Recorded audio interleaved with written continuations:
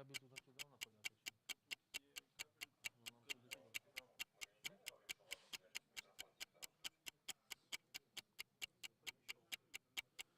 Ну, нам сюди.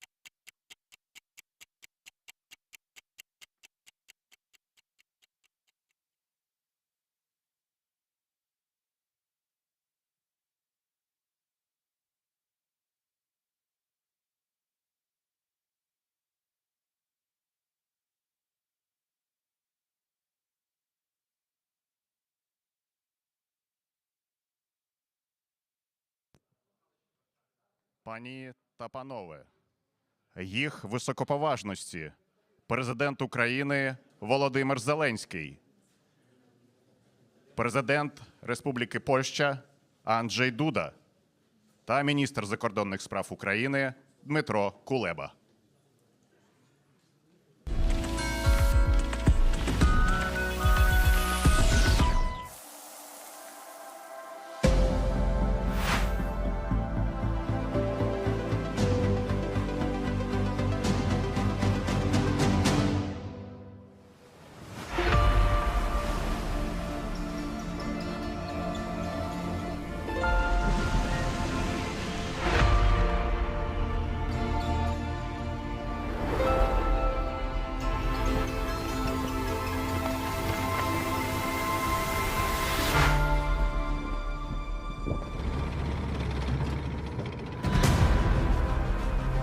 They seized Crimea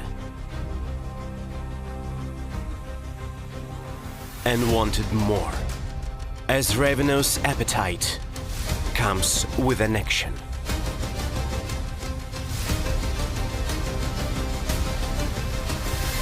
In order to return the peninsula with the soft power of diplomacy, a year ago Ukraine initiated the Crimea platform. It became a unique format by which Crimea gained a foothold in international focus.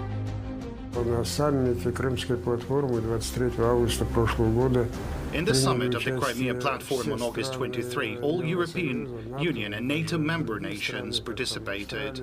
Even Australia and Japan took part. That was a strong impetus in itself. We consolidate countries, stating clearly that deoccupation must take place. In fact, there are priorities. They include human rights, security, economy, and ecology. Any state or any organization which joined the Crimea Platform Declaration testifies in this way that it is a part of this format. In 2021, we as a state did a lot. We approved the strategy of deoccupation, reintegration, plans of its implementations, etc. We defined the politico-diplomatic path of returning Crimea as the key element for its deoccupation. And Crimean twilight was followed by horrific dawn of February the 24th.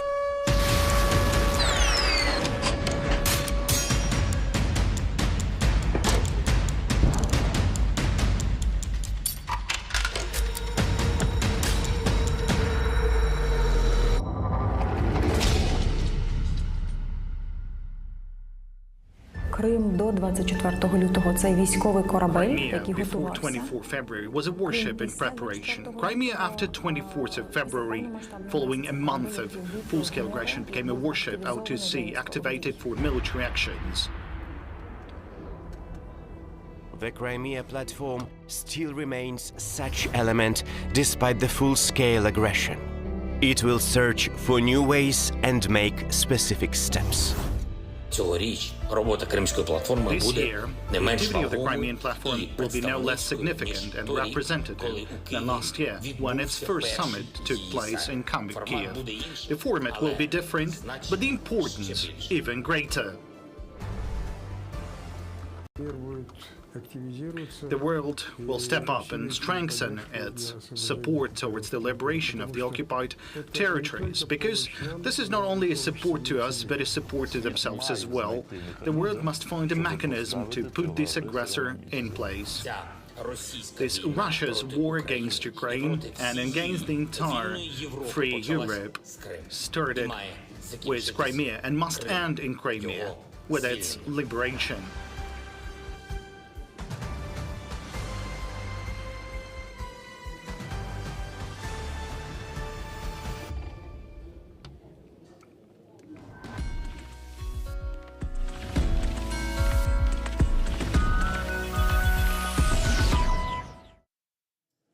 Пані та панове, модератор заходу, міністр закордонних справ України Дмитро Кулеба. Distinguished ladies and gentlemen, dear members of the Crimea Platform family, dear friends, I would like to welcome all of you at the second summit of the International Crimea Platform, an initiative that we founded a year ago in Kiev to advance the occupation of Crimea on the occasion of its first anniversary. The year that passed since the first summit has completely changed the life of Ukraine and the entire democratic society. Even despite the challenges we face this year, we have a lot to be proud of and a lot to plan for the future. Within the platform, we started working with partners on the appointment of co-leaders on all key tracks, launched the Focal Points Network for constant and rapid communication between the representatives of the Ministries of Foreign Affairs. This network is utilized actively to provide partners with actual information on the situation in Ukraine in the context of the Russian war. We also launched the work of the International Expert Network of the platform. On February 26, 2 days into the large-scale aggression, the Crimea platform approved the joint statement on the occasion of the Day of Resistance to occupation of the Autonomous Republic of Crimea and the city of Sevastopol. Regrettably, due to security challenges today, we have to gather around the online table. But I am pleased to note that this table is much bigger than last year. Our Crimea platform turns into a global initiative, and it will continue to expand. And here, with great pleasure and without any further ado, I open today's summit and invite President of Ukraine, His Excellency Mr. Volodymyr Zelensky, to take the floor. Дуже дякую. Шановні пані та панове, Thank you. шановні учасники. Ladies and gentlemen, dear participants and guests of the Crimean platform, all those here with us and Шановні громадяни України з Криму. online, dear citizens of Ukraine from Crimea and in Crimea. I know that you're watching and listening to us today. It's very important for me. It's very important for society. I know that Crimea is with Ukraine, is waiting for us to return.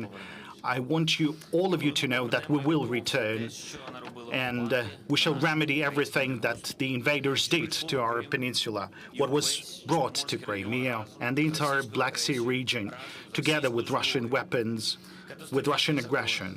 That was the catastrophic environmental threats, unprecedented destruction of nature in Crimea, the destruction of social life, economic decline, destruction of monuments, militarism. And when the Russian fleet based in occupied Crimea blocked our ports in the Black Sea and the Sea of Azov, it triggered a global food crisis, as well as the rights of people, the rights of Crimean population, the population of unitary state, the state of Ukraine. But despite of everything, despite of any threats, Ukraine is strong enough and powerful enough to see a perspective for Ukrainian Crimea. It's an honor for me to announce the start of the second summit of the Crimean platform. Over the year, we've managed to significantly expand the capabilities of the Crimean platform. As was just mentioned by the Minister Kuleba, last year we had 46 foreign countries and international organizations. This year we already have something around 60, so I'm very grateful to that. We have 40 presidents and prime ministers, including the leaders of the J7 countries. I'm grateful to all of you for understanding the importance of your actions, of your support to our joint actions, as well as to our joint work. And this year, we also have representatives of 2 more continents, the Africa and South America, and that demonstrates that there is no limit in the world that the truth about the Russian war against Ukraine would not be able to overcome. Of course, it is clear who are we fighting against. The obvious security risks require the summit to take place in the online format, but the international practice has already proven that such a format can be absolutely effective for politics, diplomacy, and most importantly, for the protection of freedom. And especially now, I want to thank one of the leaders who's with us here today in Kiev, Andrzej Duda, the President of Poland. Thank you, Andrzej. Thank you to you as a friend, to all of Ukrainians, and your presence together with me, together with the people of Ukraine, confirms the extremely close ties and historic understanding between Ukrainians and Poles. Thank you. Ladies and gentlemen, as I address our citizens, I often use this honorific address, like all our fellow defenders, men and women. And in fact, today I'm addressing to you, dear leaders, ministers, and I can use the same words with related meaning, as we're all defenders of the international legal order. This is why we are here today. This is why the Crimean platform was established and operates over the year. We're restoring the strength of international law, and it is thanks to this we are returning the Ukrainian flag to the land of Crimea, to our land, and it is thanks to this we will bring freedom to Ukrainian citizens in Crimea, and we shall certainly restore justice to all those who suffered from the repressions and abuses of the Russian occupiers.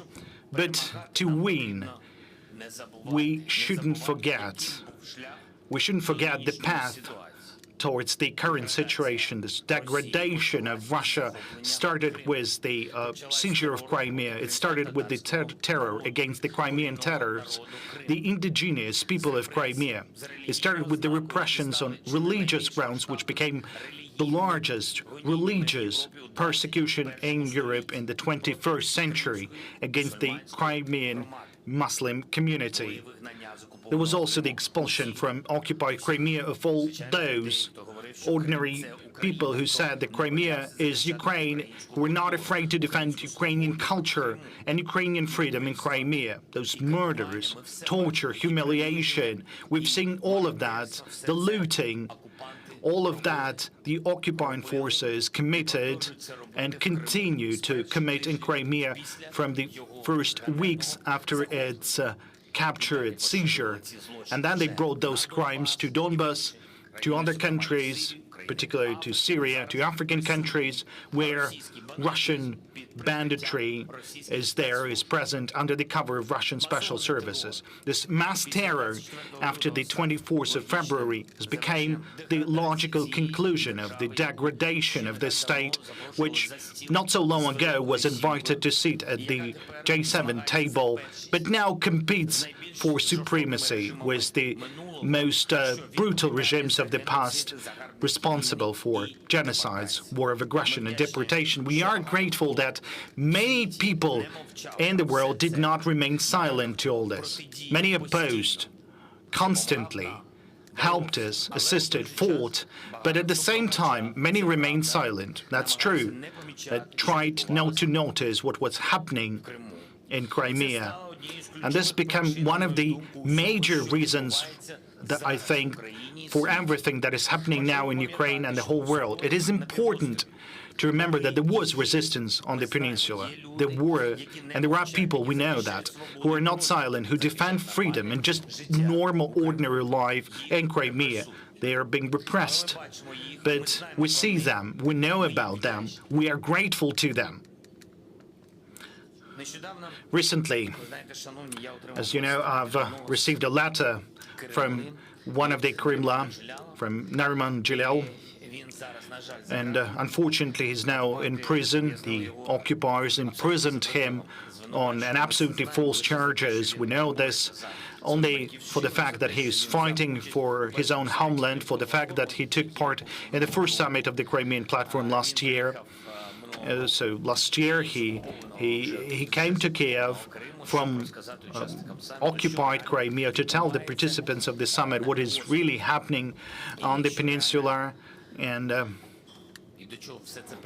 and what would be the consequences of all that. Now, 9 days after his return to Crimea, the occupiers have deprived him of his freedom. And he was a free person. Now, that was Russian response. In his letter, Mr. Jalal wrote, "It began with Crimea, it will end with Crimea." And this is really it. And I believe that, like 100%. In order to overcome terror, to return predictability and security to our region, Europe, and the whole world, we need to win.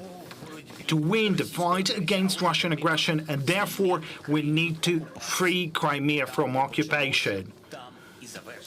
It started in Crimea, and it will end in Crimea, and this will be an effective revival of the international legal order.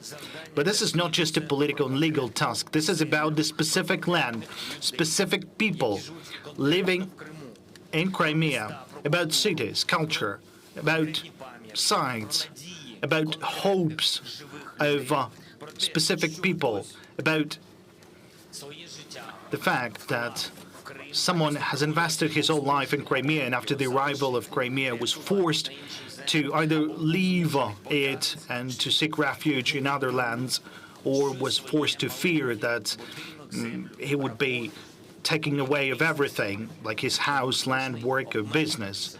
So everyone had to force to restrain themselves or risk losing everything. Russia stole a part of life, even from those in Crimea who were lucky enough not to become a victim of repression. It was impossible to imagine, but the occupation turned the Crimea, and that was a paradise for all of us. It turned this paradise into the depressed and dependent region, this region of high fences, barbed wire, and utter lawlessness, to the zone of environmental disaster and a military platform for aggression and spread of grief. Since February 24th, from the occupied Crimea, they've launched 750 different cruise missiles hitting our cities. Just imagine, 750 missiles over half a year. They've destroyed hundreds of civilian facilities like schools, universities, ordinary residential buildings, hospitals. And therefore, Ukraine's restoration of control over Crimea will be a historic anti-war step in Europe. This will restore security and provide justice, reintegrate Crimea into the modern world, and it will allow every one of us, the participants of the Crimean platform, to tell our children, our relatives, that they can be proud of us as peacemakers. And I want to emphasize for Ukraine, Crimea is not just some territory, not a figure in the geopolitical game, as in case of the terrorist state. For Ukraine, Crimea is a part of our people, our society, like a community of people to whom we guarantee freedom and restore modern existence. Crimea was and is Ukrainian, and after deoccupation, along with our entire state, it will become part of the European Union, and I'm sure about this. The passport of a citizen of Ukraine will also be the passport of the European Union. These are colossal opportunities for all of our people living in Crimea. The roads of Crimea will be the roads of the entire European continent. The ports of Crimea will be the ports of all Europe. Only Ukraine can connect Simferopol with Berlin and Yalta with Naples. Only Ukraine is concerned about the true security of Crimea, that is, normal water supply, normal potable water, normal garbage disposal, effective rules of handling waste and sewage. Only Ukraine can build a modern irrigation system in Crimea and integrate Crimean agricultural production and the entire business sector with this enormous European market. Only our state can provide Crimea with a modern and affordable medical system, a modern and affordable educational system, sophisticated digital system of public services. Ukraine will remove the barbed wire that blocks the way for ordinary people to the best spots and places of Crimea. These illegal fences that have torn out these beautiful coastline of our beautiful Crimea, free access to beaches, the real protection of natural reserves, historical objects. Only Ukraine can provide this, and not someone who came to capture, to steal, and to humiliate people. It is Ukraine that would be able to restore the system of sanatorium and rehabilitation centers, professional institutions that would be able to host hundreds of thousands of people annually, millions of tourists, children and adults, civilians and veterans, our citizens and foreigners, everyone who could be helped with this precious nature of Crimea, and millions of tourists, at least of middle class, that can come to Crimea only thanks to Ukraine. There was never a repressions during the Ukrainians' control of Crimea. There was never a lack of freedom or moral suffocation in Crimea, which Russia brought in 2014. And even more so, Ukraine will never ignore the social needs of pensioners or anyone else in Crimea. Ukraine will never tell people there is no money, but you just have to hold on. I think everyone remembers those words, because we respect people, and even this year, despite this bloody war, we have performed the indexation of the pensions for all of our pensioners. Ladies and gentlemen, I think my words let you feel that we have a very comprehensive views to how to restore our Ukrainian Crimea after the expulsion of Russian invaders. And that is why we are adding 2 more directions to the work of the Crimean platform, economic and legislative directions. We have a strategy for the renovation of Crimea, and today it will be represented in the frames of the economic panel, and we are establishing legislative foundation for Crimea after deoccupation, as well as for all those for whom Crimea is much more than home. We've adopted the law on indigenous people, which protects the rights of the Crimean Tatar people and Majlis, Karits, and Krimchuks. We are developing the Crimean Tatar language. We've adopted the law on the protection of political prisoners, all those who suffered from repressions of the occupiers. And we're not going to stop there. There's more work to be done this year. The Crimean platform will be continued in autumn in Croatia with a parliamentary summit. It's not going to be in the online format. There will be parliamentary delegations from the whole world. We shall use the power of democracies to protect our state and the international legal order.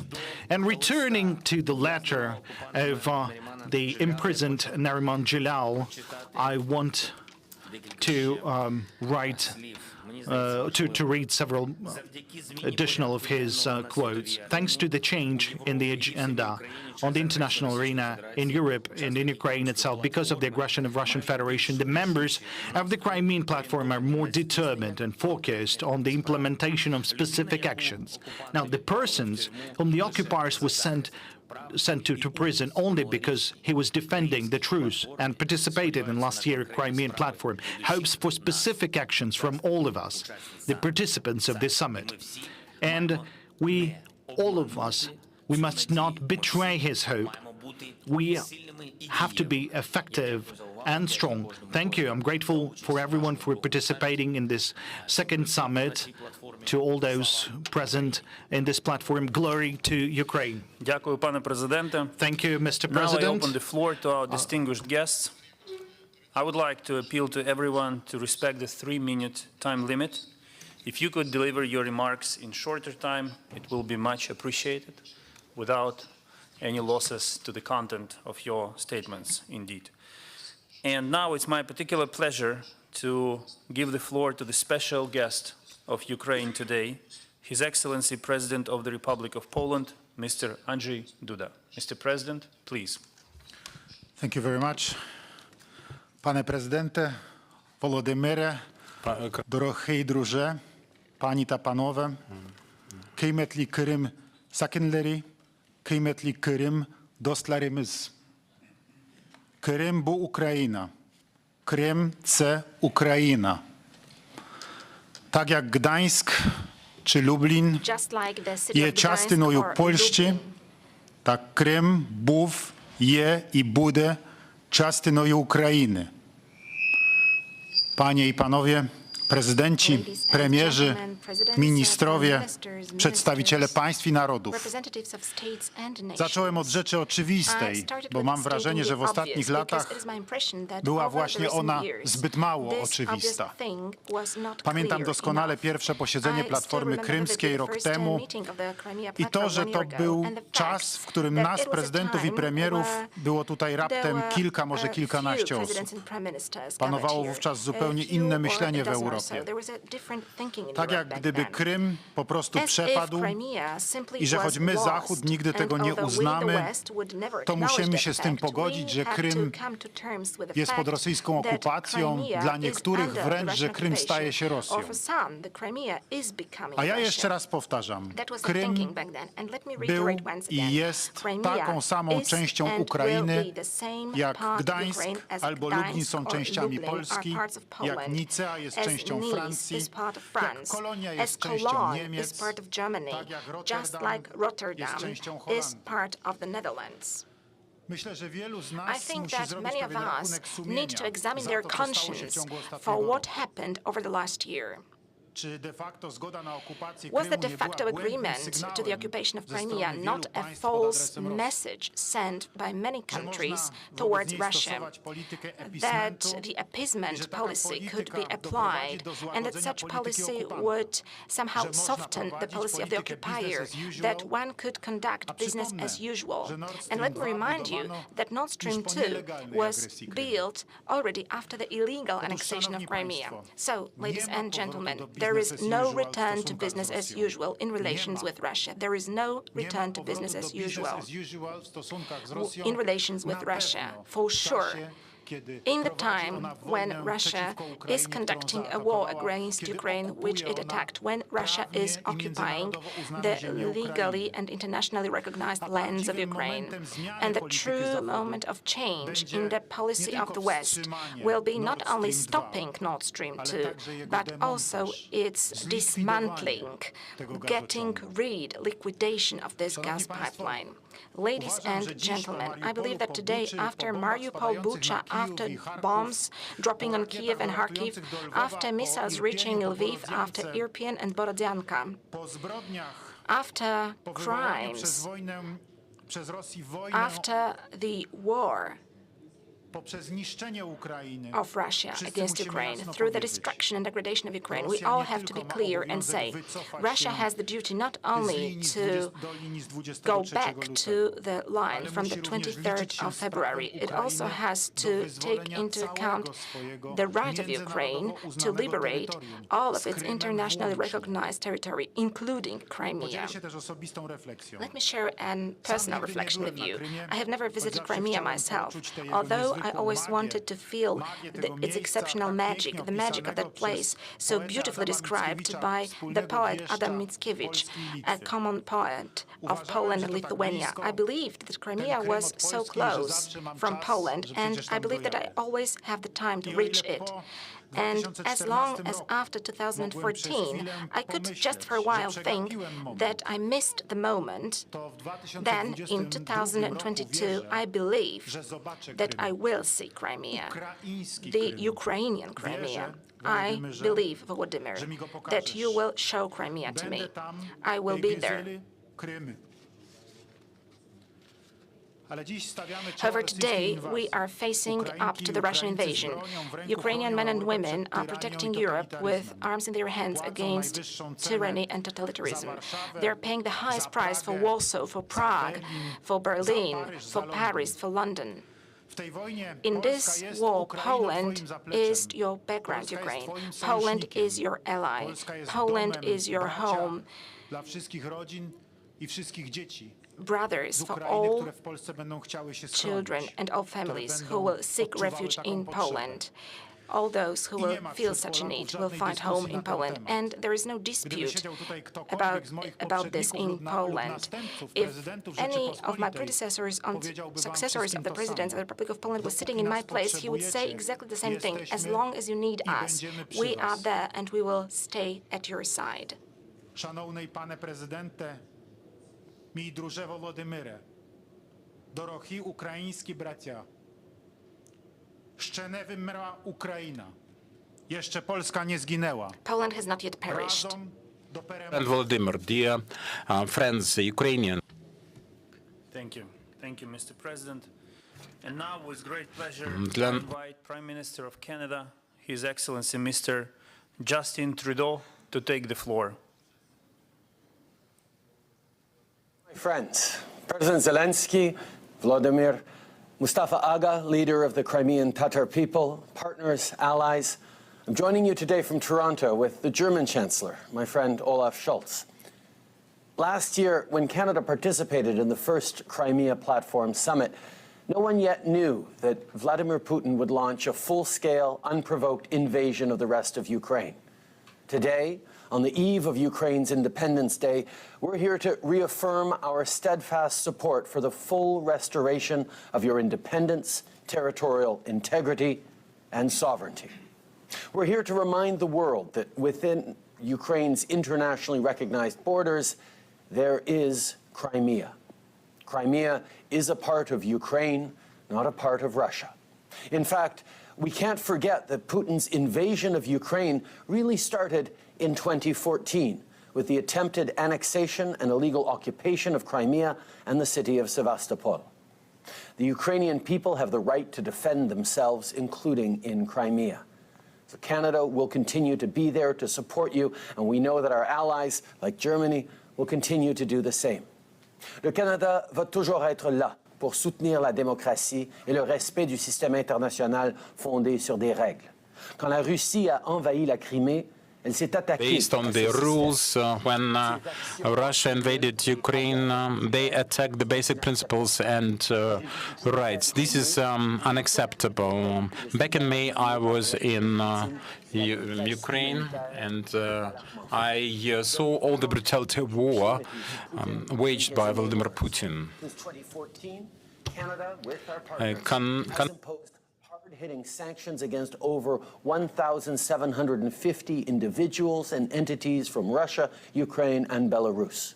And today we're announcing new sanctions on 62 additional individuals and one defense sector entity that is complicit in Russia's war in Ukraine. We should all be deeply concerned about the consequences of Russia's war, both in Ukraine and around the world. This includes inflation, as well as economic, energy, and food insecurity. Through the IMF, we recently provide $450 million in loans to Ukraine to support the purchase of necessary heating fuel before winter. We've now disbursed the complete $1.95 billion in loans committed this year. For food security, Canada proposed an initiative with the Food and Agriculture Organization of the United Nations, and we're investing $52 million to help address grain storage shortages in Ukraine. I want to repeat yet again that there are no sanctions on food. When the Russian regime blames sanctions for the food crisis around the world, they're engaging in disinformation. We need to continue fighting Russian disinformation. That's why Canada will create a dedicated team to help increase our capacity to monitor and detect Russian and other state-sponsored disinformation. With this initiative, we will enable deeper international collaboration, including through the G7 Rapid Response Mechanism. Canada will also provide additional support to Ukraine's security sector institutions through two different projects. The first will support the National Police of Ukraine and Ukraine's state emergency services, including with the provision of essential equipment and supplies. And the second is focused on providing technical advice and support to Ukraine's Ministry of Defense. On ne doit pas s'habituer à cette guerre de la Russie et à ses horreurs. On doit continuer d'être là pour nos amis ukrainiens Merci de m'avoir donné l'occasion de parler aujourd'hui et merci à tous les participants de continuer à faire leur part. We all remain steadfast Thank you for participation in this and the opportunity to participate in this meeting. Я хочу передати слово Олафу Шольцу. Thank you, Your Excellency, and naturally, the floor now goes to the Federal Chancellor of Germany, Olaf Scholz. Sir, please. President Zelensky, Justin, dear colleagues and friends of Ukraine, thank you very much for the invitation to this year's Crimea Platform Summit. 8 years after Russia's illegal annexation of Crimea and 6 months after the beginning of Russia's latest blatant war of aggression, it is more than timely to come together with partners in this important forum. Today, on the day we commemorate the victims of Stalinism and fascism, we make once again clear that the international community will never accept Russia's illegal imperialist annexation of Ukraine territory. Russian unprovoked and unjustified war of aggression against Ukraine has been met with a courageous defense by the Ukrainian people. To them, I pay my utmost respect. Their resolve and bravery are admired all over the world. They reject a world where might makes right, where great powers can just swallow up smaller states if they like. This summit demonstrates that today Ukraine's partners are more united than ever. I can assure you, today as in Elmau, when I met with my fellow leaders of the G7, Germany stands firmly by the side of Ukraine for as long as Ukraine needs our support. We will uphold our unprecedented sanctions together with partners. We will support Ukraine financially. We will continue to supply weapons. We have put on track a new package, including another modern air defense systems, rocket launchers, and tons of ammunition, anti-drone devices, and armed recovery vehicles. Our hospitals will continue to treat wounded Ukrainians. Our borders, our schools, and our labor market will remain open to all who must flee Russia's terror. What is equally important, together with our partners and allies, we have intensified our outreach to third countries to further strengthen the international support of Ukraine. Under the German G7 presidency, Argentina, Senegal, South Africa, India, and Indonesia were invited to the Elmau summit as partner countries and were closely involved in our discussions on the repercussions of the Russian war of aggression. Be it via G7, the EU, the United Nations, or the Crimea platform, we will continue our international outreach and underline the global dimension of this conflict. We condemn Russia's attempts to forcefully integrate parts of Ukrainian territory. Our message is clear. Any sham referenda or other attempts to alter the status of parts of Ukraine territory will never be recognized, and that such steps preclude any negotiation approaches. It is Russia, with its war of aggression, that is responsible for worsening food security, with grave implications for people worldwide.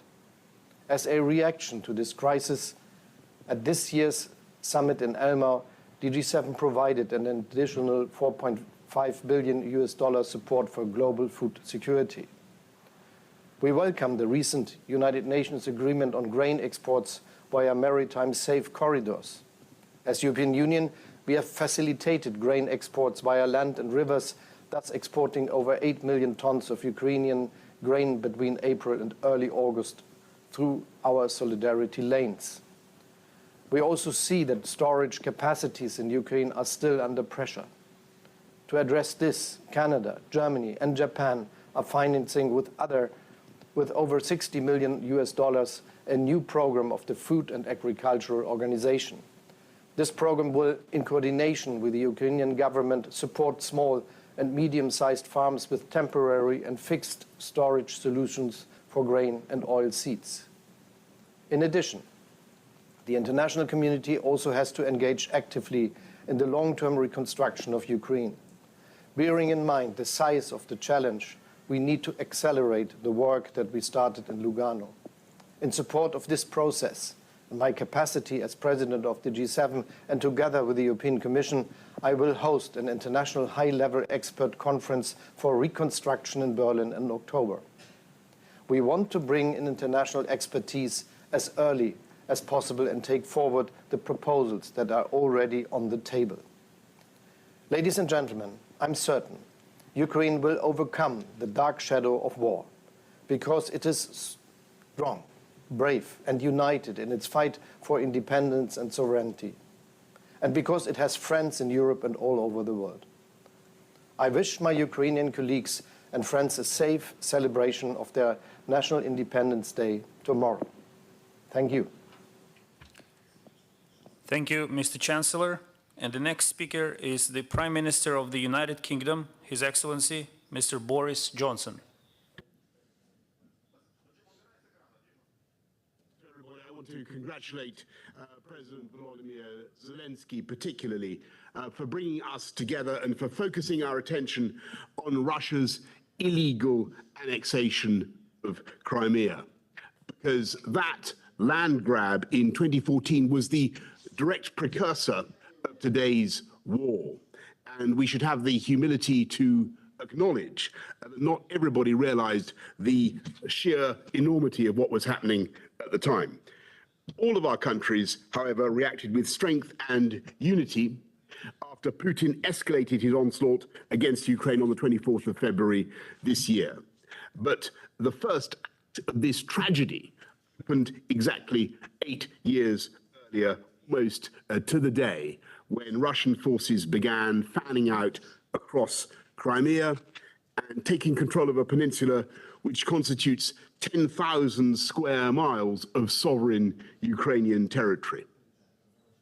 At a stroke, Putin forcibly annexed the territory of a European country and forcibly redrew a European frontier for the first time since 1945. He ignored the fact that Russia itself had repeatedly recognized Crimea as being part of Ukraine. And he broke so many international agreements that I can't list them all.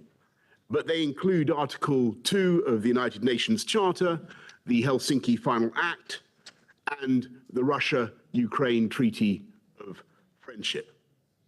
And ever since the annexation, the people of Crimea have endured a brutal and systematic campaign of human rights abuses by the Russian authorities, including the persecution of the Tatars, arbitrary arrests with a tenfold increase in detentions last year, and the restriction of land ownership to Russian citizens. Once he grabbed Crimea, Putin deployed more and more Russian forces in the peninsula, turning the territory into an armed camp from which to threaten the rest of Ukraine. And so Crimea duly became the launch pad for the invasion on the 24th of February, or one of the launch pads.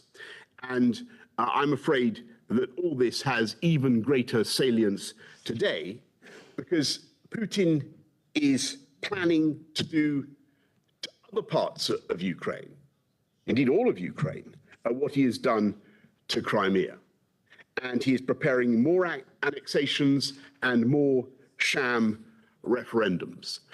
So it has never been more important for us all to stand together in defense of the foundational principle of international law, which is that no territory, no country can acquire territory or change borders by force of arms.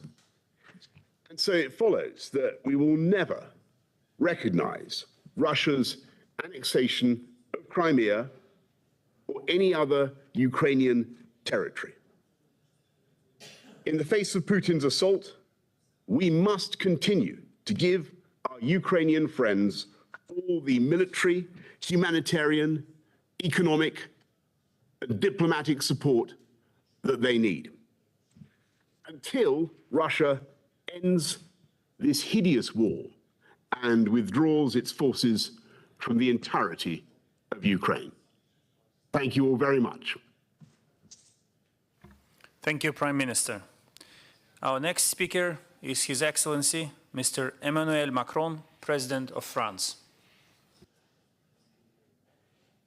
Monsieur le Président de l'Ukraine, cher Volodymyr, Mesdames et Messieurs les chefs d'État et de gouvernement, Mr. President, ladies and gentlemen, dear heads of states and governments, ministers, ambassadors, dear friends, it's been 8 years since the Russian illegal annexation of the part of Ukraine, more specifically the Autonomous Republic of Crimea and the city of Sebastopol. And thus it has violated the fundamental norms of the international law. France it defends the norms that guarantee the international security. This is why France has always supported the sovereignty and territorial integrity of Ukraine and will continue to do so. The occupation of Crimea by Russia is a clear deterioration of the situation with the human rights on the territory of the Crimea. And we've seen this and we've mentioned this during the General Assembly of the UN. And local population suffers because of that. I would like to remind Russia of its commitment on compliance with the norms of international law. A year ago, we've already met to condemn the annexation of the Crimean Peninsula. Unfortunately, Ukraine has selected the path of diplomacy, while Russia has selected the path of war. And once again, it has violated the fundamentals of the international law and starting its full-scale aggression on the 24th of February. France and the European Union, as well as other allies to Ukraine, shall support your struggle, your defense, because this is a justice struggle for your sovereignty, for your territorial integrity, and our decisiveness was not changed. We are ready to continue with our efforts on the long-term perspective. The international community condemned this aggression, and I would like to say on behalf of all of our European friends, the friends from Africa, from Asia, from Latin America. What is happening now in Ukraine is not only about the Ukrainian people. Of course, primarily this is the fight of Ukrainian people for its independence and freedom, but it's all about all of us, because we feel the consequences of this war, and it has to do with all of the other countries. It destabilizes the international norms and rules. There's humanitarian consequences, the consequences in terms of energy and food supplies. All of these is the consequence of the choice made of Russia, that is to attack Ukraine on the 24th of February.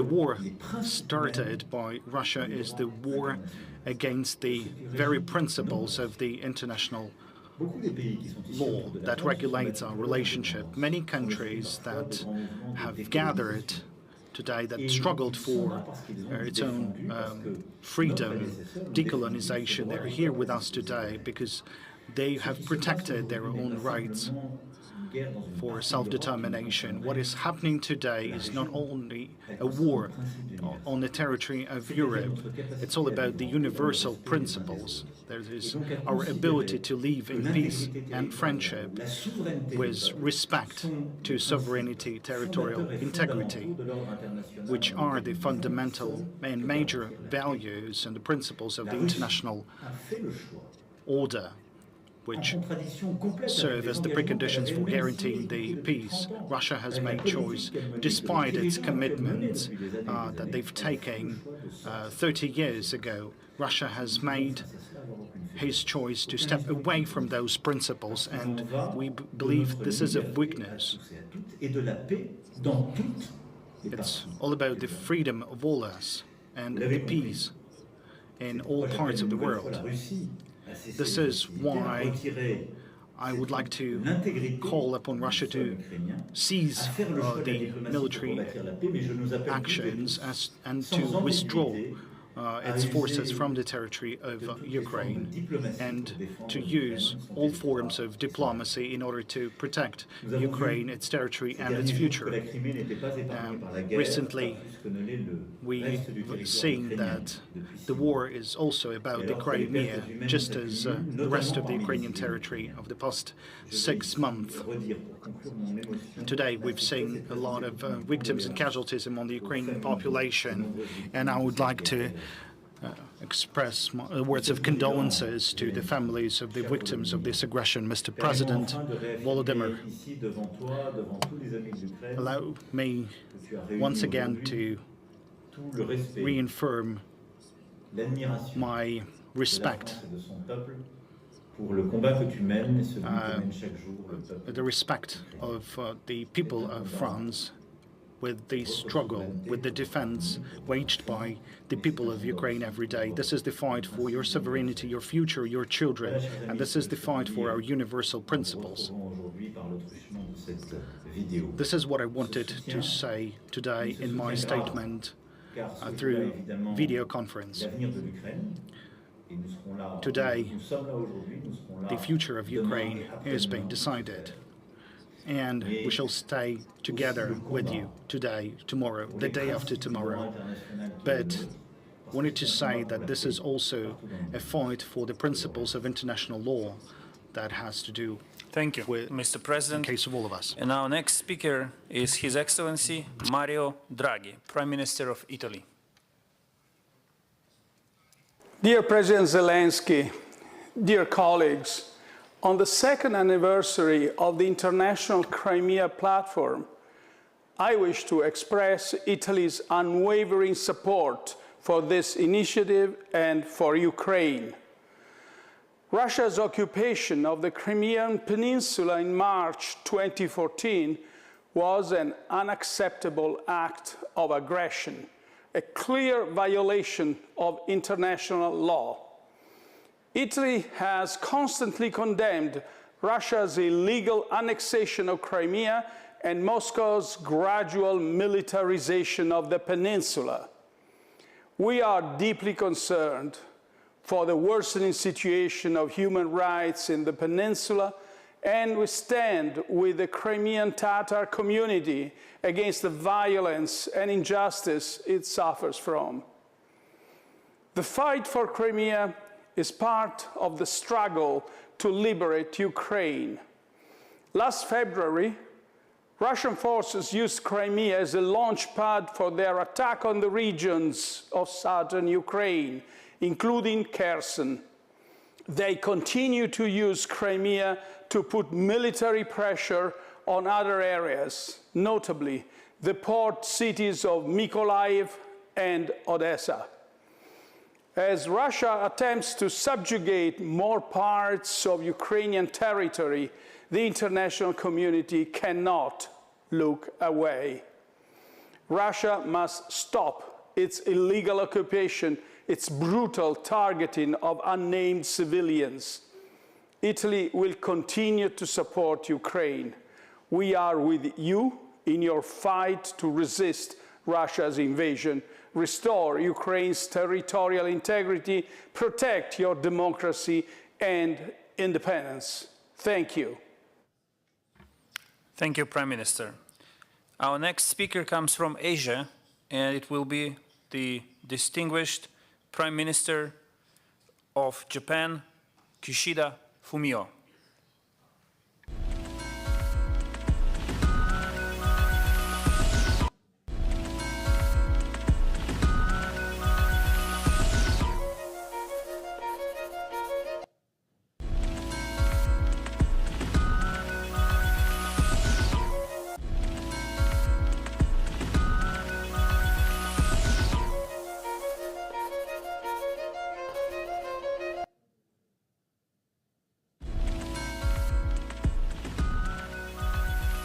Yes, for some technical reasons, we will return to His Excellency Prime Minister of Japan in a couple of minutes, and I will now give the floor to President of the European Council, His Excellency Mr. Charles Michel. Sir, the floor is yours.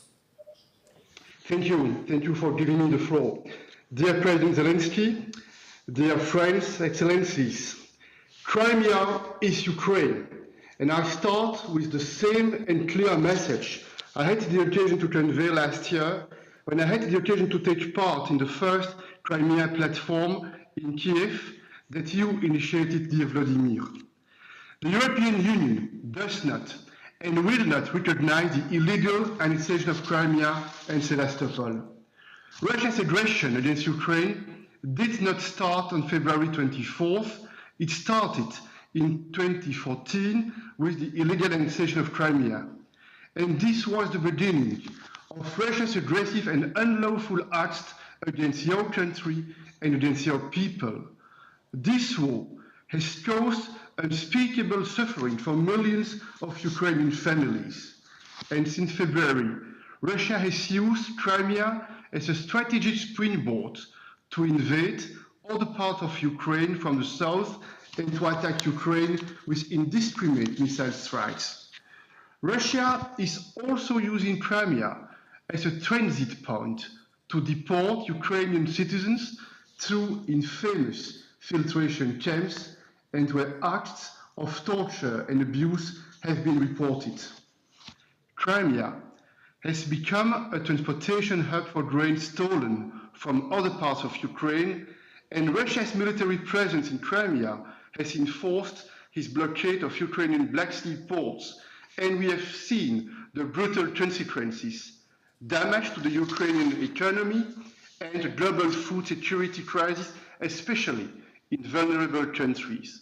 Let's be clear, this is a deliberate and cynical choice by the Kremlin, a deliberate decision to weaponize hunger and to try to weaken international support for Ukraine. And that's why we welcome the recent grain deal signed in Istanbul and the departure of the first commercial ships from Ukraine's Black Sea ports. And we commend the UN Secretary General's action to make this deal a reality. We will remain extremely vigilant to make sure Russia implements this deal fully and in good faith. Ladies and gentlemen, dear friends, we also want to express our grave concerns about the repeated shelling at the Zaporizhzhia nuclear plant. Russia's actions are risking a nuclear disaster, and this is a moment for caution and restraint. We fully support the efforts made by Secretary General Guterres and the United Nations. Russia must immediately give access to UN experts, and we also support establishing a demilitarized zone around the nuclear power plants. Finally, ladies and gentlemen, dear Vladimir, dear friends, the European Union has been rock solid in our support for Ukraine's sovereignty and territorial integrity since 2014, and our support for your country is unprecedented. We have repeatedly condemned this war in the strongest possible terms. We have called out Russia's atrocities against Ukrainian civilians, and we've demanded that Russia fully respect international humanitarian law. We are also actively supporting the ICC investigation into war crimes, and we have also adopted the most hard-hitting sanctions ever against Russia. We have also bolstered our already substantial support to Ukraine with humanitarian aid, with microfinancial assistance, with support for refugees, and with unprecedented military support. We are also committed to Ukraine's bright and prosperous future, and we are ready to play a major role in international efforts for the reconstruction of Ukraine. Dear President Zelensky, since March, the European Council has clearly stated that Ukraine belongs to our European family, and in June, we formally granted candidate status. Dear Ukrainian friends and brothers, let me repeat one more time, loud and clear. Your future lies within the European Union, and your bravery is an example for all of us. And dear Andrzej Duda, I have the same dream, I hope. I have also the occasion to pay visits with you, Vladimir, to Crimea. The EU is right by your side in these dramatic times, and we will stay there for as long as it takes. I call on all countries around the world to clearly condemn Russia's illegal actions. Ukraine's full territorial integrity within its internationally recognized borders must be restored. Crimea is Ukraine, Ukraine is Ukraine. You can count on us. Slava Ukraine. Thank you. Героям слава, Mr. President. And the next speaker on my list is Her Excellency President of the European Commission, Ursula von der Leyen. Madam President, the floor is yours. President Zelensky, dear Volodymyr, President Duda, distinguished guests. In February and March of 2014, Russia carried out its annexation of the Crimean Peninsula through brutal force. This brazen violation of Ukraine's territorial integrity and international law marked the beginning of Putin's deplorable attempt to deny Ukraine its freedom. It was a direct response to Ukraine's revolution of dignity, in which brave Ukrainian citizens demanded justice, democracy, and the right to choose their own future in Europe. Crimea has since then been used not only as a Russian military base, but also as a testing ground for the brutal methods Russia is now applying across the other occupied parts of Ukraine. You know that the European Union is Ukraine's closest friend and a staunch defender of international law. We will never recognize the illegal annexation of Crimea and Sevastopol by the Russian Federation. We are deeply concerned about the human rights violations in the Crimean Peninsula, the disappearances, the torture, the killings, the persecution of Crimean Tatars, the intimidation and incarceration of journalists, lawyers, and human rights defenders. This is the dark reality of Putin's occupation. The European Union will tirelessly work with the Ukrainian authorities and our partners to expose these violations, to hold those responsible accountable, and to support the victims. We are with you. We have been with you in this existential fight from the beginning. Since Russia's full-blown assault in February, we have massively stepped up our economic, humanitarian, and military support. We have welcomed over 7.5 million Ukrainian refugees into our homes. Our sanctions are critically undermining Putin's war machine and the Russian economy. EU solidarity lanes helped export over 10 million tons of Ukrainian grain. And we will continue to help you get the grain out that has been stuck in Ukrainian ports due to Russia's cynical blockade. The European Union will continue to stand with Ukraine for as long as it takes. Putin wanted to thwart Ukraine's independence and break your belief in a better future. The opposite has happened. Not only is Ukraine celebrating its 31st year of independence tomorrow, but you have also become a candidate to join the European Union. Our people have never been closer, and our commitment to a free and democratic Ukraine has never been stronger. Slava Ukraine. Thank you, Madam President. As President Zelensky mentioned in his remarks, we will become members of the European Union together with Crimea, and Crimeans will be part of Europe as citizens of Ukraine. We have fixed technical problems which allows us to go back to Asia and to listen to the remarks of His Excellency Prime Minister of Japan, Kishida Fumio. Please. 日本国総理大臣の岸田文雄です。ウクライナが大きな困難に直面する中で、今回の首脳会合を主催されるゼレンスキー大統領のリーダーシップに最大限の敬意を表するとともに、ウクライナ政府、ウクライナ国民の皆様との連帯を改めて強調したいと思います。ロシアによるウクライナ侵略は欧州のみならずアジアを含む国際秩序の根幹を揺るがす暴挙です。日本はクリミアを含めたウクライナの主権及び領土一体性を一貫して支持し、一方的な現状変更の試みには断じて反対します。特に広島出身の総理大臣として核兵器の使用、威嚇も決して許しません。日本は強力な対ロ制裁を講じるとともに、人道支援、財政支援、装備品等の提供、物資輸送支援等のウクライナ支援を実施してきました。今後も先般の G7 エルマウサミットにおいて発表したウクライナの穀物貯蔵能力強化に向けた支援、国際的な食糧危機への対応のための追加支援を含め、総額約11億ドルの支援を実施していきます。ロシアによるウクライナ侵略が長期化する中、国際社会が結束して対応することが重要です。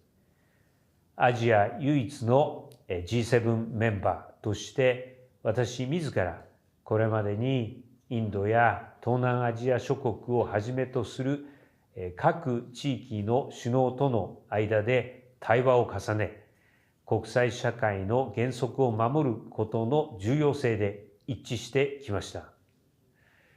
今週末の日本がチュニジアで開催する TICAD8 の機会を捉えたアフリカ諸国への働きかけなど、これからも我が国独自の取り組みを全力で進めていきます。日本は来年 G7 の議長国を務めますが、ウクライナにおける一刻も早い平和の回復及び復興の実現に向け、国際社会と緊密に連携しつつ、また日本の経験を生かし、最大限の努力、積極的な貢献を続けていきます。Thank you, Prime Minister. And we will now go to the entire Euro-Atlantic space. And I cordially invite His Excellency, Secretary General of NATO, Jens Stoltenberg, to take the floor. Thank you so much, President Zelensky, President Duda, friends of Ukraine. 8 years ago, Russia illegally annexed Crimea, transforming it into one of the most militarized areas in Europe, and using it as a launchpad for a full-scale invasion of Ukraine 6 months ago. President Putin thought he could crush the Ukrainian people and armed forces. He thought he could divide our democratic nations, and he thought he could dictate what others do. President Putin was wrong. The presence of so many friends of Ukraine here today proves this. Ukraine has suffered 6 terrible months of war, but you have also shown your incredible ability to resist brutal aggression, to strike back, retake territory, and impose major costs on Russia. NATO stands in full solidarity with Ukraine. Allies fully support Ukraine's sovereignty and territorial integrity, your right to self-defense and to choose your own path. President Putin started this unjustified war. He must stop this war and withdraw his forces from Ukraine. NATO has stood with Ukraine since your independence. We significantly stepped up our support after illegal annexation of Crimea. When Russia invaded again, this helped make the Ukrainian armed forces stronger, better trained, and better led than in 2014. And since February, NATO allies have provided unprecedented military, financial, and humanitarian aid. NATO is part of the US-led Ukraine Defense Contact Group to mobilize support. and I actively engage with leaders to urge them to provide more weapons and more ammunition more quickly. At our Madrid NATO summit in June, we agreed a strengthened package of assistance, including fuel, food, medical supplies, protective military gear, and secure communications, as well as equipment to counter mines, drones, chemical and biological threats. And we have over a dozen new projects in preparation for the winter. At the same time, we have strengthened our presence in the east of the alliance, because NATO's security guarantees leave no room for miscalculation in Moscow, and they enable allies to support Ukraine's right to self-defense. We are committed to our partnership with Ukraine for long term. We will help Ukraine transition from Soviet era to NATO standard equipment, continue your defense and security sector reform, and help you on the path of post-war reconstruction.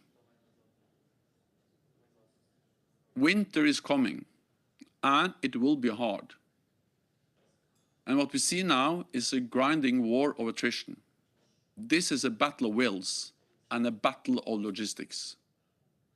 Therefore, we must sustain our support for Ukraine for the long term, so that Ukraine prevails as a sovereign, independent nation.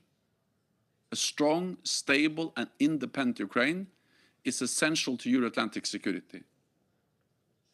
NATO has stood with Ukraine throughout 3 decades of independence. We stand with Ukraine now. We will continue to stand with Ukraine for as long as it takes. Thank you, Secretary General. Now, I would like to take you back to the last year when Nariman Jalal, first deputy chairman of the Mejlis of the Crimean Tatar people, took part in the summit, in the first inaugural summit of the Crimea platform. And as President Zelensky mentioned in his introductory remarks, upon Crimea, Mr. Jalal had been taken by the Russian security forces. His only connection with the world from a dark prison is letters. And I invite you to watch a short video with the involvement of his wife, Levisa Jalalova.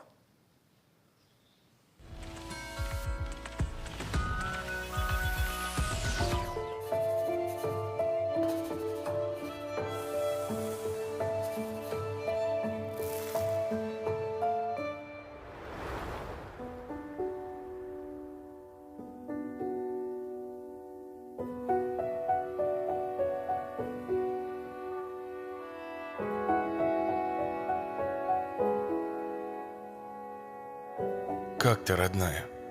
Мне не спится. Сейчас ночь с субботы на воскресенье. This is night from Saturday to Sunday. I have slept during the day and now I cannot sleep. I think about you, about our children. I envy you so much. I know it's not easy for you, but you are next to them, to our little ones. It's difficult to think that they're growing up without me, especially Niall. She just starting to walk, talk, and do something new and funny. I'm afraid that she will have to get to know me once again. I have one day like another. Time is very slow. Just 1 month has passed, another month. I feel depressed, but I try to fan depression off. Not today, though. Nothing compares to this. But don't you worry. I just need to share this with you. There is nobody else to share it with. I'm still confident in you and your strength. Do not be afraid to be weak. And we have to live, we have to host guests, invite friends. Just remember that you are the most loved and one for me and my closest friend. No one is dearer to me than you and our children. So do everything to make your life full. That will make me stronger and more confident, and I'll fight here. This is the shortest word to you. No agreements can make this. Can they be trusted? We have to fight. That's the only way. To fight is the shortest way to victory.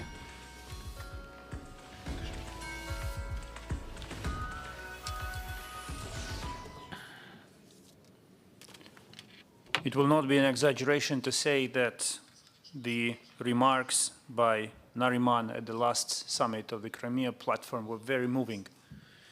But these words that we just heard, they are deeply touching and deeply motivational. They motivate all of us to fight for his freedom, but also for the freedom of the entire peninsula. And of course, after listening to the words of a brave man, Nariman Jalal, I would like to give the floor to another brave man, leader of the Crimean Tatar people, Mr. Mustafa Džemilev. Mustafa, слово надається вам. Saygılı Ukrayna Cumhur Reisi, Kırım Platforması'nın bizim vatanımızı kurtarmak için kurulan Kırım Platforması'na katılan all the participants who joined the Crimean platform for liberation of the Crimea, leaders of states, heads of states, leaders of governments and parliaments.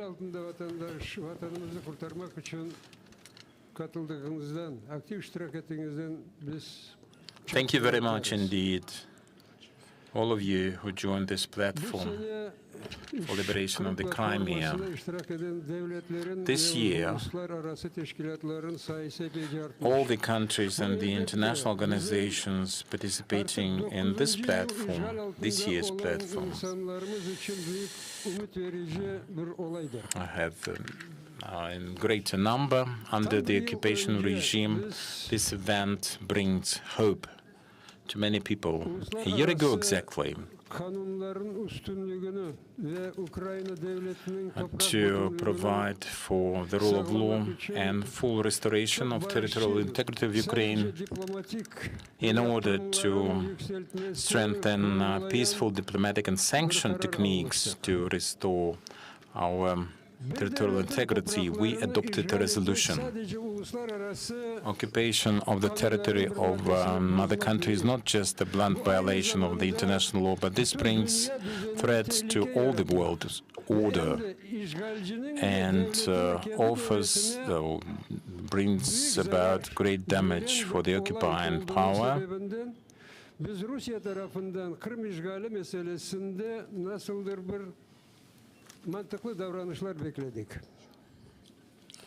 We haven't seen from the side of Russia any logical steps for the occupation of the Crimea yet. We have expected the Kremlin to make some logical steps, but our calculation was wrong. And that department, Russia, didn't start any talks on the occupation. 6 months ago, it ventured to get engaged in the full-scale aggression against Ukraine. As our president said, back in 2014, the Crimean Peninsula, which was then annexed, thousands of the military from the Crimean Peninsula bombarded the Ukrainian villages and towns and cities. The Russian troops entered the Crimea. They proclaimed their rules. They waved their flags and declared it their territory, like in the 14, they have the sham referendum incorporating, or trying to incorporate new lands. At the same time, the Crimea became hub for the people protesting against the war in the Zaporizhzhia and Kherson region, protesting against the war to be brought to, and they torture people, make them admit to the crimes they never committed. Like in the first years after the occupation of the Crimea, now again, they practice kidnapping and people disappearing without any trace in the peninsula. People living in the occupied territories are also hostages for the Russians. The people living there are forced to join the armed forces of the occupier, and they are doomed to death or killing their own compatriots. As we know,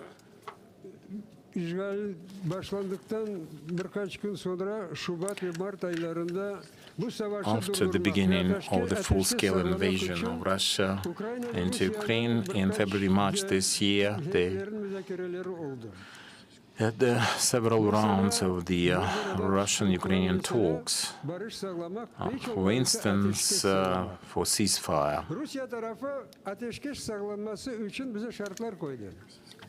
The Russian party expressed certain conditionalities for the ceasefire, and those conditions were totally unacceptable. Among them, there was recognition of Ukraine of the Crimea as legitimate Russian territory.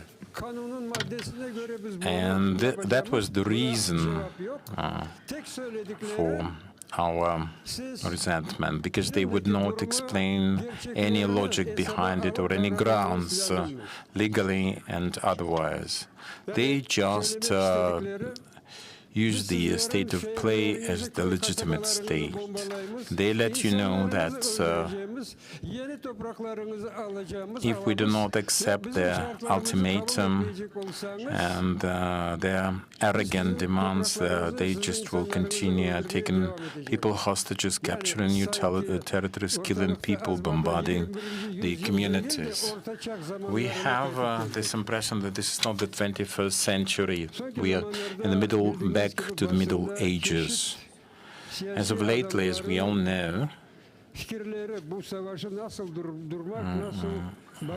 many opinions were published on the part of the world leaders and different activists as to how we could reach peaceful agreements. Some of them really astonished us, and we cannot accept them under any circumstances. For example, in opinion of one, the U.S. political actor who wants to participate in the presidential race in 2024, and some European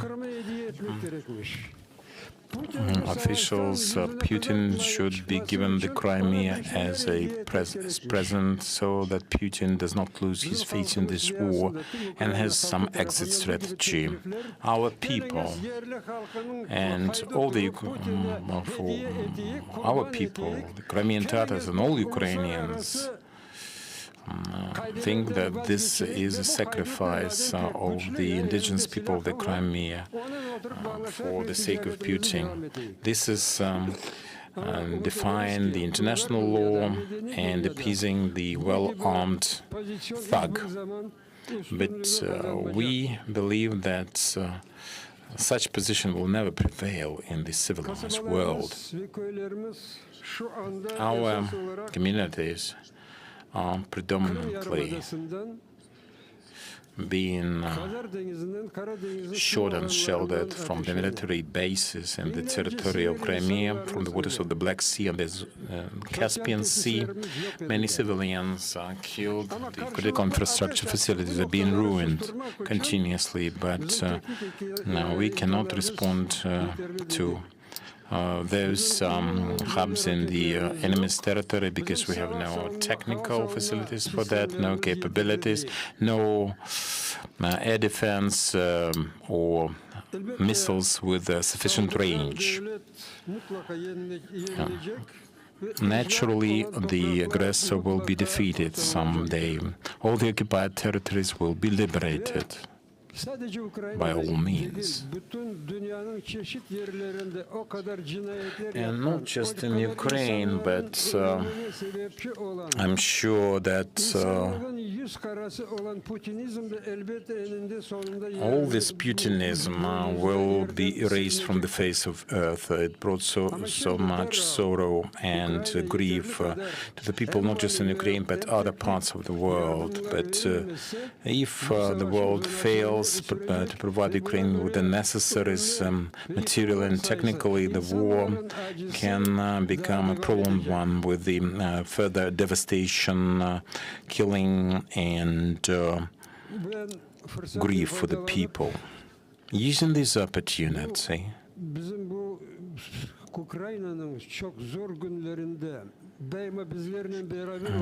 under such difficult circumstances, in these hard days and hard times, I would like to express appreciation to all the countries, all the nations providing the multilateral support to Ukraine. The years will pass, but Ukraine will never forget about this assistance. I hope that such support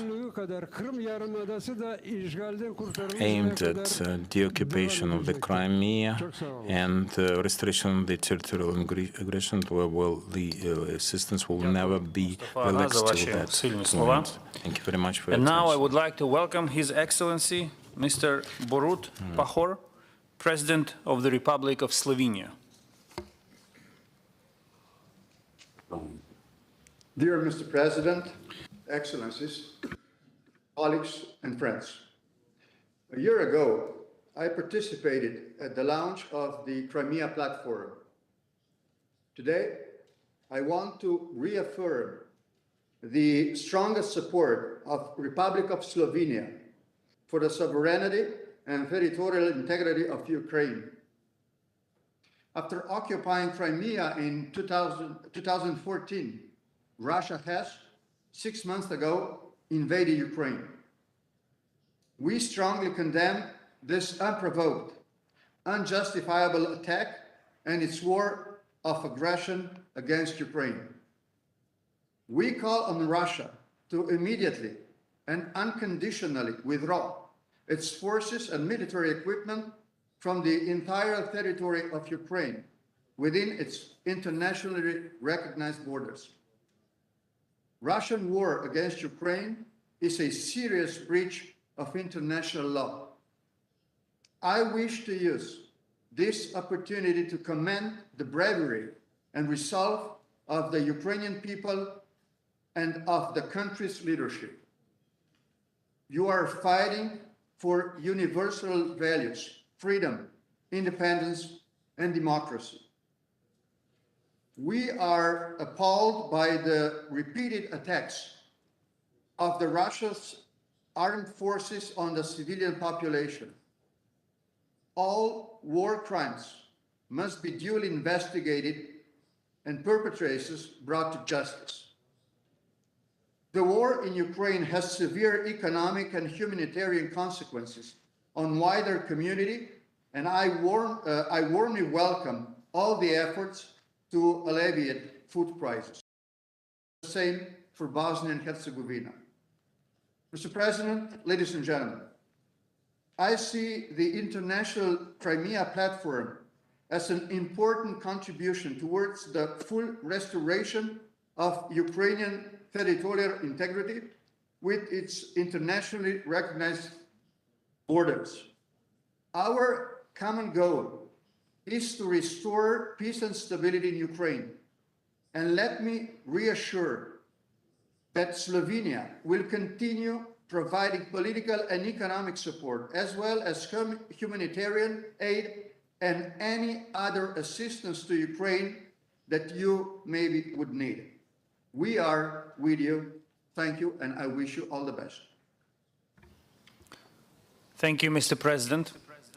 And the next speaker on my list is the President of the Republic of Estonia, His Excellency, Mr.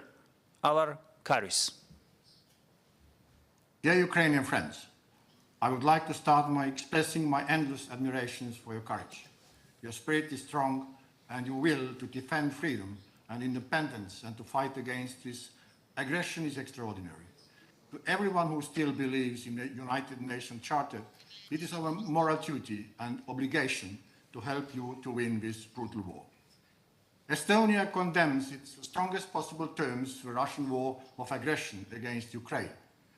We do not and will never recognize the illegal annexion of Crimea or any other Ukrainian region. First, our most immediate task today is to continue to raise the cost of war to Russia. Our response so far has neither changed Russia's calculus nor stopped its aggression. To reach a lasting peace in Ukraine, we need a twofold solution. We must do more and speed up the military aid needed by Ukraine to liberate its territory and step up sanctions pressure on Russia.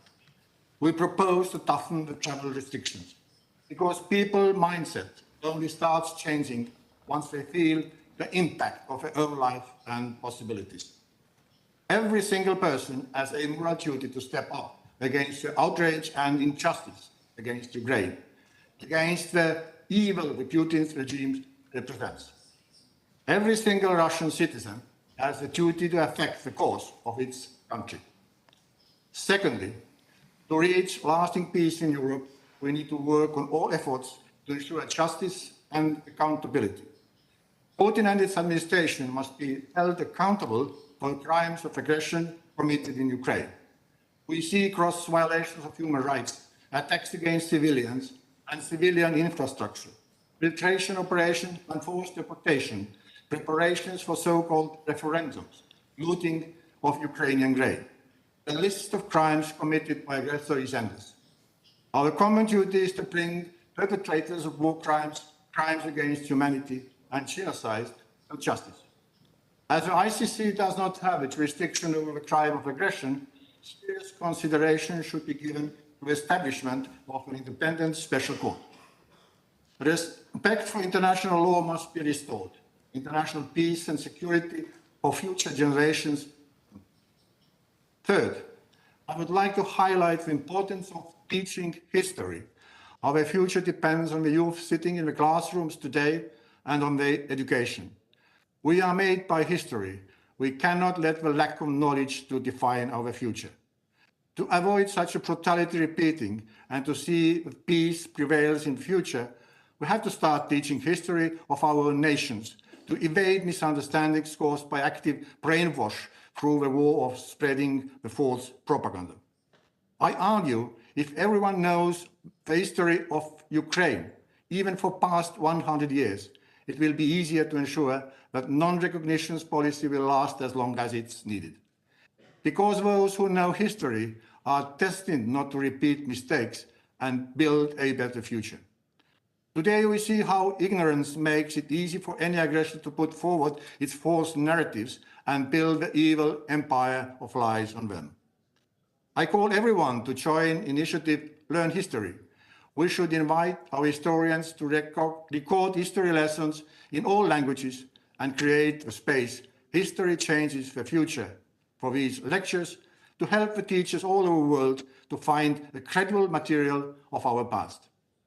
Estonia will support Ukraine as long as it takes to help you win this war and restore Ukraine's sovereignty and territorial integrity within its internationally recognized borders. Last but not least, dear Volodymyr, I want to fully join your confidence. This war started in Crimea and it shall end in Crimea. Thank you. Thank you, Mr. President. And I'm pleased to give the floor to President of Finland, His Excellency, Mr. Sauli Niinistö. Mr. President, ladies and gentlemen, I would like to join my colleagues in thanking President Zelensky for convening this summit. Since our first gathering in Kiev last August, the situation has worsened dramatically. Accordingly, the objectives of this platform have become even more important. Russia's war of aggression and the ongoing invasion of Ukraine are grave breaches of international law. As part of the European Union and in coordination with our transatlantic partners, Finland's response has been firm. Our political, economic, military, and humanitarian support to Ukraine has been strong. The support will continue for as long as needed. At the same time, we call on Russia to cease its military actions immediately and unconditionally. We call on Russia to withdraw all its troops and equipment from the entire territory of Ukraine, including the illegally annexed Crimean Peninsula.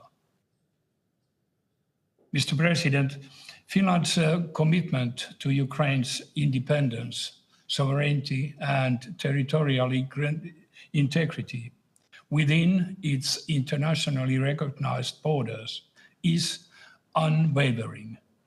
Finland supports international efforts to restore Ukraine's territorial integrity.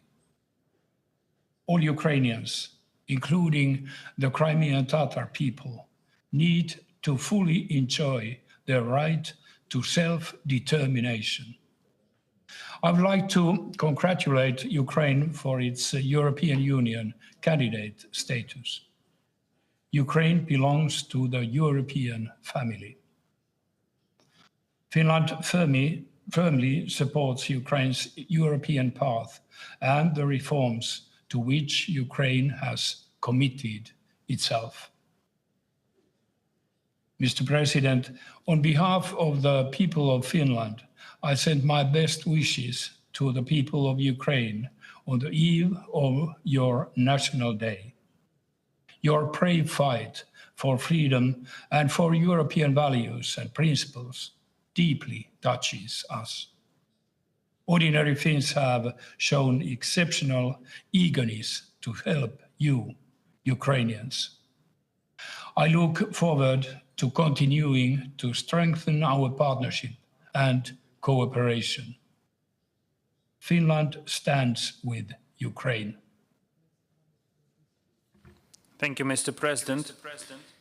And our next speaker is Her Excellency, Madam Salome Zurabishvili, the President of Georgia. Mr. President, dear Volodymyr, Excellency,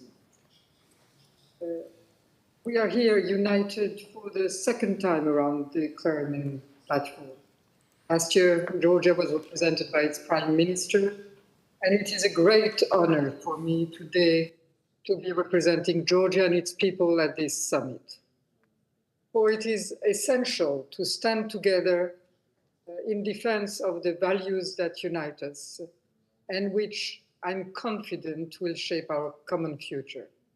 And I'm proud to join the Crimean Platform Declaration in the name of Georgia, and thus to reaffirm our support to your territorial integrity, to your sovereignty, to your de-occupation strategy.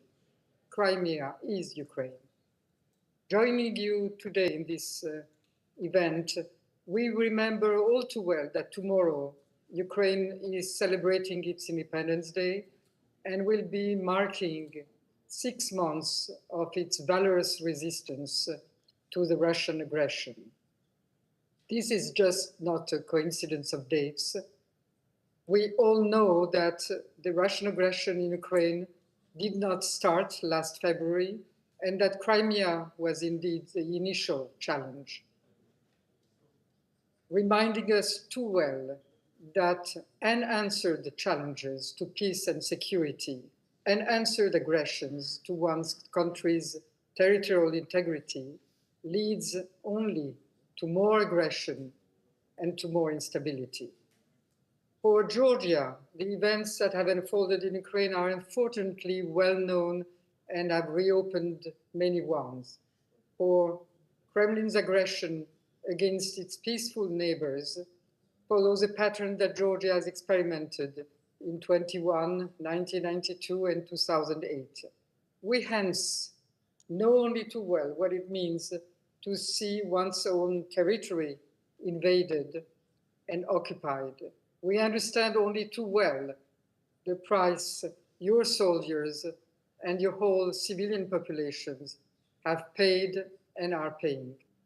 I want, in the name of the Georgian people, to reaffirm our admiration for your valorous struggle and express our firm belief that this fight will end in victory. And already your fight has been victorious, since it has challenged Russia's sense of invincibility and impunity. Your fight is already victorious, since it has generated an unprecedented response of the international community, a strong and united response, one that was not foreseen by President Putin, a type of response that we had not seen in 2014 during the annexation of Crimea or in August of 2008. Today's response is one that will change the future. It is evident that the war in Ukraine, the occupation of Crimea, and the attacks today on Odessa significantly undermine the Black Sea security and hence the global security, as the world faces unprecedented risks of food shortages caused by halted grain exports. We are once again reminded of a very elementary principle that peace and security cannot be divided. We are all in the same boat. In these difficult times, the Ukrainian people have further unified around their European aspirations. I would like to wholeheartedly congratulate Ukraine for receiving the candidate status and express my confidence that Georgia will soon join our two partners, Ukraine and Moldova, on this common path. I'm strongly convinced that this anachronistic war will end soon and that Ukraine, standing on the right side of history, will emerge victorious. Occupation has no place in the 21st century. Dear President Zelensky, I'm confident that we will witness our nations regaining unity, territorial integrity, and prosperity in a peaceful and safe Europe. Happy Independence Day. Slava Ukraini. Thank you, Madam President. And now I'm pleased to give the floor to the Prime Minister of the Kingdom of the Netherlands, His Excellency, Mr. Mark Rutte. President Zelensky, dear Volodymyr, thank you for your opening remarks. And thank you, Ukraine, for hosting yesterday the Dutch Defense Minister and the Dutch Minister for International Trade. And for arranging this summit, which shines a global spotlight on Crimea. A summit that is taking place even as your country fights to resist Russian aggression. The images of the illegal annexation of Crimea in 2014 are still etched in my memory. And so are those of the atrocities that have taken place over the past 6 months. As those images clearly show, Russia continues to commit grave violations of human rights and international humanitarian law. Russia's leadership and armed forces have demonstrated a complete disregard for international law, such as deliberately targeting civilians. The Netherlands and Ukraine have shared a special bond since the tragic downing of flight MH17 in 2014. Our two countries stand side by side in the pursuit of truth, justice, and accountability. We do so as we continue to deal with the impact of that particular tragedy. And we do so against the backdrop of the fresh atrocities committed by Russia in recent months. I'm fully committed, as you know, to that partnership. and our cooperation will endure. The Netherlands will continue to stand with Ukraine and its people. The Crimea platform is an important instrument which brings together many countries and organizations that are all united in the same cause, the territorial integrity and sovereignty of Ukraine. We all look forward to the return of the Russian-occupied territories to Ukraine, to the return of human rights, democracy, and international law to the people of Crimea. I would also like to briefly look ahead to tomorrow's celebration of 31 years of Ukrainian independence.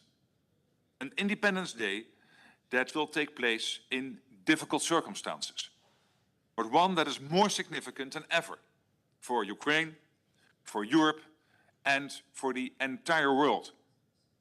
At the end of the day, it is as simple as this. Only the Ukrainians, only you, have the right to decide on the future of Ukraine. So let me conclude by repeating, the Netherlands will continue to stand with Ukraine and its people. Thank you. Thank you, Mr. Prime Minister. And now from Europe, we will go to South America. And I'm pleased to welcome the President of the Republic of Guatemala, His Excellency, Dr. Alejandro Yamatei Falla.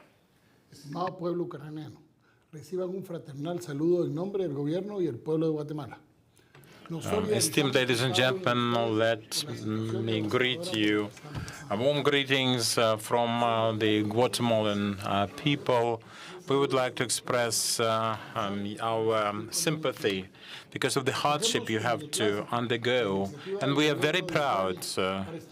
We are very excited witnessing your heroic fight, and we appreciate very much this opportunity to create the initiative that is called the Crimean Platform and is focused on restoration of the territorial integrity of Ukraine. And this provides us with the opportunity again to assure and confirm that it is not something acceptable when a bigger power attacks a smaller but democratic and free country. Guatemala always has supported civil ways to solve the international problems and international controversies. So dialogue and talks serve as a necessary precondition to comply with the Charter of the United Nations in such developments. We would like to again re-emphasize our support for Ukraine, its sovereignty, and our decisive condemnation of the Russian aggression. Guatemala demonstrated her support for Ukraine. We never turned our back to Ukraine, and we have always supported Ukraine's sovereignty and internationally recognized borders. We are never silent, turning a blind eye on such threats to the world and world security. That's why Guatemala, this very important forum, would like to again and again express our support of the basic principles of the United Nations and the right for every nation for self-determination. And this conflict should be concluded as soon as possible so that in the future all the controversies are solved in a dialogue mode, Back to Europe, I'm pleased to give the floor to the Prime Minister of Ireland, Mr. staunch supporters of the sovereignty of Ukraine and its territorial integrity. I would like to express my sincere thanks to you, President Zelensky, for your invitation. And I am pleased to join today with you, with Prime Minister Shamil, and leaders from wider Europe and the world. After 6 months of brutal war, the democratic world continues to stand in solidarity with the people of Ukraine and to condemn in the strongest terms Russia's unprovoked and unjustifiable aggression against a peaceful country. The Ukrainian people's courageous stance in defense of your country, its sovereignty and territorial integrity, and against the immoral war Russia has unleashed, has been an inspiration that has rightly moved the world. You should not have had to demonstrate such resolve. It is not right that a peaceful, democratic country and its people should have to endure such suffering. Just as the people of Ireland have enjoyed the right to make choices about our future and our place in the world, so too should the people of Ukraine. Ireland strongly supported Ukraine's application to join the European Union, and Ireland will continue to champion Ukraine's European path every step of the way. The journey is complex, but the government in Kyiv has proven its commitment to progress. President Zelensky, you have my unequivocal support on this. Russia's immoral actions in Ukraine have consequences not only in the death, bloodshed and destruction endured within Ukraine's own borders. Russia, as we know, seeks to cynically manipulate hunger, energy, migration, and even the truth itself in order to wreak further havoc and divide us. It will not succeed. Respect for the territorial integrity of states and the non-use of force are not principles that are uniquely European. They are the basis of all international law, and Russia's flagrant disregard of them cannot be allowed to stand. If Russia is allowed to succeed, no country can truly be said to be safe. Russia is also solely responsible for the shock to global food security it has provoked. In making food a weapon, Russia has shown its absolute lack of concern, indeed its contempt for the least developed and most fragile countries in the world, for the most vulnerable people. Russia is no friend or ally of the poor. Such inhumanity is difficult to comprehend. Efforts to ensure security and stability in the Black Sea and Sea of Azov region must continue. I welcome that shipments are taking place from Ukrainian ports through the Black Sea Grain Initiative. I call on Russia to end its aggression and to withdraw from Ukraine. I'm gravely concerned about the Russian military activity at and in Zaporizhzhia. The nuclear power plant and its surrounding area must return to exclusively civilian control of the Ukrainian authorities, supported by the International Atomic Energy Agency. Ukrainian sovereignty over Crimea must be restored. Until that day, Russia must comply with its obligations as an occupying power under international humanitarian law in all territory it has illegally annexed. I'm very concerned about the gross violations of human rights that we have heard just at this conference and prior to that, and in particular against indigenous Crimea Tatars.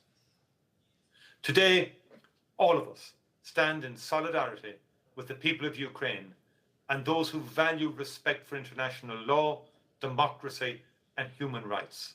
Slava Ukraini. Thank you, Prime Minister. I have the honor to give the floor now to His Serene Highness, Hereditary Prince Alois of Liechtenstein. Dear President Zelensky, Excellencies, Liechtenstein welcomes this summit as a very timely opportunity to reaffirm its unwavering solidarity with Ukraine. Liechtenstein stands with Ukraine. We will continue our political and financial support, and will also continue to welcome Ukrainian refugees in our midst. Since the International Crimea Platform was established a year ago, circumstances have changed dramatically. Russia has launched a full-scale invasion of Ukraine. resoundingly condemned by the international community.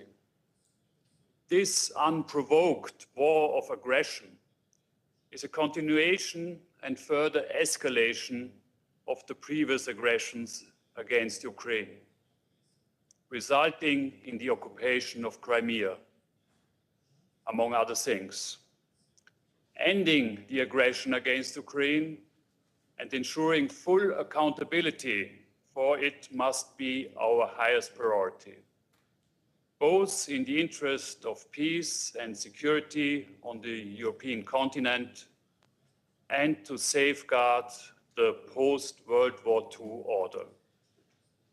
Excellencies, Liechtenstein has been consistent in condemning the illegal annexation of Crimea Peninsula as a clear violation of Ukrainian sovereign and territorial integrity, as well as a blatant violation of international law, in particular the Charter of the United Nations. We have also been consistent in emphasizing that we will not recognize the annexation. As a member of the International Crimea Platform, we fully support the joint statement that will be released today. Mr. President, Liechtenstein condemns the systematic and large-scale war crimes and crimes against humanity committed by the Russian armed forces and affiliated groups, as well as the human rights violations in Crimea, particularly towards Ukrainians and Crimean Tatars. We believe that those who have individual criminal responsibility for the aggression against Ukraine must be held accountable in a court of law on the basis of the existing international law and under the umbrella of the United Nations system. We are committed to working with those who share this objective. We are also committed to assist in the effort to ensure state responsibility for the enormous economic damages inflicted on Ukraine. Mr. President, we are all aware of the cynical weaponization of global food security by Russia. The freedom of navigation in the Black Sea and the Sea of Azov have been greatly impacted by Russia. Today we see the terrible effects, in particular on less developed countries in Africa and the Middle East. We cannot forget the most vulnerable people in other parts of the world. And we support all efforts to restore freedom of navigation and to bring much needed grain supplies to those who need it most. Excellencies, I see today's summit as a strong message of unity, and I'm convinced that the Crimea platform can be a powerful platform, especially if additional states from all regions of the world will join its objectives. I thank you. Thank you, Your Serene Highness. I am now pleased to give the floor to the President of the Republic of Iceland, His Excellency, Mr. Gudni Torlacius Johannesson.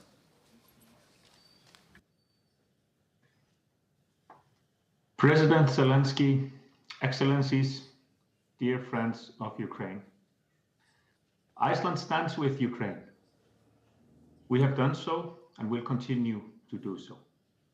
The government of Iceland supports United Nations agencies and other international organizations that provide humanitarian assistance on the ground. Furthermore, we have warmly welcomed refugees from Ukraine here in Iceland. We Icelanders are blessed in many ways. We live on an island in the middle of the Atlantic. We have no army. We have no immediate neighbors threatening us with violence and war. Still, history tells us that our safety and security depend on the safety and security of others. As long as the Russian invasion of Ukraine rages, Freedom is at risk in the whole of Europe. President Zelensky, I admire your courage and guidance during these terrible times. You stepped up as a strong leader when your nation needed a strong leader. At the same time, allow me to say that the world does not need so-called strong men who use military strength to oppress others, leaders who sow fear and mistrust at home and abroad. There is nothing strong about that. Let us rather work for a strong family of states and a strong international order. Let us work for strong democracies with strong respect for freedom and diversity. Let us work for the strong rule of law, not the law of the strong, for that is no law, only force and ferocity. Dear listeners, dear friends of Ukraine, Iceland stays united with Ukraine and its people. Thank you very much. Thank you. Thank you, Mr. President.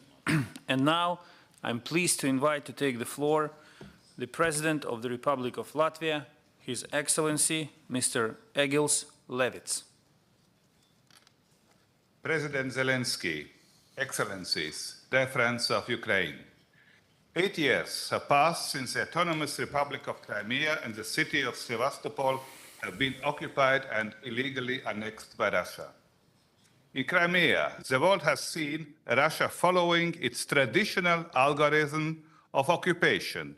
First, the closing down of the legitimate institutions of the occupied territory, then followed by fake referenda, then mass repressions, then deportations of the people of occupied territory and the resettlement of people from Russia in order to make the territory predominantly Russian, and massive Russification policy backed by propaganda. For Latvia, this is nothing new. We experienced the Soviet military occupation nightmare for 50 years. 1 year ago, Latvia participated in the establishment of the International Crimea Platform. It's based on our firm commitment to the non-recognition of Russia's illegal annexation of Crimea. This is essential. In our case, it's allowed us to restore our independence even after 50 years of occupation. And I'm convinced that our non-recognition of Russia's annexation of Crimea will not have last so long that soon Crimea will be liberated. Today, Ukraine fights Russia's unprovoked and unjustified war of aggression. This is a brutal war, which Russia must not be allowed to win, a war which will end with the liberation of the entire territory of Ukraine, including Crimea. We stand with Ukraine in this fight. Latvia provides all the support we can, but we all still need to do more. Military, financial, economical, humanitarian support is essential. But we also need to increase international pressure to Russia. We have to work with our international partners worldwide to win over their understanding and support for Ukraine. Sanctions have to be strengthened. The travel of Russians outside Russia should be limited. Those who support aggression should not enjoy going to Europe for fun. We must condemn any Russian attempt to integrate parts of Ukrainian territory by force. We must always support Ukraine's independence, sovereignty, and territorial integrity within its internationally recognized borders. Dear colleagues, nevertheless, the condemnation of the Russian aggression against Ukraine is not enough. In the current situation, decisive is the military support.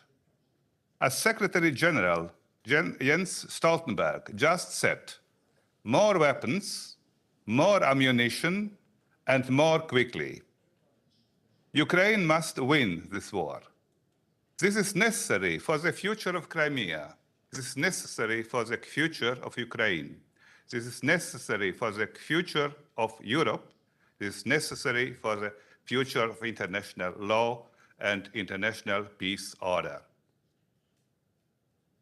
Let us work together in order to help Ukraine to win the war.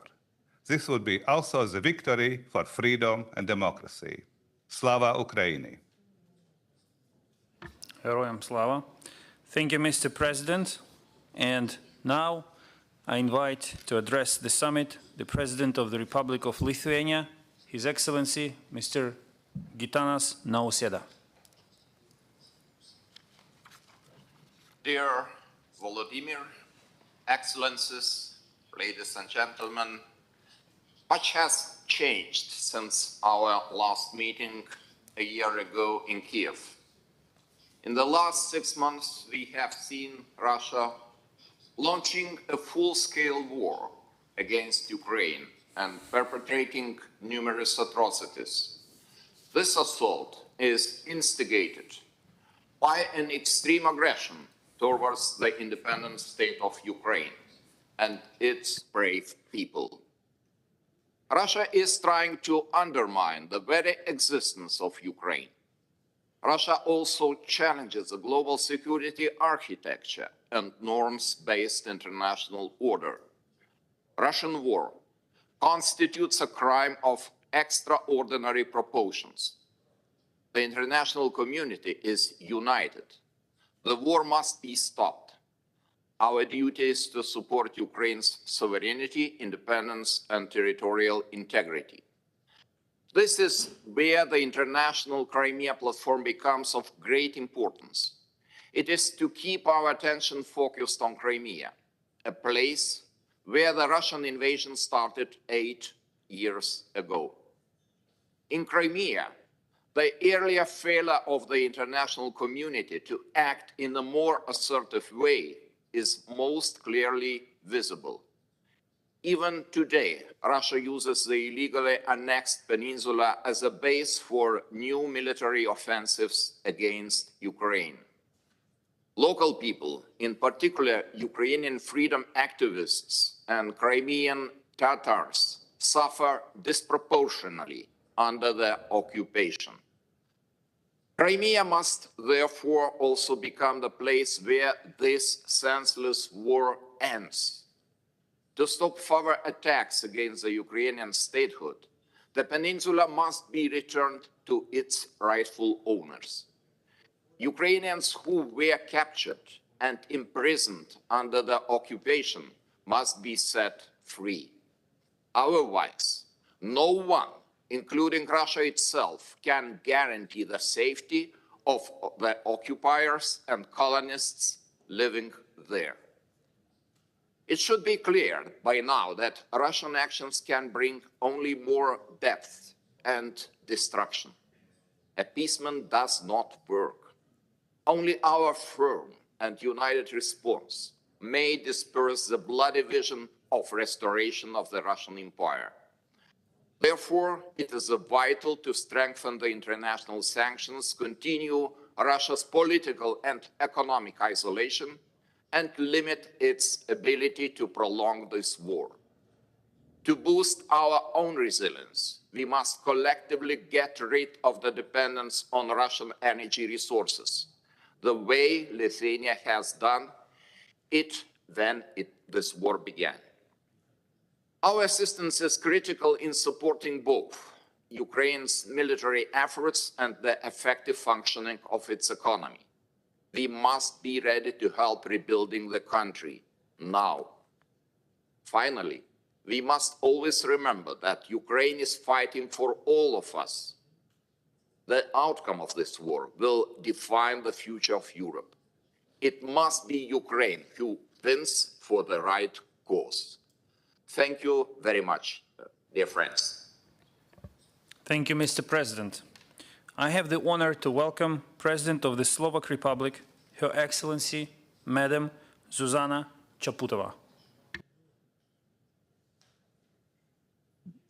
Dear President Zelensky, dear Volodymyr, dear all, Crimea is Ukraine. The law is the law. It's that simple. In 2014, President Putin illegally annexed Crimea and the city of Sevastopol. He did it right in front of the world's eyes, hoping that they would accept that Russia's imperial ambitions are above international law. Our non-recognition and sanctions have made it clear. Russia must reverse its actions. It must end its illegal invasion and occupation. But in 2014, our reaction wasn't enough, because Russia has continued its brutal actions in Ukraine. It is no longer part of the family of nations that respect the rule of law. It has militarized Crimea, it is violating human rights, persecutes the Crimean Tatars and all those who oppose its rule. It also damages the region's unique ecosystems and cultural heritage. 6 months ago, Russia launched a full-scale and unprovoked invasion of Ukraine. Its crimes in Crimea can't be seen as an exception. For Vladimir Putin, they have become the rule. Crimea is being used for Russia's attacks.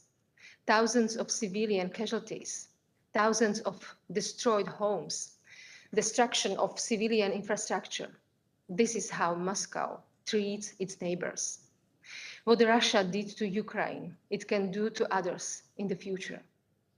Slovakia stands by Ukraine and the Ukrainians in your rightful defense against the brutal aggressor. With our partners and allies in the EU, NATO, and beyond, we won't stop. We will continue our political and humanitarian help, but also our economic and military aid, including the delivery of 30 fighting vehicles we are announcing today.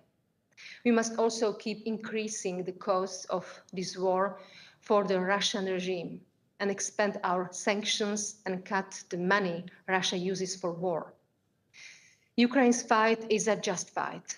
It's the fight of people who want to live in peace, freedom, and democracy.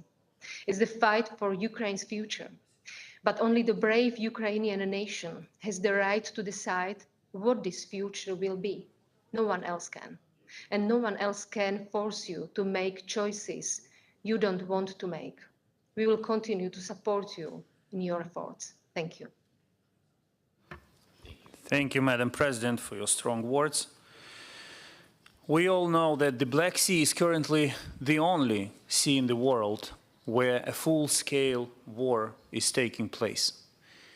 And the source of this war is the illegally occupied Crimea.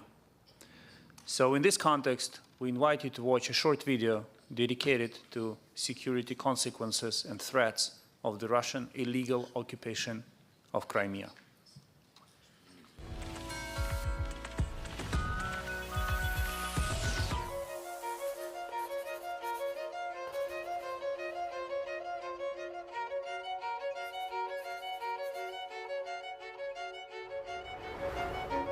Green and not so polite, armed incognitos in military uniforms, and the Trojan horses who are hiding behind the backs of the locals. In a few weeks, they will take hostage the entire Crimea.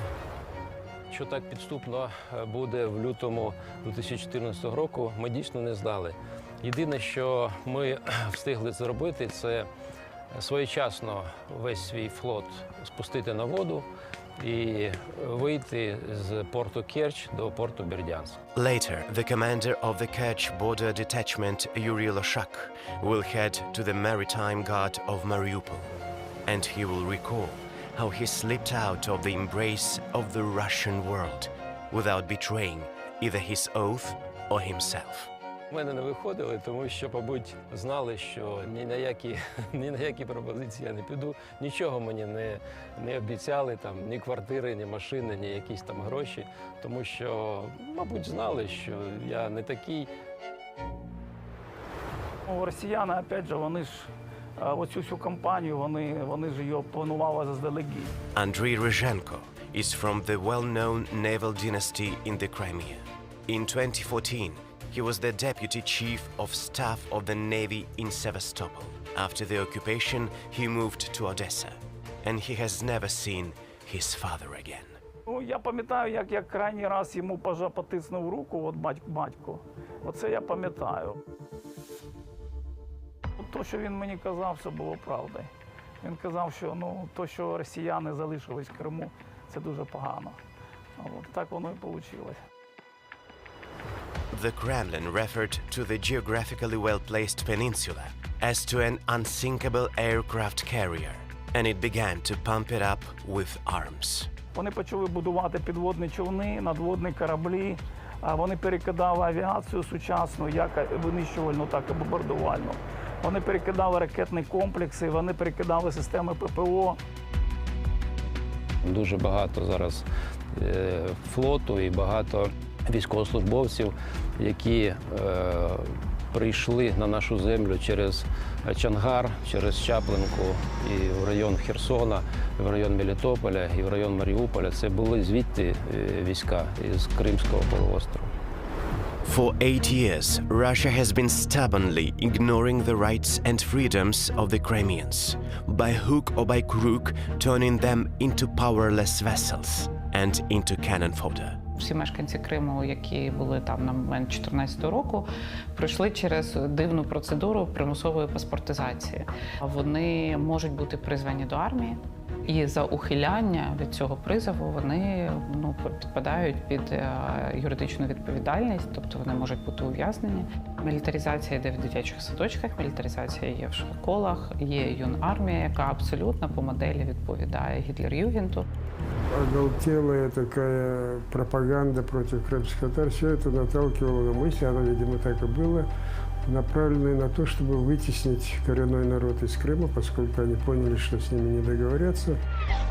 And yet, after February the 24th, the Russian unsinkable aircraft carrier became a thorn in the throat of the entire civilized world. Зерно, яке крадеться зараз в Україні, його перевозять, власне, через територію Кримського півострову, через закриті порти, які є окупованими. І потім вантаж перегружається, перезавантажується, підробляються документи і відправляються в країни Сходу. Тому тут це дуже такий наочний приклад, що Кримський півострів точно має бути звільненим. Крим для мене це мої кращі роки життя. Там виросли мої діти, там народився мій син. Там у мене пройшла більша частина мого життя. Це моя батьківщина. Крим – це Україна.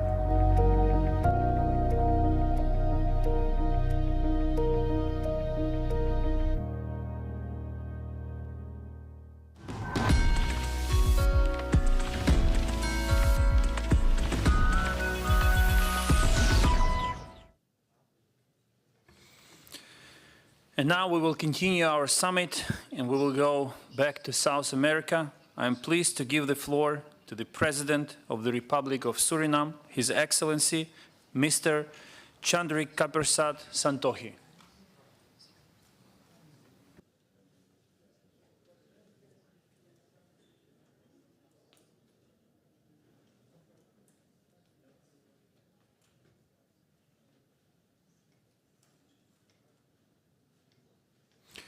Mr. President, we enjoy you speaking, but we cannot hear you. If you could switch on the microphone, please. Yes. Okay, can you hear me? Thank you, yes. Yes, okay, I'll start again. Good morning from Suriname, Your Excellency Vladimir Zelensky, President of Ukraine, Excellencies, Head of States and Government, distinguished ministers, ambassadors, and participants. As President of the Republic of Suriname, I wish to express sincere appreciation for the invitation extended and the opportunity provided to participate in this virtual summit on the occasion of the first anniversary of the International Crimea Platform. I commend Ukraine for launching this international consultation and coordination mechanism a year ago to improve the international response to the ongoing occupation of the Crimea Peninsula with the main goal of the occupation of Crimea and its return to Ukraine. The government of the Republic of Suriname is of the view that a prosperous world requires a firm commitment to the upholding of international principles and international law. In this respect, Suriname supports the guiding principles of international law as enshrined in the Charter of the United Nations. Suriname underlines the independence and territorial integrity of Ukraine in this context. Adherence to this internationally recognized legitimate and territorial integrity principles is of immense importance for the security and survival of all states, especially small states like my country, Suriname. Therefore, it is appropriate to underscore that the Republic of Suriname remains committed to democracy, strong democratic institutions, good governance, sovereignty, territorial integrity, rule of law, human political rights, and fundamental freedoms, as well as peace and security. In the same vein, we repeat the importance of intensifying diplomatic efforts for a peaceful settlement through dialogue and reaffirming respect for the international system and global peace and security. These are indispensable for achieving sustained growth and sustainable development. These are the principles we are supporting. President Vladimir Zelensky, I can assure you of the support of the Republic of Suriname for Ukraine's sovereignty and territorial integrity within its internationally recognized borders, including the Crimean Peninsula and the adjoining territorial waters. In closing, allow me to wish you and the people of Ukraine strength and courage during these challenging times, and I sincerely hope that through dialogue, long-lasting peace can be achieved, emphasizing that peace in all regions is of fundamental value for maintaining worldwide peace. I thank you very much, and may God bless you all. Thank you. Thank you, Mr. President. It was encouraging to hear you, and we appreciate your address. And now we go back to Europe, to our close neighbor, Moldova. I'm pleased to welcome the President of Moldova, Her Excellency, Madam Maya Sandu. Dear President Zelensky, distinguished guests, ladies and gentlemen, we met in Kiev a year ago to voice our strong support to the sovereignty and territorial integrity of Ukraine within its internationally recognized borders, including Crimea. The Crimea platform was established with an understanding that the international order only works when it is based on rules, inviolability of borders, non-use of force, non-interference in internal affairs, respect for human rights, and economic development. Few imagined that all of this would be shattered. For over six months now, we have been living in a world without rules. Russia has been waging a war against Ukraine, which has brought untold sufferings to the Ukrainian people and undermined the rules-based international order. I saw Kiev and its suburbs before the war and now. Bucha, Irpin, Borodyanka. Ukrainian civilians killed, Ukrainian cities and towns leveled by shelling. Millions of refugees have fled the country, and an entire generation has an unmistakable imprint of the war. Untold tragedies for millions of families. This is the reality of this ruthless war, the death of women, children, and the elderly. The consequences of the war extend far beyond Ukraine and the region, as food and energy crisis loom. My country is no exception. We are a peaceful country and peaceful people firmly committed to a world in which the fundamental principles of international law are respected and protected. But you cannot build a stable regional security order in a world without rules. No state will ever feel secure. The decision of the European Union to grant the status of candidate countries for EU membership to Ukraine and Moldova is a historic decision. The accession process will be lengthy and will require sustained efforts, but we are committed and determined to follow this path. We will not remain weak, divided, indecisive, in the gray zone. Moldova does not tolerate injustice.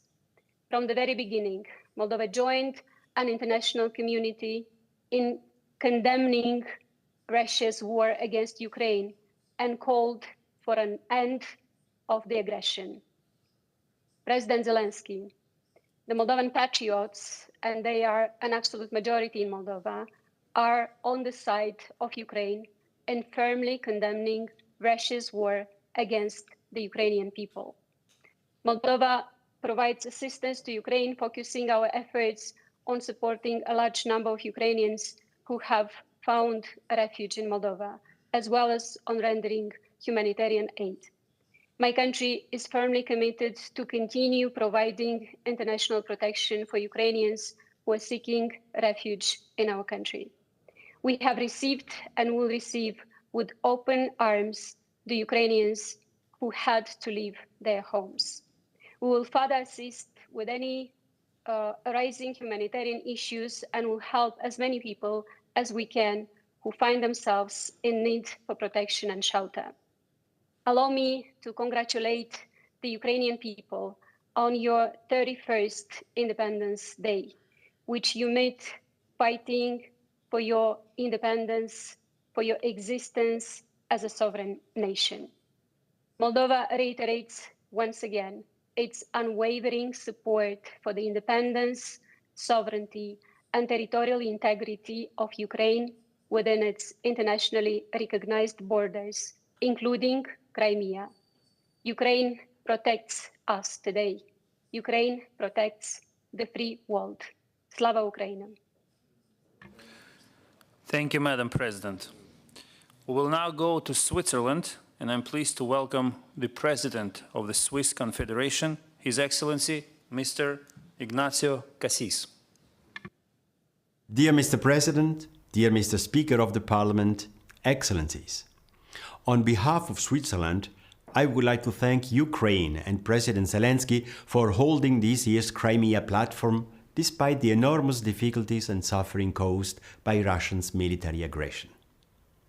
Holding this platform has become even more relevant. More than 8 years ago, Russia annexed Crimea in clear violation of international law. Now, in 2022, Russia has attacked the entire Ukraine. Switzerland condemns Russia's military aggression against Ukraine in the strongest possible terms and calls for the withdrawal of its troops from Ukrainian territory without delay. Ukraine's territorial integrity and sovereignty must be restored immediately. Switzerland is deeply concerned about the situation in Crimea. Reports by OHCHR and other human rights organizations describe severe restrictions, particularly concerning the rights to freedom of expression, association and assembly, but also numerous cases of arbitrary detentions, as well as restriction of freedom of movement and forced displacement. OHCHR is concerned that the current hostilities are restricting the freedom of movement to and from regions occupied by Russian armed forces. Reports on ill treatment of prisoners are deeply troubling. As the occupying power in Crimea, in eastern and now southern areas of Ukraine, Russia must fulfill its obligation to ensure respect for international humanitarian law and human rights. Switzerland calls on all parties to strictly respect international humanitarian law and international human rights law. Switzerland is a participant of the Crimea platform from the very beginning and follows the non-recognition policy since 2014. I reiterate Switzerland's unwavering support for a Ukrainian Crimea for the Ukrainian people now facing Russia's military aggression. Switzerland is applying sanctions against Russia. Despite the military aggression, most Swiss international cooperation project partners remain active in Ukraine. Our humanitarian aid package comprises financial contribution, the delivery of aid supplies and of personnel. Together with Ukraine, we have launched the recovery process of Ukraine in Lugano. With our international partners, we adopted the Lugano Declaration and principles, thus giving perspectives to the affected populations, including in Crimea. We aim at rebuilding a safe, prosperous and sustainable future in a free Ukraine. The commitment of the British and German partners to take up the torch in 2023 and 2024 is also an excellent signal. We stand by Ukraine. Thank you. We thank President of the Swiss Confederation, and I am pleased to give the floor to the distinguished President of the Republic of Turkey, His Excellency, Mr. Recep Tayyip Erdogan. Ukrayna Devlet Başkanı Sayın Zelenski, saygıdeğer devlet ve hükümet başkanları, kıymetli uluslararası teşkilat temsilcileri, sizlere en kalbi duygularımla, saygıyla selamlıyorum. Kırım Platformu'nun kuruluşunun 1. yıl dönümü vesilesiyle düzenlenen bu zirvede sizlere hitap etmekten memnuniyet duyuyorum. Nazik davetleri için Ukrayna Devlet Başkanı Sayın Zelenski'ye teşekkür ediyorum. Kırım davasının barışçıl yollardan daha etkin bir şekilde savunulması amacıyla kurulan platformu isabetli buluyor ve destekliyoruz. Bu desteğimizi geçtiğimiz yıl Kiev'de düzenlenen kuruluş zirvesine Dışişleri Bakanımızın bizzat katılımıyla göstermiştik. Önümüzdeki dönemde de platformun çalışmalarına her düzeyde katkı vermeyi sürdüreceğiz. Türkiye, Kırım'ın ilhakını tanımamakta, bu adımın gayrimeşru ve hukuk dışı olduğunu ilk günden beri açıklıkla savunmaktadır. Bu sadece hukuki değil, ahlaki temelleri de olan ilkeli bir duruştur. Kırım'ın ayrılmaz parçası olduğu Ukrayna'ya iadesi, esas itibariyle uluslararası hukukun gereğidir. Ukrayna'nın toprak bütünlüğünün, egemenliğinin ve siyasi birliğinin korunması sadece bölgesel değil, küresel güvenlik ve istikrar bakımından kritik öneme sahiptir. Kırım'ın yerli halklarından olan Kırım Tatar soydaşlarımızın güvenlik ve esenliğinin temini de Türkiye'nin öncelikleri arasındadır. Kırım Tatarı vatandaşlarımız Kırım'daki gelişmelerin yakın takipçileridir. Bu vesileyle geçen sene platformun Kiev'deki ilk zirvesine katıldıktan sonra gözaltına alınan Kırım Tatar Milli Meclisi 1. Başkan Yardımcısı Nariman Celal ve arkadaşlarının bir an evvel evlerine ve ailelerine kavuşmaları beklentimizi tekrarlıyorum. Tarih boyunca büyük acılara maruz kalan Kırım Tatarları kendi ana yurtlarında barış içerisinde yaşamanın haklı mücadelesini veriyorlar. Türkiye bu süreçte Ukrayna hükümetinin ve Kırım Tatarlarının yanında olmayı sürdürecektir. Değerli katılımcılar, 24 Şubat'tan bu yana devam eden savaşın Ukrayna'nın toprak bütünlüğü ve egemenliği temelinde adil bir barışla sona erdirilmesi gerektiğini savunuyoruz. Türkiye olarak bu amaçla diplomasi kanalını işler hale getirmek için büyük çaba harcadık. Mart ayında Antalya'da yapılan Dışişleri Bakanları toplantısı, akabinde İstanbul'da ev sahipliği yaptığımız barış görüşmeleri ve son olarak tahıl konusunda varılan anlaşma gibi önemli ve somut başarılar elde ettik. 18 Ağustos'ta Lviv'e yaptığım ziyarette bu tavrımızı bir kez daha ortaya koyduk. Ancak yakalanan ivmenin korunması ve kalıcı sonuçlara dönüşmesi tarafların barış yolunda atacağı adımlara bağlıdır. Barışın tesisi doğrultusunda kolaylaştırıcılık ve arabuluculuk gayretlerimizi yılmadan, yorulmadan sürdürmeye kararlıyız. Savaşın bitmesi ve Karadeniz Havzası'nın yeniden huzur ve istikrara kavuşması sadece bölgeye değil, tüm dünyaya derin bir nefes aldıracaktır. Bu düşüncelerle Kırım dahil Ukrayna'nın toprak bütünlüğüne desteğimizi tekrarlıyor, bölgemizin en kısa zamanda yeniden barış iklimine kavuşmasını diliyorum. Hepinize saygı ve selamlarımı gönderiyor, en kalbi teşekkürlerimi sunuyorum. Kalın sağlıcakla. We thank President of the Turkey, and I'm pleased to welcome now Chairman of the Presidency of Bosnia and Herzegovina, His Excellency Mr. Šefik Džaferović.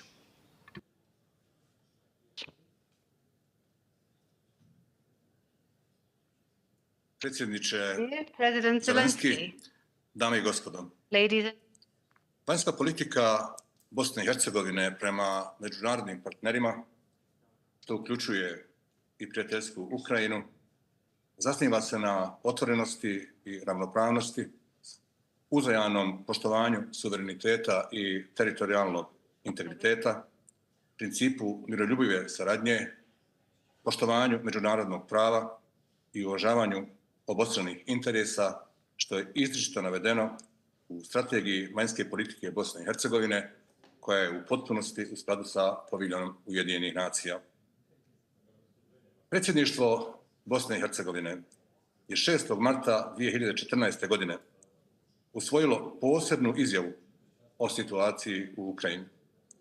Tom izjavom predsjedništvo je izrazilo očekivanje da će do rješenja novonastale krize doći mirnim i demokratskim sredstvima, dijalogom i političkim pregovorima između svih relevantnih strana uz konstruktivnu podršku cijele međunarodne zajednice na opšte prihvaćenim principima međunarodnog prava. Tom prilikom predsjedništvo Bosne i Hercegovine također je izrazilo punu podršku naporima s ciljem prevazilaženja trenutne situacije i održavanja mira i potrebne sigurnosti, te pozvalo sve strane u sporu da se suzdrže od upotrebe sile i žurno otpočnu politički dijalog za rješenje novonastale situacije u interesu mira, regionalne i globalne stabilnosti. Dakle, to je bilo 6. marta 2014. godine kao stav predsjedništva Bosne i Hercegovine. Godinu dana nakon održavanja nelegalnog i nelegitimnog referenduma i posljedične nezakonite aneksije Krima i Sevastopolja od strane Ruske federacije 16.3.2015. godine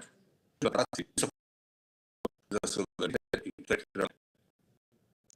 Istom deklaracijom nastavljeno je sa tog čina kršenja međunarodnog prava, te je istaknuto da je ilegalna aneksija Krima i Sevastopolja direktan izazov međunarodne sigurnosti s ozbiljnim implikacijama za međunarodni pravni poredak koji štiti jedinstvo i suverenitet svih država. Također, istaknuta je posvećenost potpunoj provedbi politike nepriznavanja uključujući mjere. Ponovo je potvrđena duboka zabrinutost zbog kontinuiranog vojnog jačanja i pogoršanja stanja ljudskih prava u Ukrajini, uključujući sprečavanje slobode govora i progon pripadnika manjina. Ponovljen je poziv da se međunarodnim akterima u oblasti ljudskih prava omogući potpuno slobodan i neograničen pristup cijeloj teritoriji Ukrajine, uključujući Krim i Sevastopolj. Bosna i Hercegovina se pridružila ovoj deklaraciji sa predsjednika u ime Europske unije o Krimu. Nakon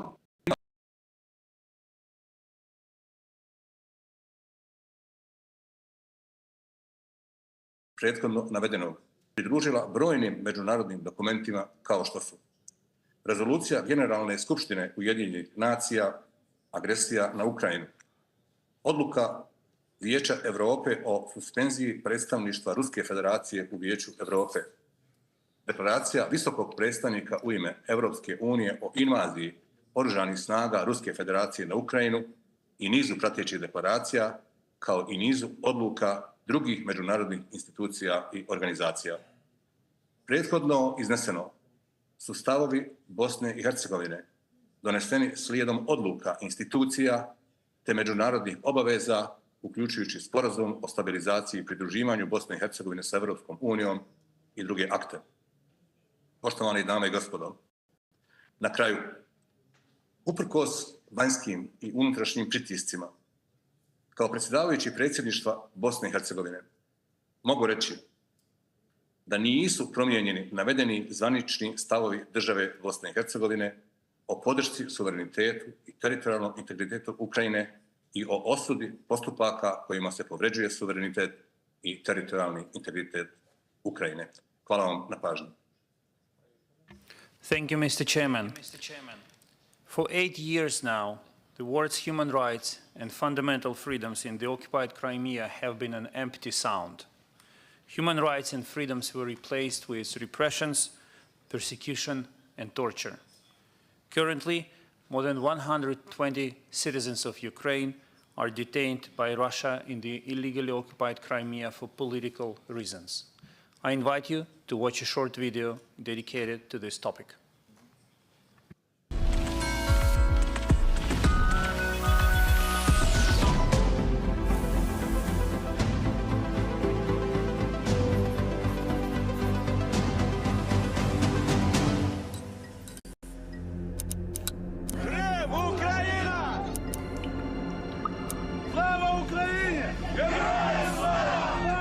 Persecutions, arrests, tortures, assassinations. This is how Russia tames those who dissent. For the past 8 years, human rights have no rule on the peninsula. The terror has.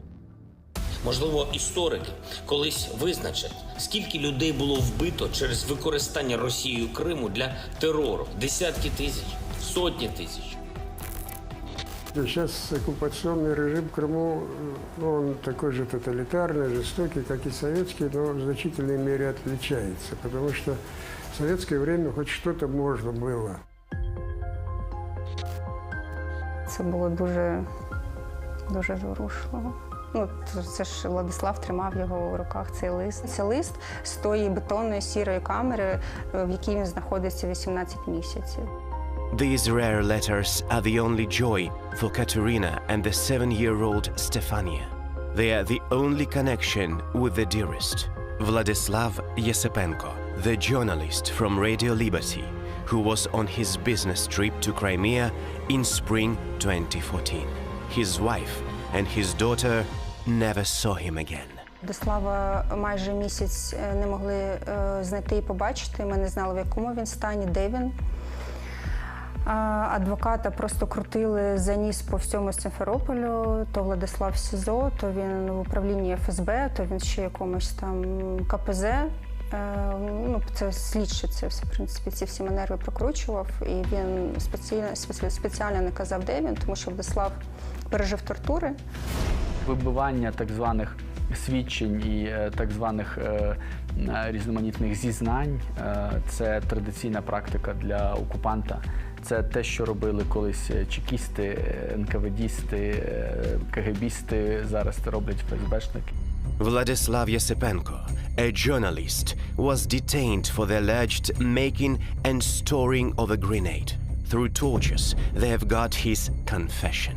He was detained for a year before the court proceedings and sentenced to 6 years in prison. Безумовно, ключовий елемент в тому, що як держава-окупант захоче, так цей процес і завершиться, і ми розуміємо, що умовно намалювати строк для держави-окупанта не є проблемою.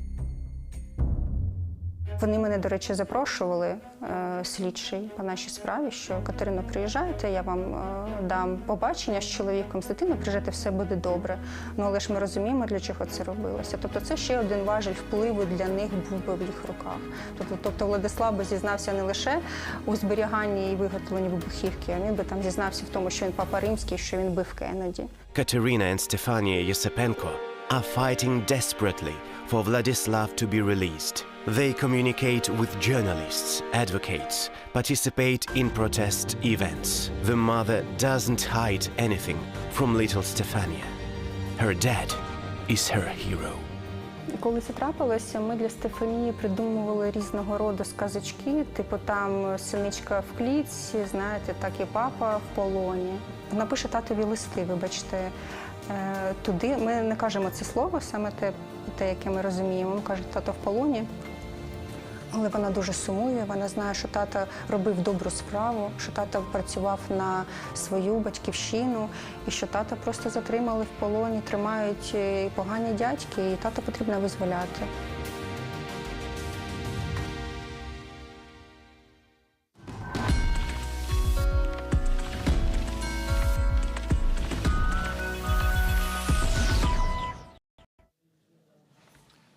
We are back, and I'm pleased to welcome the Prime Minister of the Kingdom of Sweden, Her Excellency, Madam Magdalena Andersson.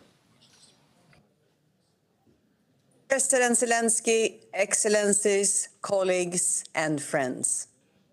In August last year, we came together in Kiev to show our unwavering support for Ukraine's territorial integrity and the sovereignty in light of Russia's illegal annexion of Crimea and the city of Sevastopol. Since then, Russia has launched an unprovoked, illegal, and ruthless full-scale war of aggression.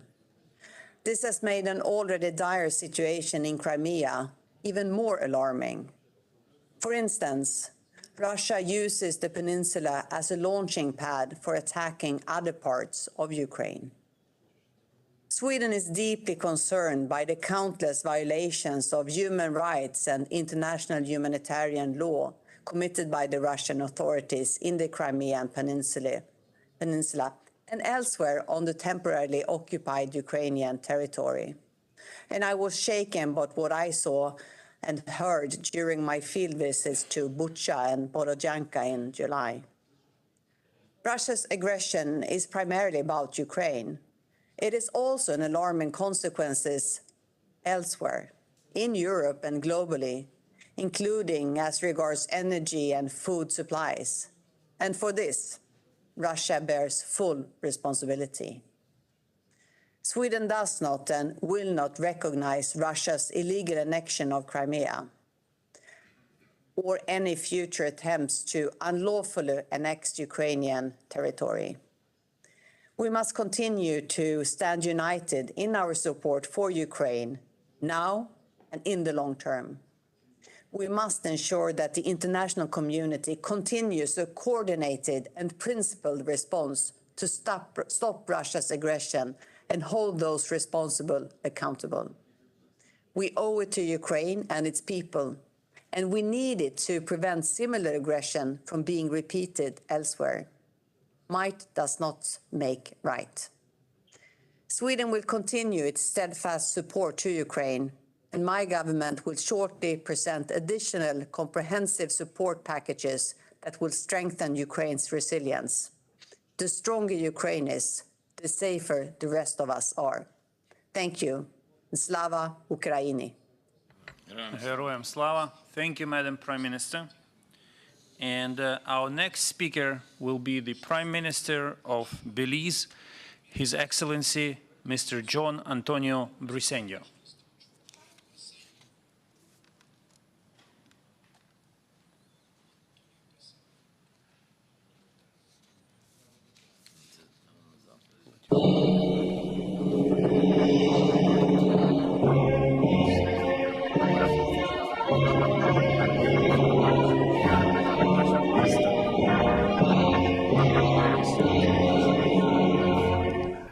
One year ago, the International Crimea Platform was established.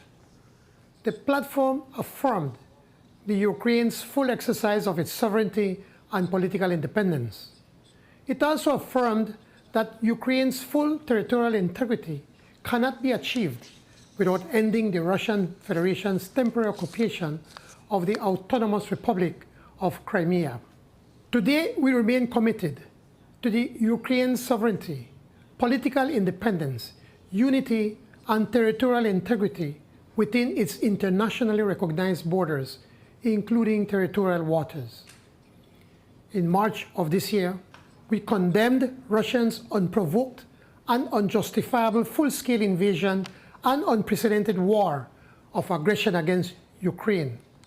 We maintain our position, particularly the actions adopted by Russia on the use of the temporary occupied Ukrainian Crimean Peninsula, including Ukrainian territorial sea, to launch its war against Ukraine. Russia's extensive use of Russian military aircrafts and warships for missile strikes and indiscriminate attacks at civilians and Ukrainian civilian infrastructure for further aggression and military invasion of southern Ukrainian regions must stop. Mr. President, as signatories to the human rights conventions, it is increasingly worrisome that Russia does not abide by its obligations under international humanitarian law and continues to adopt repressive measures against Ukrainians, in particular against persons belonging to the indigenous Crimean Tatar people. We are concerned by the effects caused by the seizure of the Ukrainian ports and the denial of the lawful exercise of navigational rights and freedoms, which pose an imminent threat to the security of the wider Black Sea region, which has exacerbated a global food insecurity. We urge Russia to uphold its end of the deal brokered by the UN and Turkey to enable grain exports through the Black Sea. Mr. President, Belize joins the international community in calling for the immediate and unconditional withdrawal of all its forces and military equipment from the internationally recognized territory of Ukraine, including Ukraine's territorial waters. We maintain our position that abiding by our obligations and upholding the principles of the UN Charter and abiding by the norms of international law is the only way to resolve this situation and to reach a just peace. We welcome the establishment of the Crimea Focal Points Network to facilitate constant and rapid communication between the representatives of participants' respective ministries of foreign affairs. Mr. President, we stand by Ukraine as it exercises its inherent right of self-determination and to defend its territorial integrity and sovereignty. We encourage other states and organizations to consider joining the International Crimea Platform.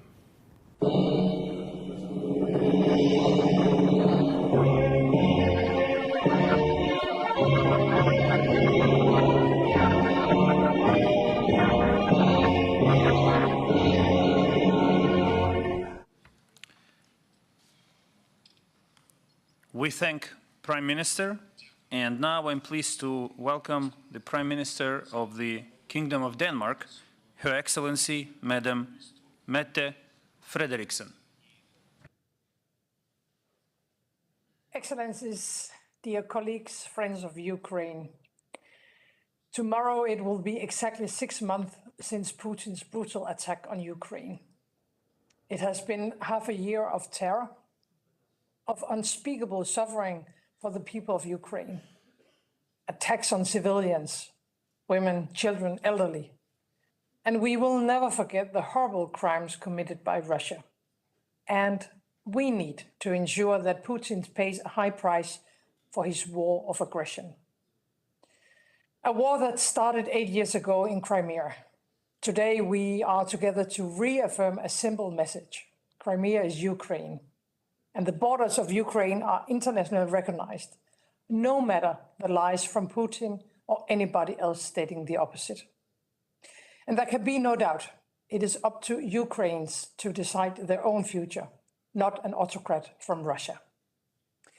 Right now, Ukraine is fighting for democracy, for freedom, for justice, values that we all believe in and need to stand up for. And Denmark will do what we can to help the Ukraine people. 2 weeks ago, we hosted a donor conference in Copenhagen with Ukraine and the United Kingdom. Here, new contributions of 1.5 billion euros from international partners were announced, including 110 million from Denmark for additional weapons and training. And Denmark has taken on a special responsibility to help rebuild the city of Mykolaiv.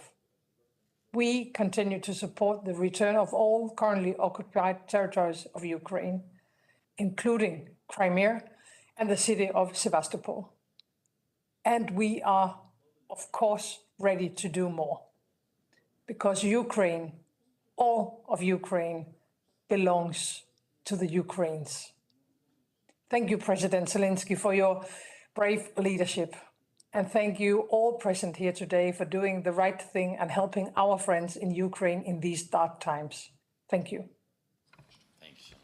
Thank you, Madam Prime Minister. And now I'm pleased to give the floor to the Prime Minister of the Kingdom of Belgium, His Excellency Mr. Alexander De Croo. Firstly, I would like to congratulate President Zelensky for the organization of this summit, which is a success. Personally, I see our meeting today as a way of not forgetting and reminding ourselves why we are fighting.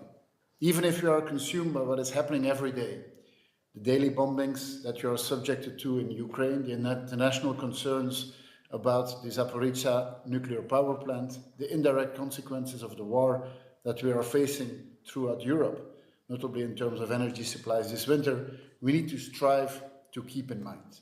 To keep in mind that it is not normal that an atrocious war, which robs innocent people of their lives every day, is happening in the heart of Europe. To not forget that it did not begin yesterday, but long before in Crimea. The war in Ukraine and our joint endeavor in favor of the sovereignty and the territorial integrity of Ukraine started with the first region of your country that became a victim of present-day Russian expansionism, Crimea. That is a fact. And Belgium remains very clear on the fact that the annexation of Crimea by Russia was illegal in 2014, and it is still illegal today. As we meet the persecution of dissident voices in Crimea and the violation of basic human rights of the Crimean Tatar community and of its leaders and activists continues unabated. It is unacceptable and it goes against all international law. We are gathering here today not only to confirm our principal position that Crimea is an unalienable part of Ukraine, but also to reaffirm our message to Vladimir Putin. Everyone who violates international and human rights will be held accountable for the consequences of their actions. I would also like to take this opportunity to express my profoundest respect and support to all activists and citizens in the peninsula who are courageously standing up for their beliefs and for their rights and those of their community. We support you. We Belgians support you. We support Ukraine, its leadership and its people who have been forced by a brutal aggressor to wage an existential struggle for survival. All of us around the table have unequivocally and forcefully condemned the unprovoked, unjustified and illegal Russian invasion of Ukraine. The EU has never been more united, and our solidarity within the EU has rarely been as strong as today. We stand by your side and we will continue to do so, even though we unfortunately have to prepare for a protracted conflict, even though the aggression is turning into a war of attrition. Some people are mentioning Ukraine fatigue. Let me assure you, there is no Ukraine fatigue in my country. My government and our population stands united behind Ukraine and will continue to stand united behind Ukraine, its leadership and its population. Our multifaceted support to Ukraine will therefore continue unwaveringly. Within the EU, we have already adopted 7 packages of sanctions and we are working on an 8th one. With our partners, we are increasing our political support to Ukraine. We are working together with the international community on economic, financial, military and humanitarian assistance. And we're looking forward to Ukraine's post-war future, launching the process of firmly anchoring the country to and in the EU, and setting up the necessary instruments to contribute strongly to the country's reconstruction. Vladimir, you can count on us. Ukraine can count on us. Belgium will continue to support you in your fight for freedom. Thank you. Thank you, Mr. Prime Minister. And the next speaker on the list is Prime Minister of the Republic of Croatia, His Excellency Andrej Plenković. Thank you very much, Minister Kuleba, dear Dmitro, dear President Zelensky, dear Prime Minister Šmihal, dear President of Verkhovna Rada, Mr. Stefanchuk. I would like to, first of all, extend our full support, friendship, and sympathy for the Ukrainian people, for Crimean Tatars, for heroic struggle of the Ukrainian nation in last 6 months. Tomorrow it will be exactly 6 months after the brutal Russian aggression on your country, on your territory, on your nation, on your very identity, and everything that has ensued as the most vicious atrocities on the European continent. Croatia has strongly supported Ukraine over past 6 months as one of the countries that was the first one to recognize us back in 1991. Croatia offered diplomatic, political, financial, economic support, humanitarian support, and of course, military support. We stand behind your efforts to reintegrate your occupied territories. We stand behind your efforts to make the country functioning in the very dire circumstances. And we believe that the Crimea Platform Summit is an important forum which can emancipate the issue of Ukraine as a general issue, but also in particular the issue of Crimea. As you remember, I was there last summer to support you concretely when it comes to take Crimea, and I repeat this on behalf of the Croatian government also today. We are very much concerned with the situation of human rights on the Crimean Peninsula, as we have been following this issue over the past years, since 2014. And we feel that the international community should remain united, especially the West, strong and clear and principled vis-à-vis the situation that you are facing today. What is globally going on is the conflict between democracies and the authoritarian regimes. And this is the essential message. And the theater where this aggression takes place, unfortunately, is Ukraine. We will be behind you, we have been behind you, and you know that you have friends in Zagreb, and the entire Croatian nation is with you, and we will keep on supporting you, also receiving Ukrainian refugees on our territory and offering support in every way that we can. And I also greet my friend Mustafa Džemilev, who is also there with you. Slava Ukraini. Thank you. Heroyam Slava. Thank you, Prime Minister. For connection reasons, I would like to slightly adjust the lineup for our summit and try to bring in Minister of Foreign Affairs of the Republic of Liberia, His Excellency D. Maxwell Sah Kimaya. He will speak on behalf of his President of Liberia. We will now try to connect with him and take our summit to Africa.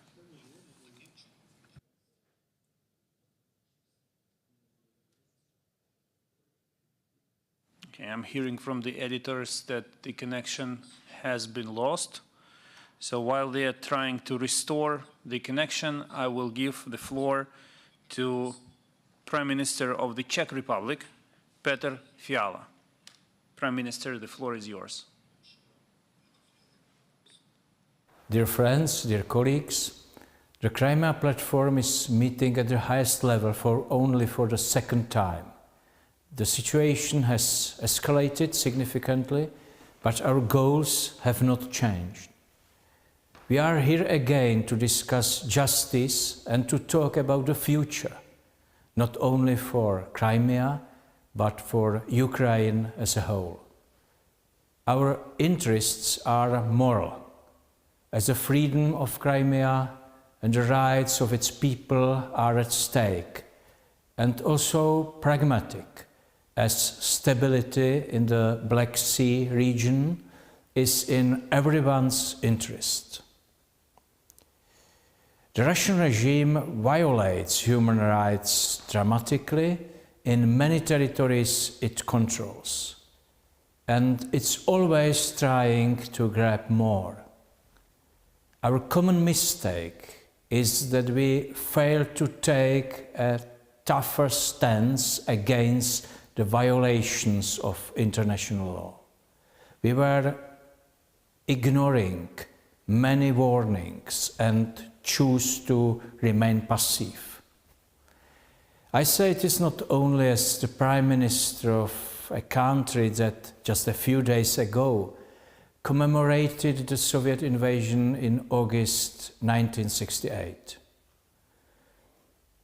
In this context, I would like to mention an important Crimean personality, Mustafa Dzhemilev, a fighter for human rights and one of the leaders of the Crimean Tatars.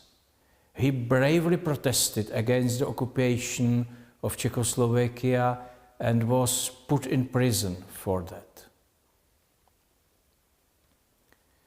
It is the very same Mustafa Dzhemilev who is now prohibited by the Russian authorities from returning home. Once again, he is facing great injustice, just like many others. The Czech Republic is currently holding the presidency of the Council of the European Union, and the joint response to the situation in Ukraine is our top priority. We must do everything to resolve it, for Crimea, for Ukraine, and for us. Thank you. We thank the Prime Minister of the Czech Republic, and we will make another attempt to connect with Liberia. Please.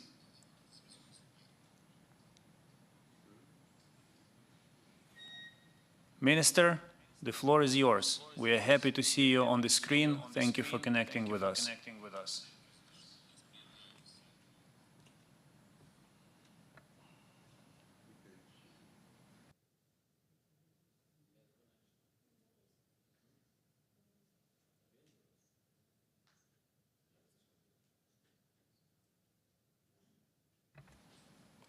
Okay, the third attempt must be successful. In the meantime, we will go to Greece, and I am pleased to welcome the Prime Minister of the Hellenic Republic, His Excellency, Mr. Kyriakos Mitsotakis.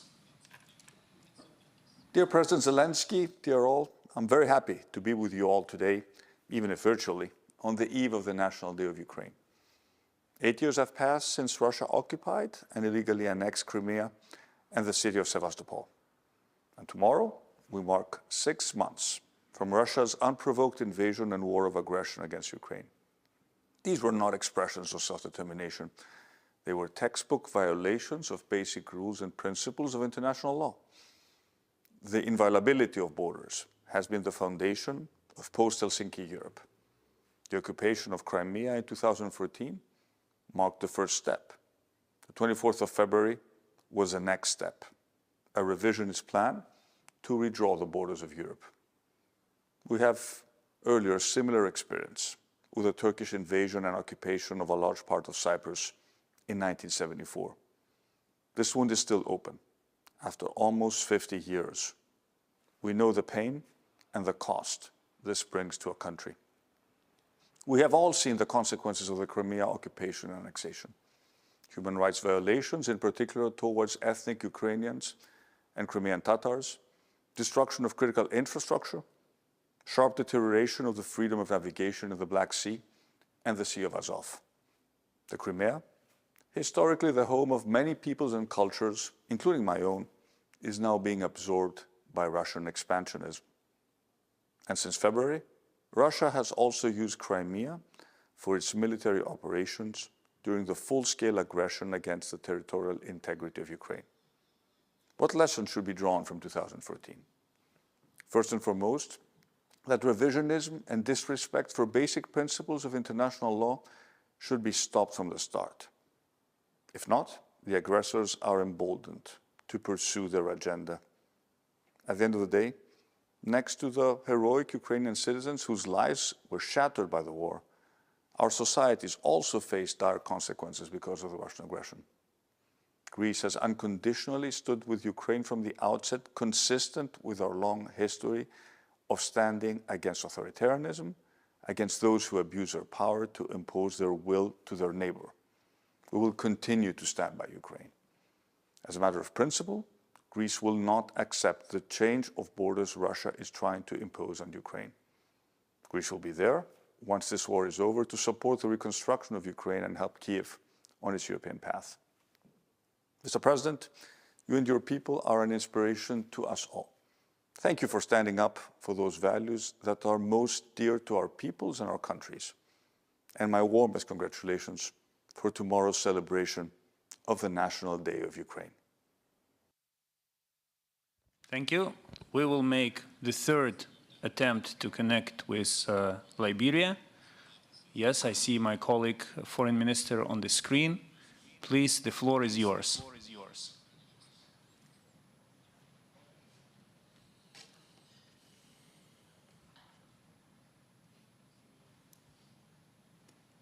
Can you hear us?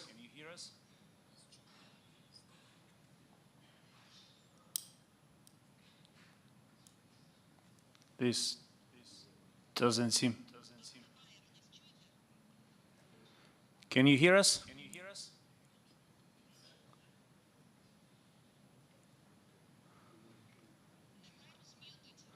Can you please unmute the microphone?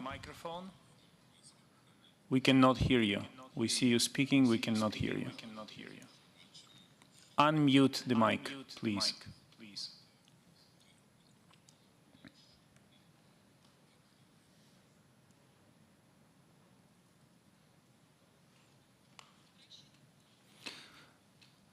Okay, unfortunately, we were not able to connect, but we will distribute a statement by Liberia separately at a later stage. And now we will go to Luxembourg, and I'm honored to give the floor to Prime Minister of the Grand Duchy of Luxembourg, His Excellency Mr. Xavier Bettel. Dear President, dear Volodymyr, dear friends. Yes, a year ago when you started the Crimea platform, we all wished that we wouldn't be again together to remember what happened in Crimea. We cannot forget. And let me tell you that coming from a small country where a bigger neighbor decided in our history that once Luxembourg shouldn't exist anymore and Luxembourgers would not exist anymore, we know what it means. We thought that this would never happen again. And so a breach of international law, no respect of borders, it's something we mostly know from our history book, but it's still the actuality. So we have to be solidar with you, because what happened to you yesterday can happen to others tomorrow. In Luxembourg, we are proud to welcome Ukrainians and to give, especially to young people, also education, but also to support you in Ukraine. I tell you, I was in Kiev a few weeks ago. I was impressed by you, Volodymyr, but also by the Ukrainians. I met people who lost everything, nothing left, who lost family, who lost their goods, who lost their houses. But they still have hope. As you know, at the beginning, I wanted to have contacts with both parts. But I visited Bucha. I saw what happened in Bucha. And afterwards, toward those criminals, I prefer to avoid the word. But this is the reality. This is not a film. This is the reality. Every day, people are dying. Yes, Ukraine has to suffer because a bigger neighbor decided like that. So you can count on us. You were able to count on us. You can count on us. And you will be able to continue to count on us. And we don't have to give up. We should still remind every day what is going to happen in your country. It shouldn't be, it's like usual, and being accepted as a normal situation. That would be the worst case. Stay strong. You can count on us. And I hope that we will be soon be able to see us in a different situation, in a peace situation. You deserve, and especially all the Ukrainians who still hope that they will be able to live in peace. And also in Europe, you belong to our family.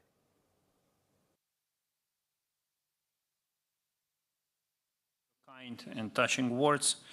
And now we will go to North Macedonia, and I would like to invite His Excellency Dimitar Kovachevsky, the Prime Minister of the Republic of North Macedonia, to take the floor. Distinguished President of Ukraine, distinguished Prime Minister of Ukraine, dear friends, dear leaders of countries participants in the initiative International Crimea Platform, and leaders and representatives of the European Union and NATO member states, as well as representatives from other countries from all around the world at the second summit of the International Crimea Platform. I'm here to reaffirm the strong and ambiguous support of the Republic of North Macedonia for the united character of Ukraine, of its independence, sovereignty, and territorial integrity, as well as of the inviolability of its borders. Last year, on this date, with the participation of our foreign minister at the founding summit of the Crimea Platform, we clearly and without hesitation reaffirmed the position on the side of protection of international humanitarian law, with a commitment for respect of the norms protecting the human rights as stipulated in the resolutions adopted by the UNGA and in the decisions of other international organizations. The Russian aggression over Ukraine is inadmissibly violation of the international law.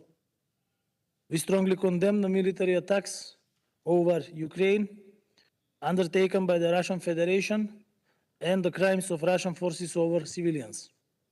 That is why the Republic of North Macedonia decided to align itself 100% with the policies of the European Union when it comes to the war in Ukraine, and we joined to all respective measures and sanctions towards the Russian Federation. This alignment with the activities and policies of the European Union and the democratic world to us means staying on the real side at the real time.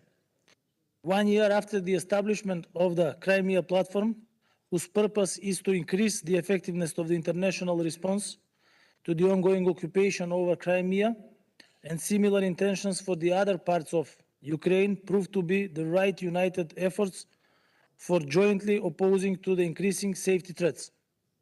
We are all aware that they can have unwanted proportions, and therefore it is good that these united efforts for their prevention to continue.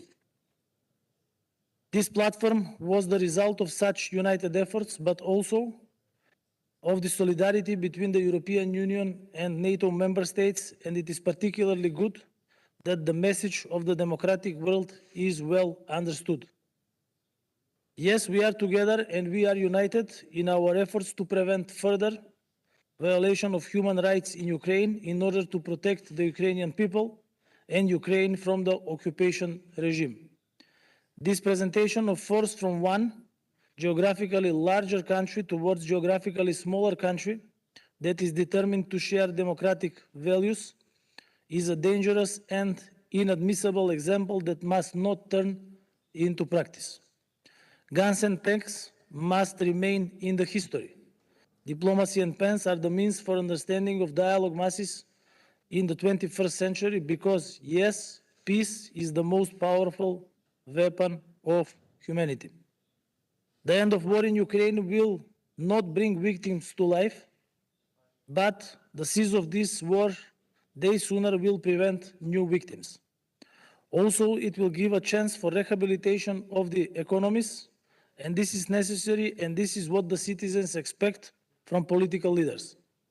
That is why the Republic of North Macedonia, as a member and country that will have the presidency over the OSCE, remains fully engaged towards supporting the efforts for the multilateralism to transcend the militarism. In my capacity as Prime Minister of the Republic of North Macedonia, I would like to reaffirm that we remain committed to supporting Ukraine and the Ukrainian people, and I avail myself of this opportunity to join the appeals to the Russian Federation to immediately cease the unprovoked and unjustified invasion and to refrain from future military actions throughout Ukraine.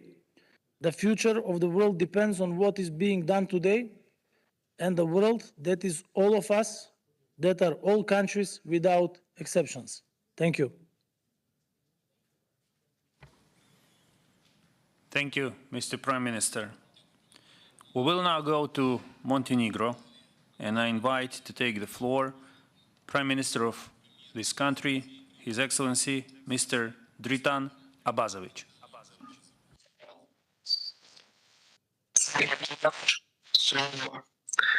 Dear President Zelensky, Your Excellencies, distinguished guests, in August 2021, Kiev hosted the inaugural summit of the Crimea platform. To step up the efficiency of international response to the occupation of Crimea, respond to growing security challenge, increase international pressure on Russia, prevent further human rights violation, protect victims of occupation regime, and achieve the main goal of the deoccupying Crimea and restoring Ukraine's sovereignty over the peninsula. We can all agree that it managed to achieve it all the more as Crimea platform become an important diplomatic forum for a crucial instrument of Ukraine to coordinate international efforts aimed to assure its territorial integrity. Montenegro has supported this initiative since the very beginning. I would like to remind that in 2014, Montenegro was among many of other international partners to condemn the illegal annexation of the Crimea and the city of Sevastopol, and now 8 years on since the illegal annexation of Crimea, we continue to do so, in line with relevant UN resolution and EU Council decision. Unfortunately, this year's summit is taking place amid full-scale military invasion of Ukraine by Russian Federation, which brutally started on February 24th. I would like to repeat, as I have done many times so far, that we firmly stand by Ukraine and its people as they face an unpredicted military aggression. We deplore the loss of lives, humanitarian suffering, and destruction of the country. Apart from the devastating consequence for Ukraine and its citizens, the war has a strong impact in international order and careers with its numerous geopolitical, economic, energy, and security implications. In a world that the war in Ukraine created a new geopolitical reality. Montenegro welcomes Ukraine's commitment to ending the occupation of Crimea and the city of Sevastopol through peaceful means, and pledging to support diplomatic efforts to the end. We express solidarity with Ukrainians, including Crimea Tatars, civic activists, journalists, human rights defenders, who continue to oppose Russian occupation on the peninsula. At the end of my intervention, I would like to stress that protecting the world order based on norms and principles of international law, as well as protecting the human rights, will serve the interests of democratic community as whole. To the end, we are committed to supporting this platform to the success. Montenegro, along with its allies, will continue to call for end of the Russia aggression against the sovereign neighbor. I assure you that we remain ready in our support for Ukraine's independence, sovereignty, territorial integrity within its internationally recognized border. On the eve of Ukraine's 31st anniversary of independence, we stand together with Ukraine. Above all, I sincerely hope that soon, with joint international efforts, we will contribute to the reconstruction of this country, creating a bright future and new opportunities for the friendly Ukrainian people and for Ukrainian to prosperous, free and prosperous country. You have the truly friends in people of Montenegro. Thank you very much and Slava Ukraini. Thank you, Prime Minister. We received a kind request from Liberia to give them another opportunity to connect with us. So with the kind agreement of other participants of the summit, I'm giving the floor to Liberia, to Foreign Minister of Liberia. Please, sir, unmute your microphone and we will be happy to listen to you.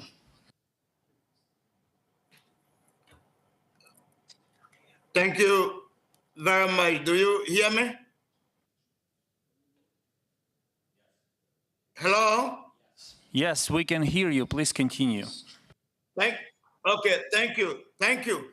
His Excellency, President Zelensky, Excellencies, distinguished ladies and gentlemen. Let me first of all extend our profound thanks and appreciation to His Excellency President Zelensky and the organizers of this important summit. I bring you greetings and best wishes from His Excellency Dr. George Manuel Weah, President of the Republic of Liberia, and the government and people of Liberia. His Excellency President Weah have planned to personally be present at this online summit, but could not due to unavoidable national engagement.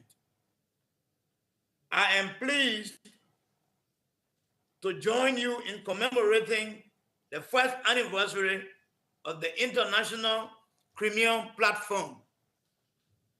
Liberia's participation is a show of solidarity with the government and people of Ukraine as they endure the ongoing encroachment of their sovereignty. We support a free and safe Ukraine. Our support is based on one of the cardinal pillars of our foreign policy objectives, which stipulates the promotion of peace and harmony based on the principle of non-interference in the internal affairs of other states. We hold the strongest conviction that there can never be a justification for the invasion and occupation of a sovereign state, as is currently being done by the Russian Federation in Ukraine, which is causing the indiscriminate death of civilians and massive destruction of infrastructure. For this reason, Liberia supports and joins the joint declaration of the International Crimean Platform to be done at the end of this summit by the participants. The Republic of Liberia condemns in the strongest terms the continued perpetration of violence and brutality in Ukraine. We believe that the exercise of the sovereign rights of a nation state is no justification for its plundering. We condemn to the maximum extent the continuous brutality and violation of the basic and inalienable rights of the Ukrainian people by the Russian Federation.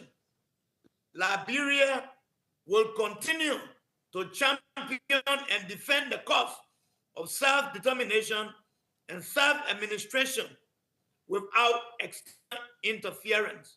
We call for an immediate end to the plunder of Ukraine.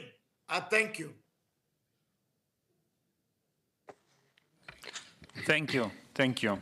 We were pleased to hear your message. You mentioned that Liberia is joining the declaration of the second summit of the Crimea platform. In this context, I'm also pleased to inform participants and our viewers that another African country, Niger, has endorsed the Crimea platform declaration. Its president will not be able to address us today, but this country officially informed us that they fully support the purposes of the declaration of the Crimea platform and are joining our format, which is also appreciated. Now I will take us back to Europe, and I would like to welcome Prime Minister of Romania, His Excellency Mr. Nicolae Ionel Ciucă. Your Excellency President Zelensky, distinguished heads of state and government, dear colleagues, before 24 February, few of us could have imagined the scale of destruction, of atrocities, and the human suffering that followed. During the past 6 months, the Russian aggression against Ukraine has created the gravest security and humanitarian crisis on the European continent since the end of the World War II, with extremely serious consequences worldwide. And with this illegal and brutal war, Russia showed the world that it is a state that does not shy away from blatant aggression, from breaking international law, including the international humanitarian law, that it is a state that openly pursues a policy of spheres of influence. Few of us thought this still could have been possible in the 21st century, although we witnessed the 2008 war in Georgia and the 2014 illegal annexation of Crimea. As this illegal war continues, we should stand firmly united in support of Ukrainians' independence, sovereignty, and territorial integrity within its international recognized borders. We should make clear time and time again that Ukraine, as well as all the other countries, including in the eastern neighborhood, have the legitimate and sovereign right to pursue their own security and foreign policy arrangements based on their own legitimate choices, free of any outside interference.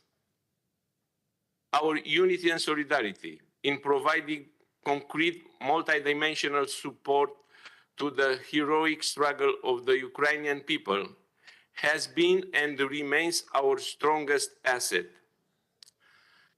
Russia failed to take into account this strong and clear response of the international democratic community as a whole, as it failed to recognize the determination of the Ukrainian people to defend their freedom.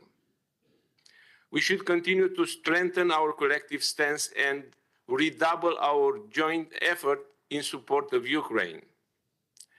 As the EU member state and NATO ally with the longest land border with Ukraine, Romania and the Romanian people have done their utmost to help Ukraine and the more than 2 million refugees that sought shelter from the war.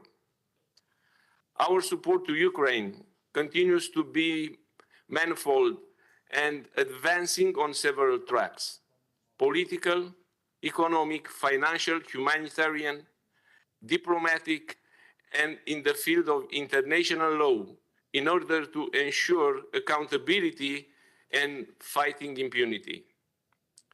Since the summit last year, the situation in the illegally annexed Crimea has become much worse. the repressive measures against Ukrainians, including Crimean Tatars, and the gross violation of their human rights have intensified. The aggressive imposition of education in Russian and of Russian curricula has continued unabated. The peninsula is heavily militarized and has been used as a launching pad for the military invasion of Ukrainian southern region and for launching missile strikes at civilians and civilian infrastructures in the rest of Ukraine. An ever more worrying trend has emerged using Crimea as a textbook case for forcibly and illegally integrating occupied Ukrainian territories into Russian control. The past has taught us over and over again that failing to firmly stand up for the rules-based international order carries a heavy price. 83 years ago to the day, on 23 August 1939, the Ribbentrop-Molotov Pact was the final preparatory step to unleashing the gravest catastrophe that humankind has known. Ukraine is fighting today not only to defend itself and its people, its territorial integrity and sovereignty, its freedom and legitimate right to join the European family, but also our shared values and principles that form the cornerstone of our way of life. We are duty-bound to support Ukraine with everything is in our power to resist and repel the aggression. We have to firmly stand with Ukraine. You may count on Romania, and Ukraine must win. I would like also to congratulate you for your National Day. Slava Ukraine. Thank you very much. Героям слава. Thank you, Prime Minister. And thank you for all the support that your country has provided to us. Now I would like to give the floor to the President of the Government of Spain, His Excellency, Mr. Pedro Sanchez. Dear participants, it is a great honor for me to be part of the second summit of the International Crimea Platform. The Crimea Platform has been crucial in fostering a strong international response condemning Russia's illegal occupation of the Autonomous Republic of Crimea and the city of Sevastopol, as well as the invasion of Ukraine that started last February. We're determined to defend Ukrainian sovereignty and territorial integrity within its internationally recognized borders, including its territorial waters. This was clearly shown during the recent NATO summit in Madrid. Spain reiterates its strongest condemnation against the unjustified aggression, including notably the temporary occupation of the Crimean Peninsula, where its illegal actions are blatant violations of international humanitarian law and human rights. We call upon Russia to withdraw from the entire territory of Ukraine within its international recognized borders. We're extremely concerned by the Russian occupation of Ukraine ports as it violates maritime laws and hinders the freedom of the traffic in the Black Sea, exacerbating food insecurity and threatening the lives of millions of people all over the world. Spain's political, humanitarian and military support to Ukraine has been constant since the beginning, delivering several tons of humanitarian aid and welcoming over 130,000 Ukrainians. We contribute to the European Peace Facility, and we also need to support the reconstruction of Ukraine. During the Lugano Conference on Ukraine's recovery, Spain announced a contribution of around 250 million euros channeled through the World Bank and the European Bank for Reconstruction and Development. In a scenario of long and protracted war, unity among partners and allies will be key. The role of the International Crimea Platform is essential as it unifies international efforts in its support to the heroic defense of Ukraine and its people. Thank you.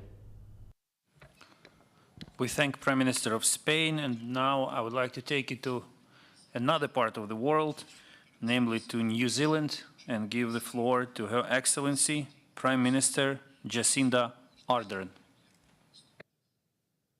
Mana, ina leo, ina iwi, ina raurangatira mā, tēnā koutou katoa, President Zelensky, Minister Shmihal, Excellencies and friends. In 2021, Aotearoa New Zealand signed on to support the Crimea platform in order to highlight our deeply held concern at Russia's ongoing violation of Ukrainian sovereignty and territorial integrity since 2014. Russia's actions since last year's meeting, and particularly over the last 6 months, have been an absolute affront to all of us. No matter a country's size, wealth or power, its borders are sovereign, and unilateral resort to military aggression to settle disputes directly contravenes the UN Charter.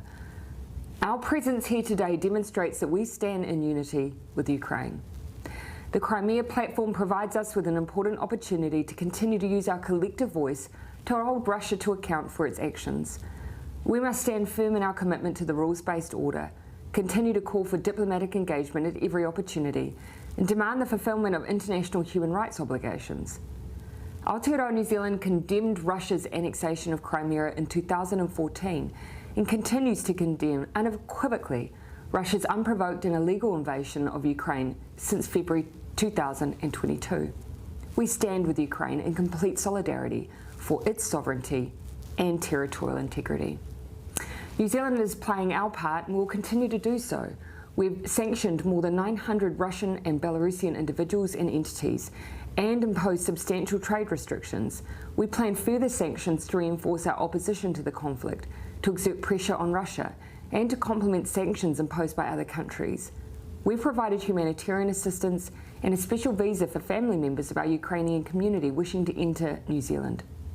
We're providing military and non-military assistance. Early in the invasion, we deployed our Defence Force personnel and assets to support Ukraine's response.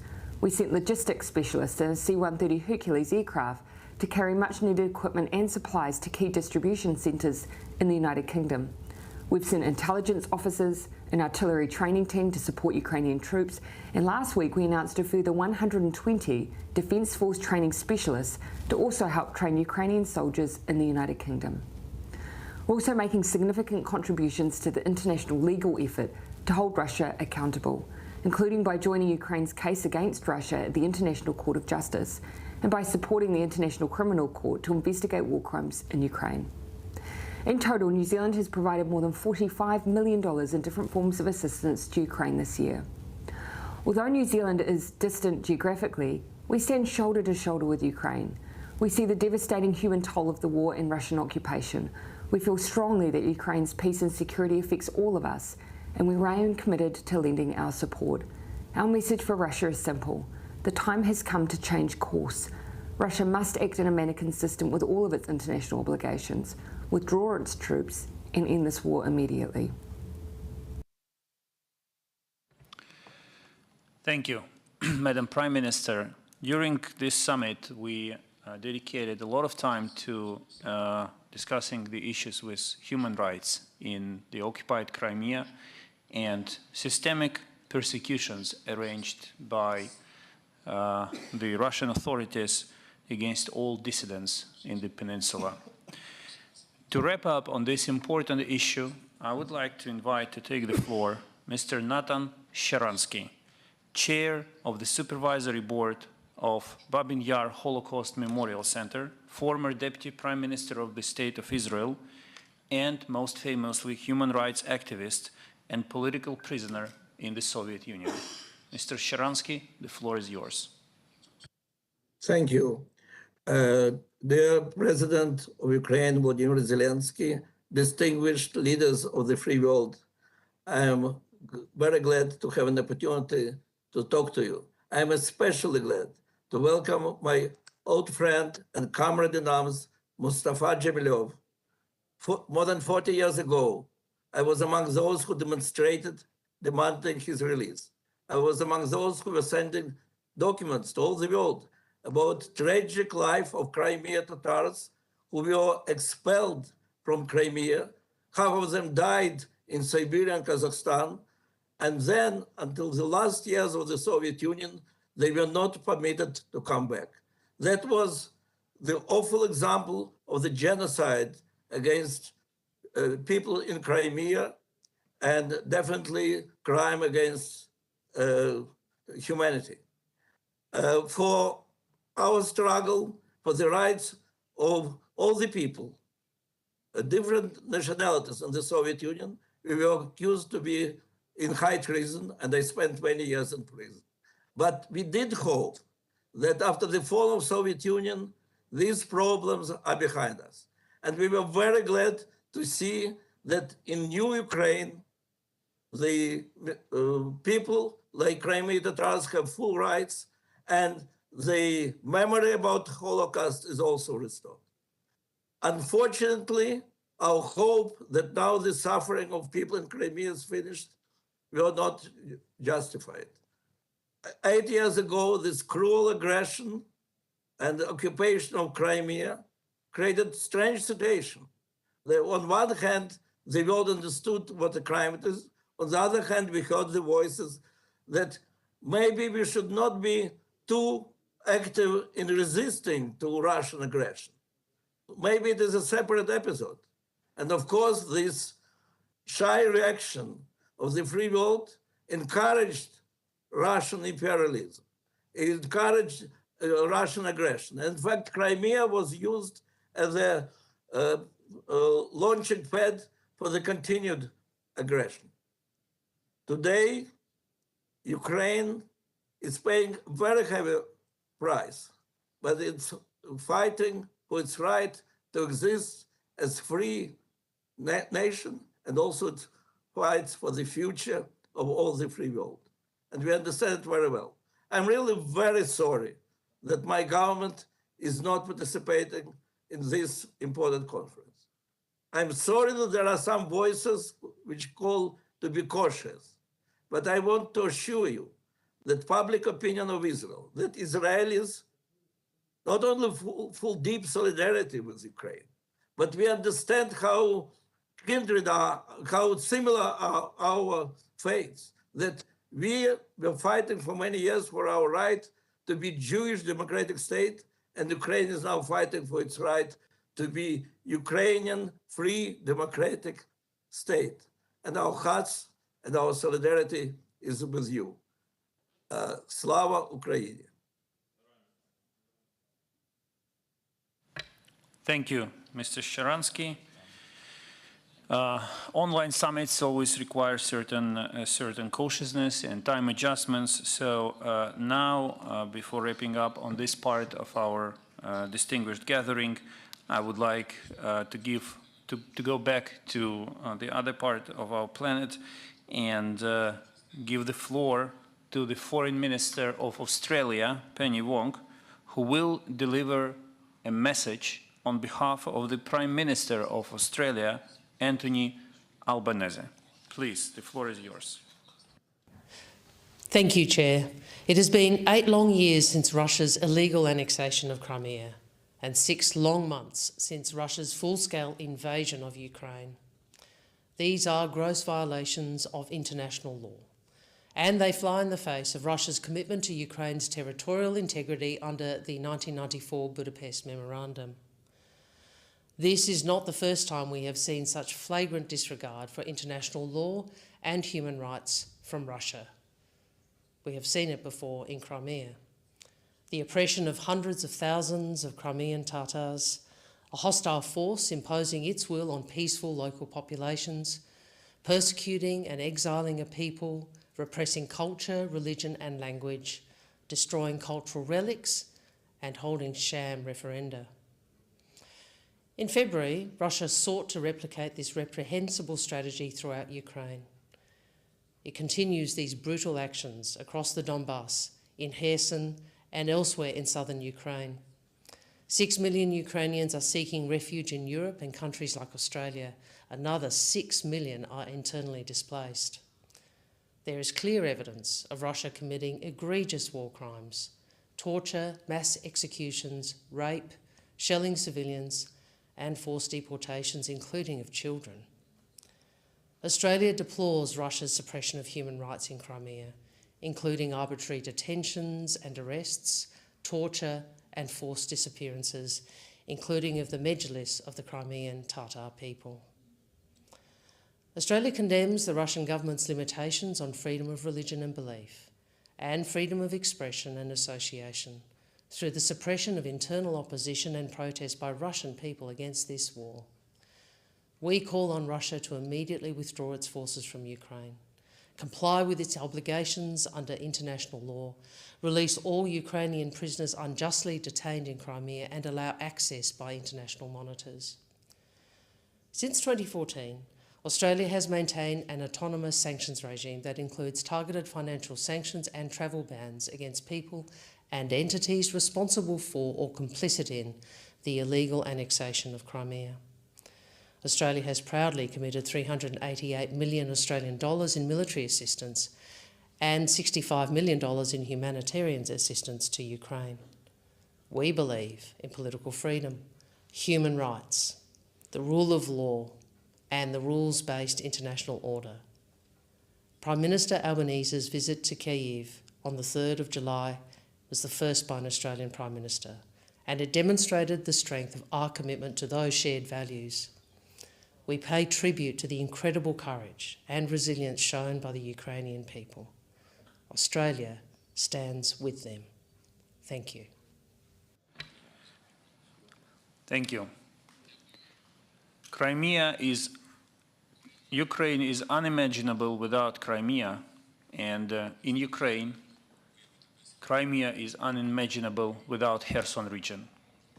Two neighboring regions of Ukraine.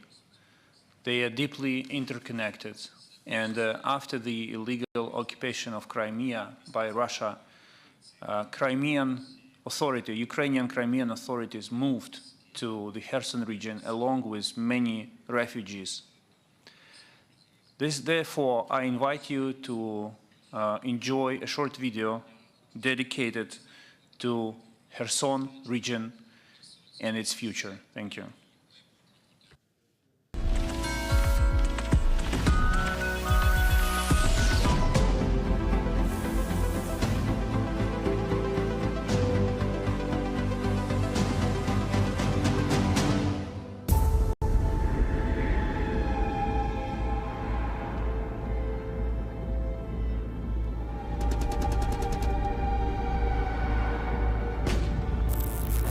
Black Horde from south.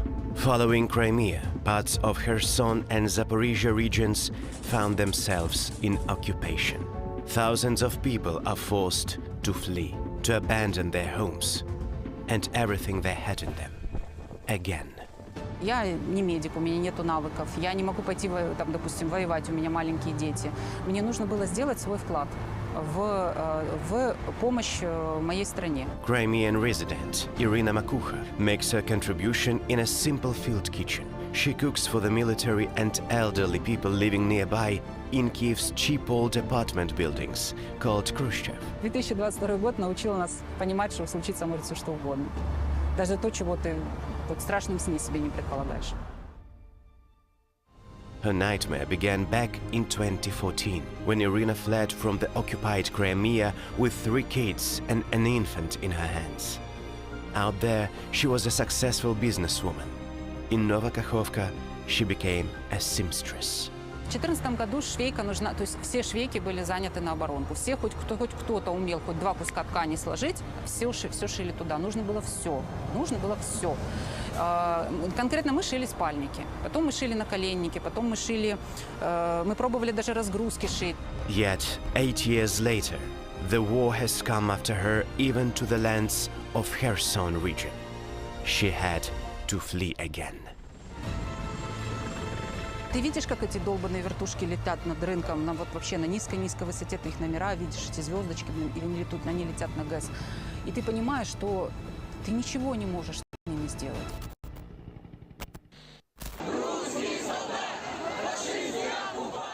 Те, що зараз відбувається на новоокупованих територіях, в Херсоні, в інших, це, власне, є прототипом того, що робилося в Криму. Крим був такою тестовою площадкою для ведення репресій, для зневолення людей, для подавлення такого видимого протесту. В Крым начали привозить арестованных уже вновь захваченных территорий с Херсонской и Запорожской областей. This story is also about the husband of Ksenia Mironova. As soon as the enemy army began moving towards Kherson, Denis, a former military, joined the ranks of territorial defense. Мой муж каждый день куда-то уезжал, говорил, что или там что-то доставали они топливо, или они там покупали этот хлеб. Каждый день мы выходили на охоту, можно сказать. Эти очередя, дети, конечно, наши, они не привыкли к этому. Когда мне ребенок за хлебом простоял 2,5 часа, вернулся, для него это было удивление, как будто в советские времена. The occupiers seized the city. They have immediately started cracking down on the locals. They tracked down Denis as well. Буквально за день до этого он обзвонил всех наших друзей и соседей и просил, чтобы они, если что, меня не бросали. Может быть, он что-то знал, догадывался или готовился, я не знаю. Invaders held Denis in a basement together with other captives. They beat him. They abused him. They sent him half alive to Crimea. He died there because of numerous injuries. У него было сломано 4 ребра, повреждено легкое. Но эти травмы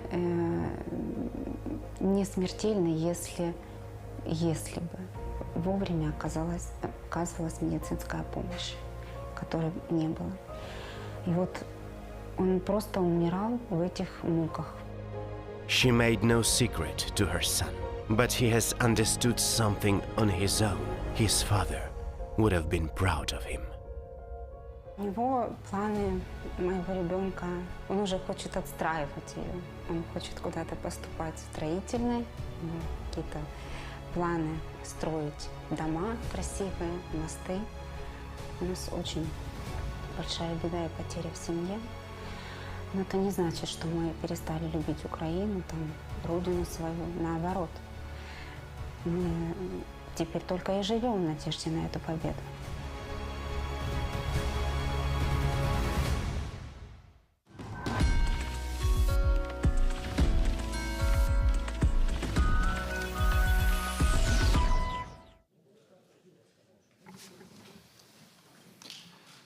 Dear participants, dear viewers of the Crimea Platform Summit, I am pleased to inform you that we are joined by the Speaker of the Ukrainian Parliament, the Verkhovna Rada of Ukraine, Mr. Ruslan Stefanchuk, and Prime Minister of Ukraine, Mr. Denis Shmyhal.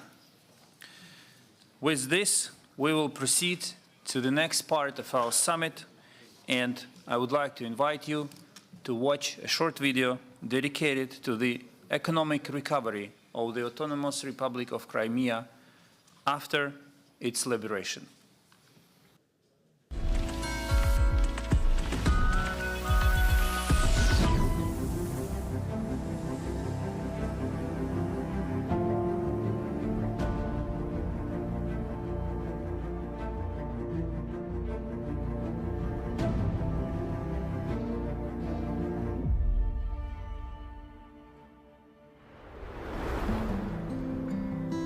The blooming land, tourist Mecca, Ukrainian Crimea has turned into ruins under the occupant rule. Its economy is experiencing a deep dive. Racketeering and political persecution make work impossible for thousands of Crimean entrepreneurs. Маски-шоу приїжджали, поліцейські, вимушували всіх покидати ресторан. top restaurant in Bakhchisarai and one of the best in Crimea. That is how Kemal Seytveliev's family restaurant was described. It has been that way before 2014, before the Russian occupants came. Там деякий час збирався меджліс, там був український прапор. Він був такою точкою, де дуже багато людей, які були проти цих подій, вони збиралися, говорили один з одним. Дуже швидко через це і закрили. Still, when some close down and prohibit, others give opportunities. Ukraine is already working not only on deoccupying Crimea, but also on developing the vision for the liberated peninsula. Зараз ми працюємо над стратегією економічного відновлення Криму після деокупації півострову. І ми покажемо ці рішення для наших громадян України, тобто яким чином Крим в економічному плані буде виглядати після повернення. І ми дійсно віримо в те, що ця привабливість в економічному плані, в тому числі Криму, буде сприяти деокупації півострову. Якщо рахувати загальні втрати, це близько 88 мільярдів доларів за цей період, от з моменту тимчасової окупації Криму. Ну і приблизно такий порядок потрібен буде інвестицій. Investments will restore the mining industry, agriculture and energy from ruins. The energy system of Crimea will become a part of the whole European one. Renewable energy sources will evolve. The new air hub in Ukrainian Crimea will bring to our country additional 1.5 million tourists a year. 5 million cars will take new roads, and the notorious Crimean Bridge will be safely dismantled. Sea transport will annually bring another 150,000 travelers to the peninsula. All 5 Crimean ports will be integrated into the unified maritime cargo system of Ukraine. Ukrainian institutions of higher and secondary education will return to the free Crimea. Indigenous people of the peninsula will be able to get an education in their native language. New institutes and museums will be established. Думаю, що буде таке відчуття, як і з Ізраїлем, що люди будуть повертатися і відбудовувати. Це десятки тисяч компаній, і вони не тільки в Україні, вони зараз по всьому світу є. The general recovery concept is based on simple principles. Incomprehensible to the aggressor and so clear to anyone from Ukraine. Ukraine's Crimea has to become open to the world, be independent in energy supplies, and rejoin the legal area. Become the best and the most secure place on the continent. And the integral mosaic uniting the variety of cultures. We want world-known hotel brands to come here. The road to them should be fast and convenient, both from Kiev and from European capitals, from our home to Rome. We will reopen beaches that have been savagely occupied and restricted.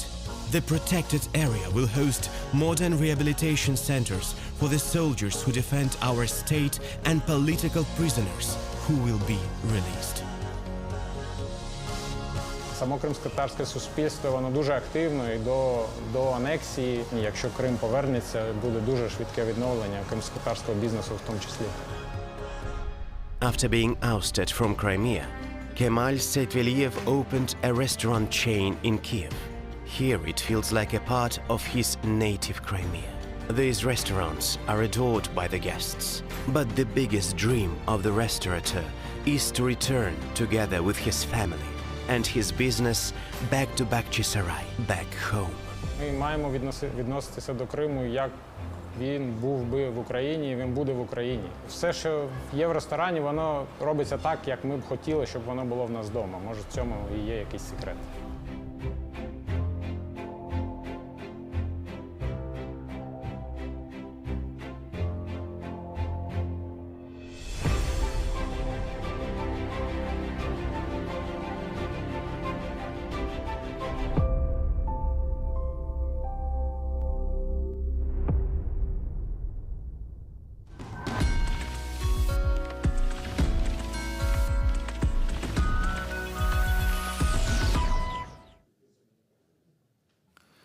It now gives me a particular pleasure to invite to take the floor Mr. Denis Shmyhal, the Prime Minister of Ukraine, to deliver his statement. Please. Шановний пане Голово Верховної Ради України, Mr. Speaker, Your Excellencies, dear friends and guests, ladies and gentlemen, Prime Ministers, Ministers, I would like to greet you, the Ukrainians, at our second International Crimean Platform Summit, United European Divided Ukraine from Uzhhorod to Luhansk, from Chernihiv to Sebastopol. This is a dream and vision of many generations of Ukrainians fighters for independence and freedom of our country.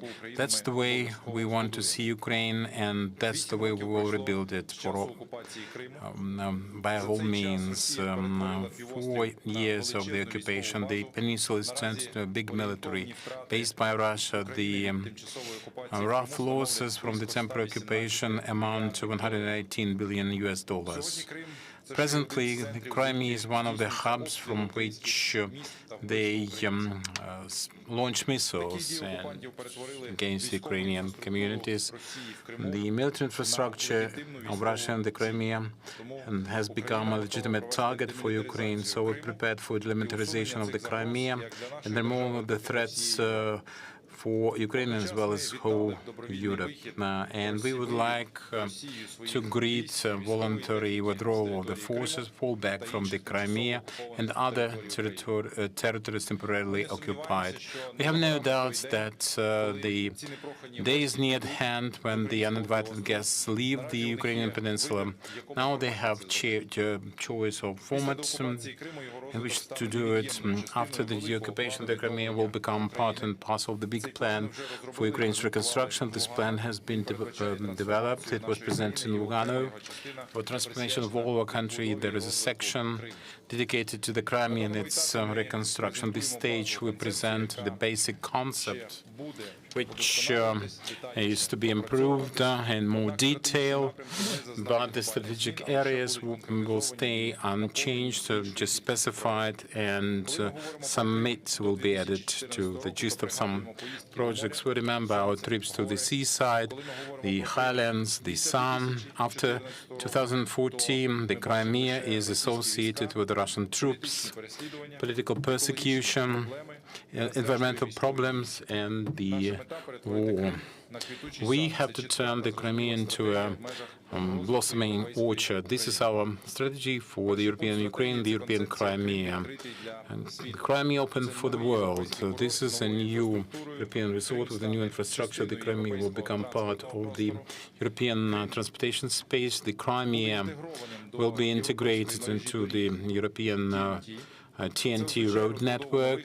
That will mean new roads leading to the Crimea by rail, with motorways and creation of a powerful aviation hub. This is another opportunity for the Crimea to come back to its status as one of the best resorts in Ukraine. Crimea 365, creation of infrastructure around the year, and development of hotels of the full cycles with the leading operators and developers, cult festivals, revival of the infrastructure for business, for conferences, construction of the biggest in the south of Ukraine concert hall. Such developments will invite to the Ukrainian tourist market citizens of the EU countries and other friendly countries. For airports alone, we can increase the flow of tourists by 1.5 million people annually. The energy component, we will have full-scale integration of the energy system of the Crimea into the Ukrainian grid, and that means instant integration into the NTSOE system of Europe. Development of renewables, also wind energy in the Black Sea and the Azov Sea, the great potential of oil and gas sector, removal of the military threat from the Russian Federation, deblocking access to more than 2 trillion cubic meters of the natural gas offshore. Ukraine, emphasis on binaries, And this is part and parcel of the environmentally friendly development of system irrigation, support of the heritage sites, grant programs for development of craft wines and agricultural products. That's the concept of the Crimea as a blossoming orchard. Flourishing Crimea is an action plan, not just a dream. So the environmental issue is very important now. Russia is consistently destroying wild nature, polluting soil and water. We have to introduce the European Green Deal course and the Green course. So development of the Crimea will take place in that kind of framework, introduction of environmental-friendly climatic standards for the business development, chemical industries, the status of resource for the ecological systems, rehabilitation of the soils and new water supply system, waste management, liquidation of the after effects of militarization of the peninsula. All these issues are important for systemic restoration of the environment of the Ukrainian peninsula. At the same time, Crimea is not just a separate individual territory developing in some kind of vacuum. It will develop as part of the united economic space of Ukraine under the big reconstruction plan. Back in 2014, the devastation of the security system started in the Crimea. Without bringing the Crimea back, it is impossible to reestablish the balance. On the day of our national flag, we have no doubts that our flag, our flying colors will be seen in Ukrainian Sebastopol, Simferopol, Yalta, and other Crimean, Ukrainian cities. The Crimea will blossom like all Ukraine. Glory be to Ukraine, glory be to our Ukrainian Crimea and the citizens of Ukrainian citizens of the Crimea.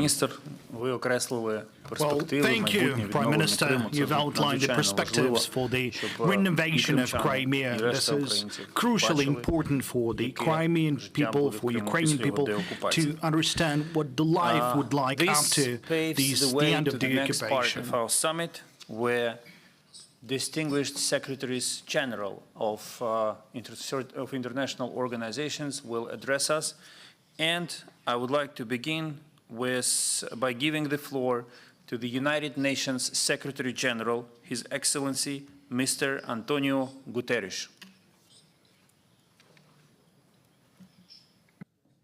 During my recent visit to Ukraine, I agreed with President Zelensky to convey a message on the position of the United Nations regarding the status of the Autonomous Republic of Crimea and the city of Sevastopol as part of Ukraine. I want to utilize this opportunity to reaffirm that the United Nations is guided by General Assembly Resolution 68/262 on the territorial integrity of Ukraine. In line with relevant General Assembly resolutions, I wish to reaffirm the commitment of the United Nations to the sovereignty, independence, unity, and territorial integrity of Ukraine within its internationally recognized borders. Respect for territorial integrity of states is fundamental to the international legal order. The territorial integrity of states is underpinned and protected by several of the great principles of the Charter. The principle of refraining from the threat of use of force in international relations, the principle of equal rights and self-determination of peoples, and the principle of the sovereign equality of states. This has been reaffirmed by the General Assembly in its Declaration of Principles of International Law concerning friendly relations and cooperation among states in accordance with the Charter of the United Nations, the so-called Friendly Relations Declaration. The territorial integrity of states is inviolable. Every state must refrain from any action aimed at the total or partial disruption of the national unity and territorial integrity of any other state. Most fundamentally, the territory of a state shall not be the object of acquisition by another state resulting from the threat or use of force. All of these represent bedrock principles and long-standing policies to which the United Nations is fully committed. In addition, in response to a request by the General Assembly in Resolution 73-263, I have also issued reports on the, and I quote, situation of human rights in the temporarily occupied Autonomous Republic of Crimea and the city of Sevastopol, Ukraine, end of quote. Since 2018, I have submitted 6 such reports. The Office of the High Commissioner for Human Rights continues to closely monitor the human rights situation. Thank you. We thank Secretary General of the United Nations and proceed to the Secretary General of the Council of Europe, Madam Maria Pejčinović-Burić. Thank you, Prime Minister Šmihal, Speaker of the Parliament Stefanchuk, dear Ukrainian friends, Excellencies. The Council of Europe is proud to participate in the Crimea platform.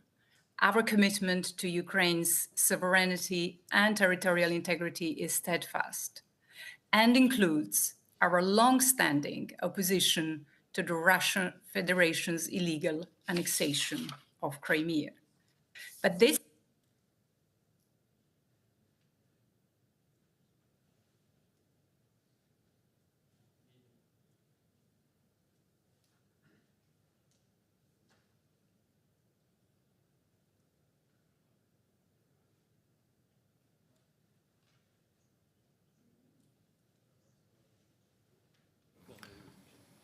Maria, if I may, we lost you. We cannot hear you. We can still see you, but we cannot hear you. Can you double check your microphone? Okay, yeah. Is it better now? Now we can hear you again. Thank you. Yeah. And our member states were right to expel the country from our organization earlier this year. Now our focus is on doing what we can to support Ukraine and its people. Our experts are helping the Office of the Prosecutor General as it investigates evidence of war crimes. With the Ukrainian authorities, we have agreed an adjusted action plan, bolstering institutions, including the justice system and the media, given the challenges they now face. And we are helping member states support Ukrainian refugees who have fled. It is also important to acknowledge that the situation in the Autonomous Republic of Crimea and the city of Sevastopol has further deteriorated. I heard first-hand accounts of this suffering last November when I met activists and others at the administrative boundary line near Kherson. And I was also able to talk about the issues at stake with leaders of the Mejlis of Crimean Tatars in May of this year. Since then, my team has held consultations with Tatar representatives and with other human rights defenders and civil society activists. And we will continue to work with them on ways to shed light on human rights violations. In June, I presented my first report on the human rights situation in Crimea. And this was followed by a decision of our member states to continue their monitoring of the situation. There are obvious limits to what can be done given the reality on the ground. But we will do all that we can, and our approach will respond as circumstances change. This is true for Crimea and for all of Ukraine. While in the country earlier this year, I was able to assure President Zelensky that the Council of Europe will continue to stand in solidarity with his country, as we all seek a just, sustainable peace grounded in international law, in which every Ukrainian is able to benefit from the human rights, democracy, and the rule of law standards that are theirs by right. And finally, congratulations on your Independence Day. Thank you. Thank you, Secretary General, for your kind words and continued support. The next speaker on my list is Secretary General of the Organization for Democracy and Economic Development, Guam, Ambassador Altai Efendiev. Шановні представники влади України, dear representatives of Ukrainian authorities, Mustafa Jamiliev, and honorable participants. Since I'm addressing you from the headquarters in Kiev, let me start by congratulating Ukraine with two national holidays, the Flag Day, State Flag Day, and the Independence Day that will be followed tomorrow.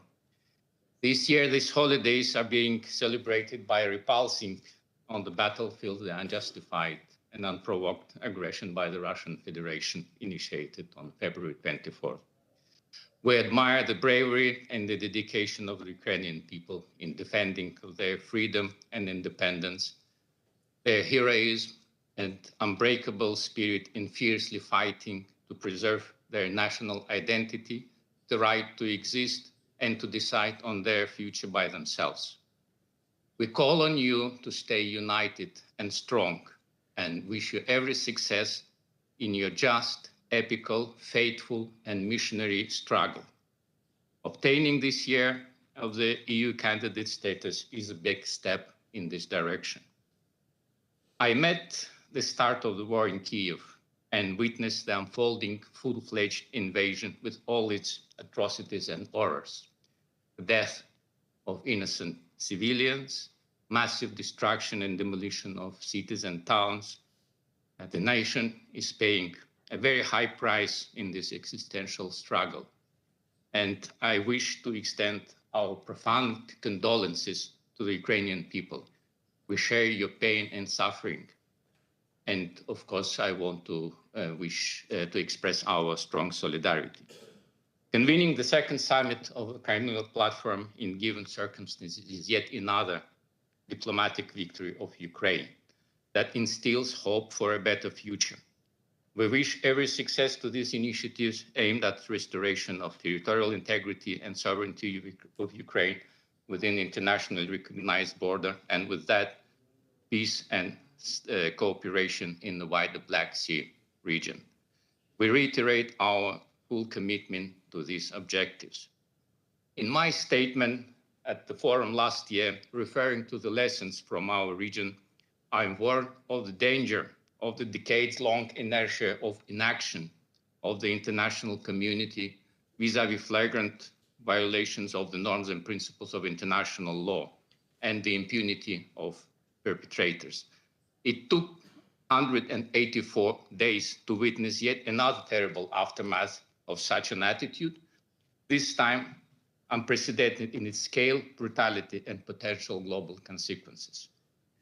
Conflicts and wars in our region, including this one, could have been prevented should the international community and its institutions have acted preemptively, uncompromisingly, resolutely, united, and forcefully in protecting law and basic principles of peaceful coexistence. Today, we are in need to critically reassess and rectify mistakes of the recent past, recalibrate the malfunctioning, discredited institution, redesign the whole system of international relations that would ensure rules-based, predictable, and peaceful coexistence among all nations, big and small. This collective initiative, this coalition of willing, growing, can be viewed as a step in the right direction. In the new security and cooperation architecture, the role of regional groupings based on common rules and shared visions and interests will significantly increase. The Guam organization can be one of such important regional pillars of stability and cooperation in the region of ever-growing strategic importance. From the very beginning of the war, we stand firmly with Ukraine in our unwavering support of its territorial integrity and sovereignty. Our member states consistently provide humanitarian aid and other non-military assistance to support Ukraine and its people at this extremely hard time. Additionally, region and member states encountered another enormous challenge because of this war. The national infrastructures of Guam states have been tested to their limits to cope with the exponentially growing volumes of transit shipments to Ukraine, as well as to serve as an alternative route in east-west transport corridor to replace the blocked and sanctioned route and suppliers. All mentioned on one side emphasize the significance of the geography of the region as a critical link, and the other even more emphasize the need to develop, modernize, and expand regional infrastructure capacities to withstand the increasing pressure. Guam responded to this challenge with its flagship initiative, the development of Guam Transport Corridor. I will share a map and will continue with the text. Sorry.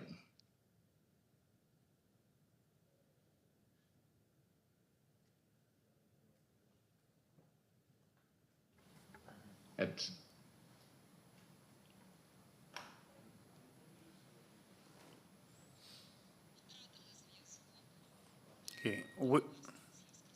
We lost, unfortunately, we lost the connection with the Guam Secretary General. He was close to concluding his remarks. We will be looking forward to receiving his remarks in full. In the meantime, I would like to proceed further. And another important international institution that has joined us today is the Organization of American States. I have the pleasure to give the floor to the Secretary General of this organization, Mr. Luis Almagro.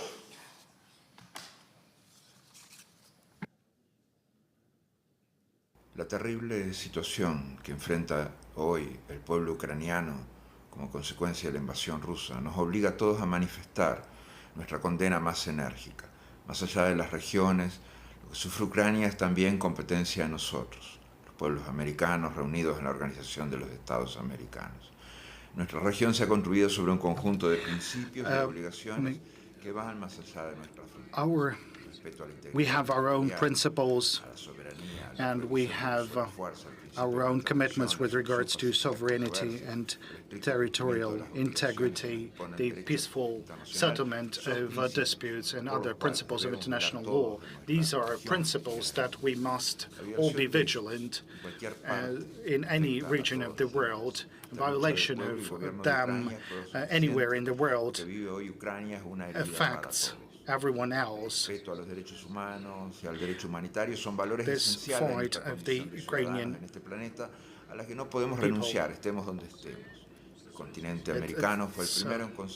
it has to do with all the platform, and the American continent was the first to affirm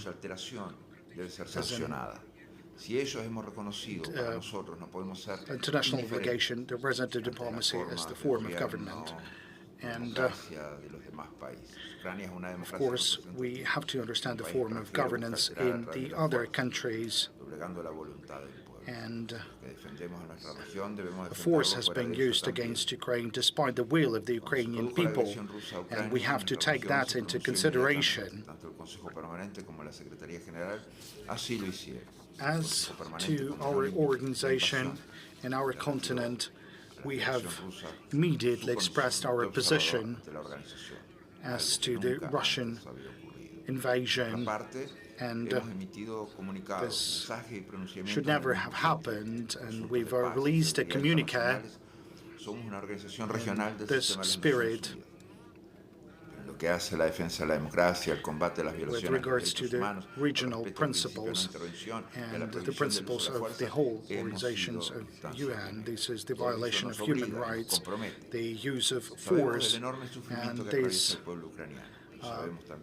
provides certain commitment for us. We offer condolences to all the suffering of the Ukrainian people. We know that we have to protect the values, the democracy, the respect to the territorial integrity of the country. These are the fundamental values. And now the floor remain in goes to the solidarity Secretary with General of the OSCE, Madam Helga Maria Schmidt. Excellencies, ladies and gentlemen, ever since 24 February, every OSCE Permanent Council agenda begins with the Russian Federation's ongoing aggression against Ukraine. The chair has been firm in ensuring that this topic remains at the forefront of our discussions. And indeed, the war waged against Ukraine is unprovoked and unjustified. It did not have to be like this. The OSCE has stood for security and cooperation since its earliest days, and options for dialogue were offered, including the renewed OSCE European Security Dialogue launched by the chairman in office in early February. But Russia chose force over dialogue, and the consequences are profound. My recent trip to Ukraine, together with our Polish chair, left an indelible mark on me of the impact of the war on society. And in the midst of this devastation, I felt from your citizens a deep respect for and trust in their country, in its leadership, in its people. I felt their desire to focus on building a better, a more peaceful, a more secure and prosperous future. In this light, the work of the OSCE is more urgent now than ever, both in practice and in principle. For almost 3 decades, we have partnered with the Ukrainian government and Ukrainian people to strengthen the foundations of a secure and prosperous society. We have built relationships with government and civil society, providing support and building capacity on matters of human security, environmental safeguards, good governance, and more. Today, the ongoing war is creating enormous needs in the country. Ukraine itself, Poland, Sweden and North Macedonia as the current troika, and the overwhelming majority of OSCE participating states have indicated their desire to see continued strong OSCE engagement and presence in Ukraine, which we will deliver through a new 3-year support program for Ukraine. When I traveled to Kiev with our chairman in office, Rao, in early August, our message was clear. The OSCE stands by the people of Ukraine. I was in Turkey only 2 weeks ago and welcomed the brokering of the Black Sea Grain Initiative that, as noted by the UN Secretary General, will help vulnerable people in every corner of the world. I also echo his call for peace in line with the UN Charter and with international law, and I will add the Helsinki Principles. The Helsinki Principles are the very foundation of the OSCE. They were essential in the past and remain essential now and in the future, notably respect for sovereignty, the inviolability of borders, and territorial integrity. These principles have been adopted by and applied to all OSCE participating states, and we must remain resolved. Resolved in our belief that the principled rules-based order remains the essential foundation for peace and security in Europe and beyond. Resolved in our demand for compliance with the Helsinki Principles, in letter and spirit, by those in flagrant violation of these principles. And resolved in our commitment to continue providing support to those who are vulnerable, including national minorities, as well as Crimean Tatars and Roma. We will continue to support Ukraine and its independence, sovereignty, and territorial integrity within its internationally recognized borders. And we stand ready to offer all the tools we have in the OSCE to help build peace and security. Thank you for your attention. Thank you, Madam Secretary General. We continue with the speakers on my list, and the next speaker is the distinguished representative of the United States of America, U.S. Secretary of State, His Excellency Antony Blinken. Thank you, President Zelensky, and all the representatives of Ukraine's government for the opportunity to participate in today's summit. To the Ukrainian people, I know it's a day early, but on behalf of all Americans, happy Independence Day. Respect for Ukraine's independence is at the core of the Crimea platform, as is the principle that every nation's sovereignty and territorial integrity must be respected, and no country should be able to redraw another's borders by force.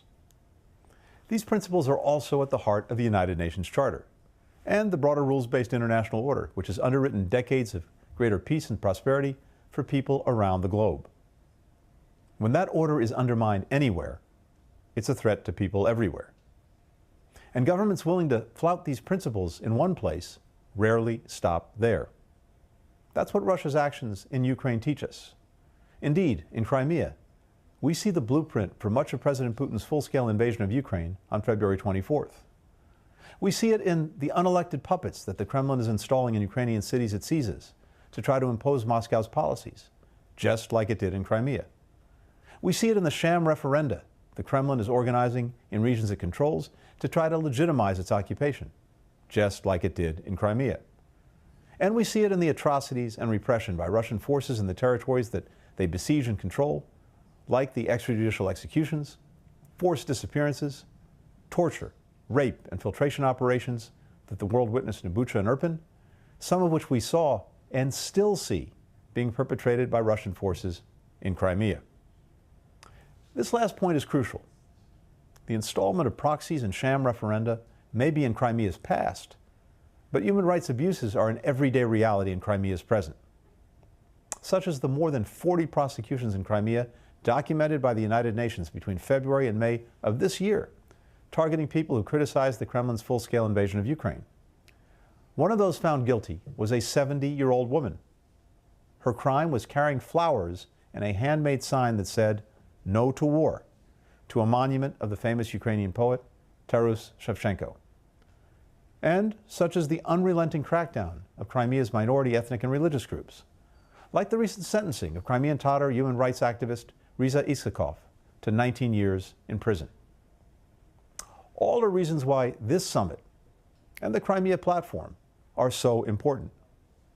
We must continue to insist that Crimea is Ukraine, just as Donetsk and Luhansk are Ukraine, just as every other part of the country is Ukraine. That was our position in 2014. It's our position in 2022. We must keep raising the costs and international pressure on President Putin and his enablers until the rights of the Ukrainian people and their sovereign country are respected. And we must continue to provide humanitarian, security, and diplomatic support for Ukrainians bravely defending their rights, as the United States has done and will continue to do. Not only for the people of Ukraine, but because when we stand up for these principles, rather than stand by, we help make people of all nations safer and more secure. Thank you. Thank you. And the next speaker on my list is Minister for Europe and Foreign Affairs of the Republic of Albania, Her Excellency, Madam Olta Gjachka. Thank you, dearly Minister Kuleba, President Zelensky, distinguished representatives of the Ukrainian government, distinguished guests. 1 year ago, representatives from our countries gathered in Kyiv for the launch of the Crimea platform. 1 year on, the number of participants as well as the level of representation from countries and organizations has grown. It is, I believe, not just a clear statement of support for Ukraine and unequivocal condemnation of Russia's illegal aggression against an innocent country, but also a clear recognition of the fact that it all began with the illegal occupation of Crimea in 2014. The current war, a senseless criminal war that has caused such suffering and destruction, has its roots in the occupation of Crimea and in the fact that at the same time, the world unfortunately failed to react properly to what was a blatant violation of international law, of the Charter of the United Nations, and by extension, of the whole rules-based order. The world's reaction was meek, and the price Russia paid for its illegal action was such that instead of serving as deterrence, served merely as encouragement for the current war. We have all seen over the past 6 months horrible scenes of tragedy and destruction unfold in front of our eyes. Bucha, Mariupol, and countless other places that we would have been hard-pressed to locate on a map until a few months ago have now become household names for the most tragic of reasons. The well-documented stories of the so-called filtration camps, of the forced resettlements of Ukrainian citizens in Russia, of the repressive measures against Ukrainian and Crimean Tatars, as well as the aggressive Russification efforts throughout the occupied areas, from the Donbass to Kherson to Zaporizhzhia, all carry in them echoes of a time in the history of Europe that we had hoped would have never repeated itself. Not only did this brutal war of aggression started with the occupation of Crimea in 2014, but the occupied Ukrainian peninsula and its territorial waters were used as a base for further occupation of Ukrainian regions. At the same time, Russian repressive measures in Crimea against Ukrainian and Crimean Tatar activists have become harsher in an attempt of cultural and political erasure of Ukrainian and Crimean Tatar communities, including aggressive Russification of and resettlement of civilian populations in order to change the demographic composition of Crimea. For us in Albania, for us in the Western Balkans, these crimes and these images hit a very raw nerve. Before Russia's illegal aggression against Ukraine, the Western Balkans were the scene of the last war in Europe. This is part of the reason why Albania has supported Ukraine and its heroic resistance to aggression to the best of its abilities, by being one of the first countries to send ammunition to Ukraine, by contributing at the Donors Conference, by adopting the necessary legal framework that allows us to welcome in our country Ukrainians fleeing the war, by aligning fully with all EU sanctions against Russia, and by doing our utmost at the Security Council, at the UN Security Council, as co-pen holders with our US allies to support Ukraine diplomatically and isolate Russia. But there is another reason too, perhaps even more important, why Albania supports Ukraine and why we believe every country that believes in the international law, that believes in the UN Charter, in the rules-based order, must support Ukraine until the liberation of all the occupied territories, the restoration of its sovereignty over all temporarily occupied territories, and the complete withdrawal of Russian forces from every part of the internationally recognized territory of Ukraine, because not doing so would endanger the entire international rules-based order, the entire security architecture upon which we all rely for peace and stability in the world, and would encourage every country and authoritarian leader in the world to embark upon the same course of action. I thank you for your attention. Thank you, Minister. We appreciate your intervention, and I'm pleased to give the floor to Minister of Foreign Affairs of Andorra, Her Excellency, Madam Maria Ubach-Font. Mr. Prime Minister, Minister Kuleva, Excellencies, ladies and gentlemen. On behalf of the government of Andorra, allow me to thank President Zelensky for the invitation to participate in the second summit of the International Crimea Platform on the eve of the 31st anniversary of the independence of Ukraine. At the backdrop of the current military attacks to Ukraine, the Principality of Andorra has decided to join the International Crimea Platform as a sign of its commitment towards the respect for the international law and the rules-based international order that are the foundations of multilateralism and the basis for trust, cooperation, and dialogue among the states. The current challenges and threats clearly outline that security, human rights, and justice are bound together. In this context, we support the practical and cross-cutting approach of the International Crimea Platform in its actions and initiatives aimed at the de-occupation and stability, as well as upholding the rule of law, the respect and promotion of human rights, and the humanitarian international law. To this end, Andorra welcomes and endorses the joint declaration of the International Crimea Platform. In this vein, Andorra condemns Russia's illegal annexation of the Autonomous Republic of Crimea and the city of Sebastopol on 18 March 2014, and the continued Russia's aggression against Ukraine that remains a serious threat to security and stability in Europe. The independence, sovereignty, and territorial integrity of Ukraine within its international recognized borders need to be respected. In those hard times, Andorra expresses its full solidarity with the people and the government of Ukraine. Since Russia's invasion of Ukraine last February, Andorra, a country of 80,000 inhabitants, hosts almost 300 refugees from Ukraine fleeing the horror of war and provides them resident permit, access to education, social insurance, and access to the labor market. On the other hand, the government of Andorra decided to join the European Union policy on sanctions against Russia and Belarus. To this end, the Parliament of Andorra adopted a law on March 3rd on application of international sanctions, as the concept of sanctions and its subsequent implementation did not exist in the Andorran legal framework. The Andorran government calls to a return to the diplomatic path. Dialogue must prevail.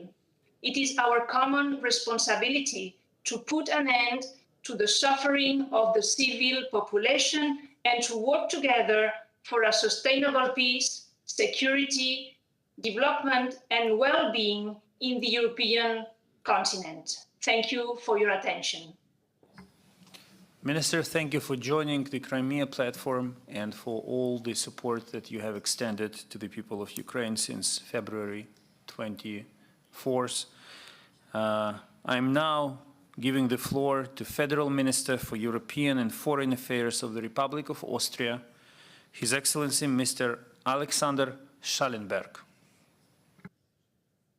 Thank you very much, dear President Zelensky, dear Chairman Stefanchuk, dear Prime Minister Smihal, and Foreign Minister Kuleba, my dear friend Dmytro, ladies and gentlemen.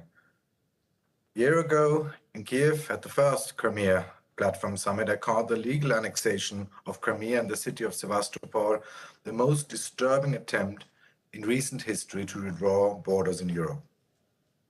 At that time, we didn't yet fully realize that this was only the tip of the iceberg of Russia's destructive and aggressive plans towards Ukraine. Tomorrow, we will mark 6 months since Russia has started the war against Ukraine. 6 months of Russia trying to redraw borders using tanks and rockets, something we haven't seen in Europe since the Second World War. 6 months of atrocities and war crimes. The pictures of Bucha and other towns will forever be engraved in our collective memory. There can be no impunity for such crimes. 6 months of families torn apart, losing their homes and their livelihoods. For 181 days, Russia has mocked international law and our security order.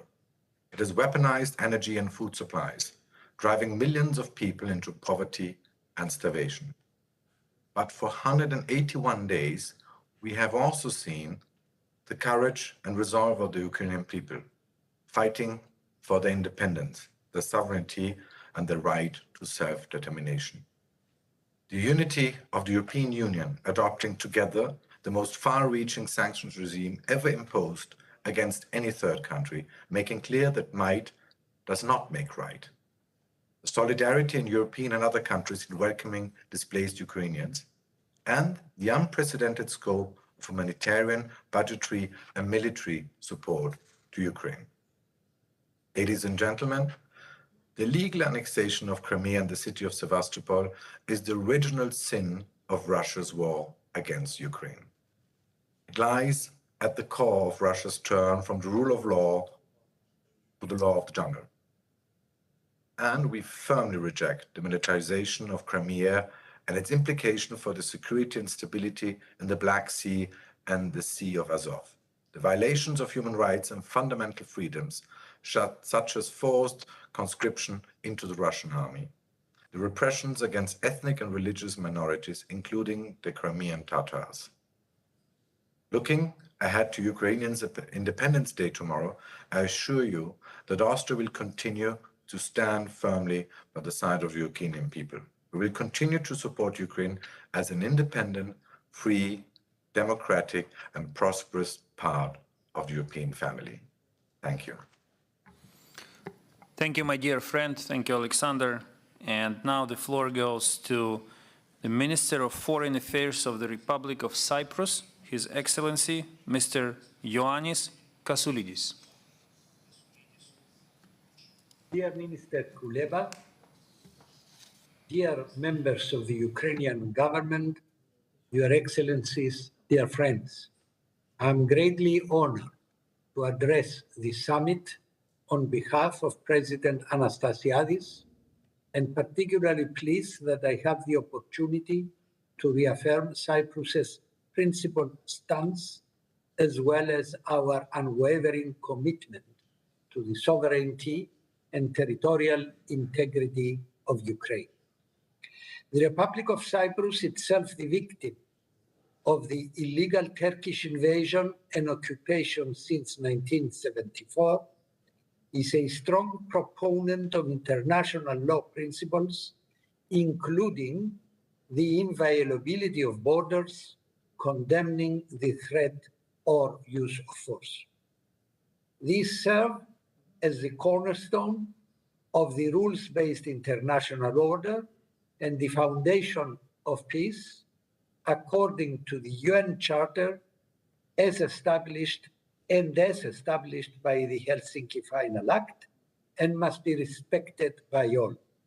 In this regard, we also support Ukraine's just claim to restore the territory occupied by Russia since 2014, and as a result of the ongoing war, and we condemn annexation.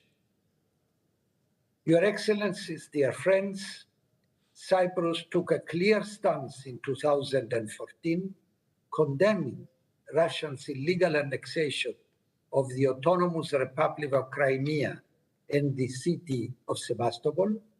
We did not hesitate to take a similarly responsible stance this year, further to Russia's illegal invasion of Ukraine. Our strong resolve to address actions challenging the international order and security has been evident by our determined approach to impose, collectively as EU member states, restrictive measures against Russia. Both in 2014 and in 2022, our decisions were not taken lightheartedly, but with full awareness of their impact on our own national economies. The determination and unity shown at international level is one that offers hope for the future, in particular as regards countering actions by countries defying international law. President Zelensky, dear Ukrainians, I assure you that the government and the people of Cyprus stand with the government and the people of Ukraine at these difficult times, and that we will continue offering our support so that peace and stability may prevail. Thank you. Thank you, Minister. And the next speaker on my list is Minister of Foreign Affairs of the Kingdom of Norway, Her Excellency Anniken Huitfeldt. Excellencies, colleagues, thank you for the opportunity to address the Crimean Platform Summit. What happened in Crimea 8 years ago was a warning of what was to come. It showed Russia's willingness to use force against a peaceful neighbor. It demonstrated the Putin regime's disregard for international law. It challenged the European security architecture. For the last 6 months, we have witnessed the full brutal scope of Russia's intentions. Russia's war against a peaceful neighbor is shocking. Norway strongly condemns Russia's aggression against Ukraine. We call on Russia to end the war and pull back its troops from Ukraine's territory. This includes Crimea and its adjoining territory waters. Russia's human rights abuses in Crimea was also a warning. It was an example of what happens in an area where Russia takes control with force. We have seen countless examples of this since February. The stories from Bucha, Irpin, Mariupol, and other places have made a lasting impression on all of us. They remind us of what the Ukrainian people is bravely fighting for and what they are up against. Russia has underestimated the ability and willingness of the Ukrainian people to defend their country and their freedom. I think we are all deeply impressed by the resilience of the Ukrainian people, by its military and political leadership in the face of a stronger enemy. Russia has also underestimated the unity and resolve in Europe and across the Atlantic. The war has put us to the test. So far, European countries and our partners have met this challenge with unity. The message from today's summit is that our resolve remains strong. Norway will keep to this, contributing to this unity. In face of the Russian aggression, we have provided substantial support. The Prime Minister announced a significant increase in this support when he visited Kyiv last month. We also remained aligned with the EU sanctions against Russia. We'll do what we can to uphold the pressure on Russia. We will keep demanding that Russia ends its war and its occupation of Ukrainian territory, including Crimea, because Crimea is Ukraine. Thank you for your attention. Thank you, Anniken. The next speaker on my list is Minister of the National Defense of the Portuguese Republic, Her Excellency, Madam Helena Carreiras.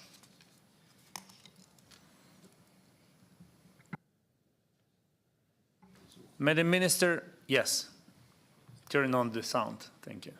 Okay, thank you very much.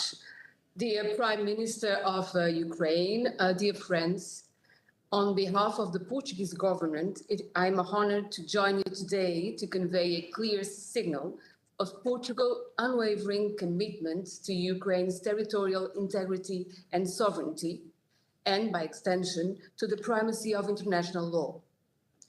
On February 24th, the world was painfully reminded of how illegal and unresolved territorial occupations can serve as a springboard to further conflicts.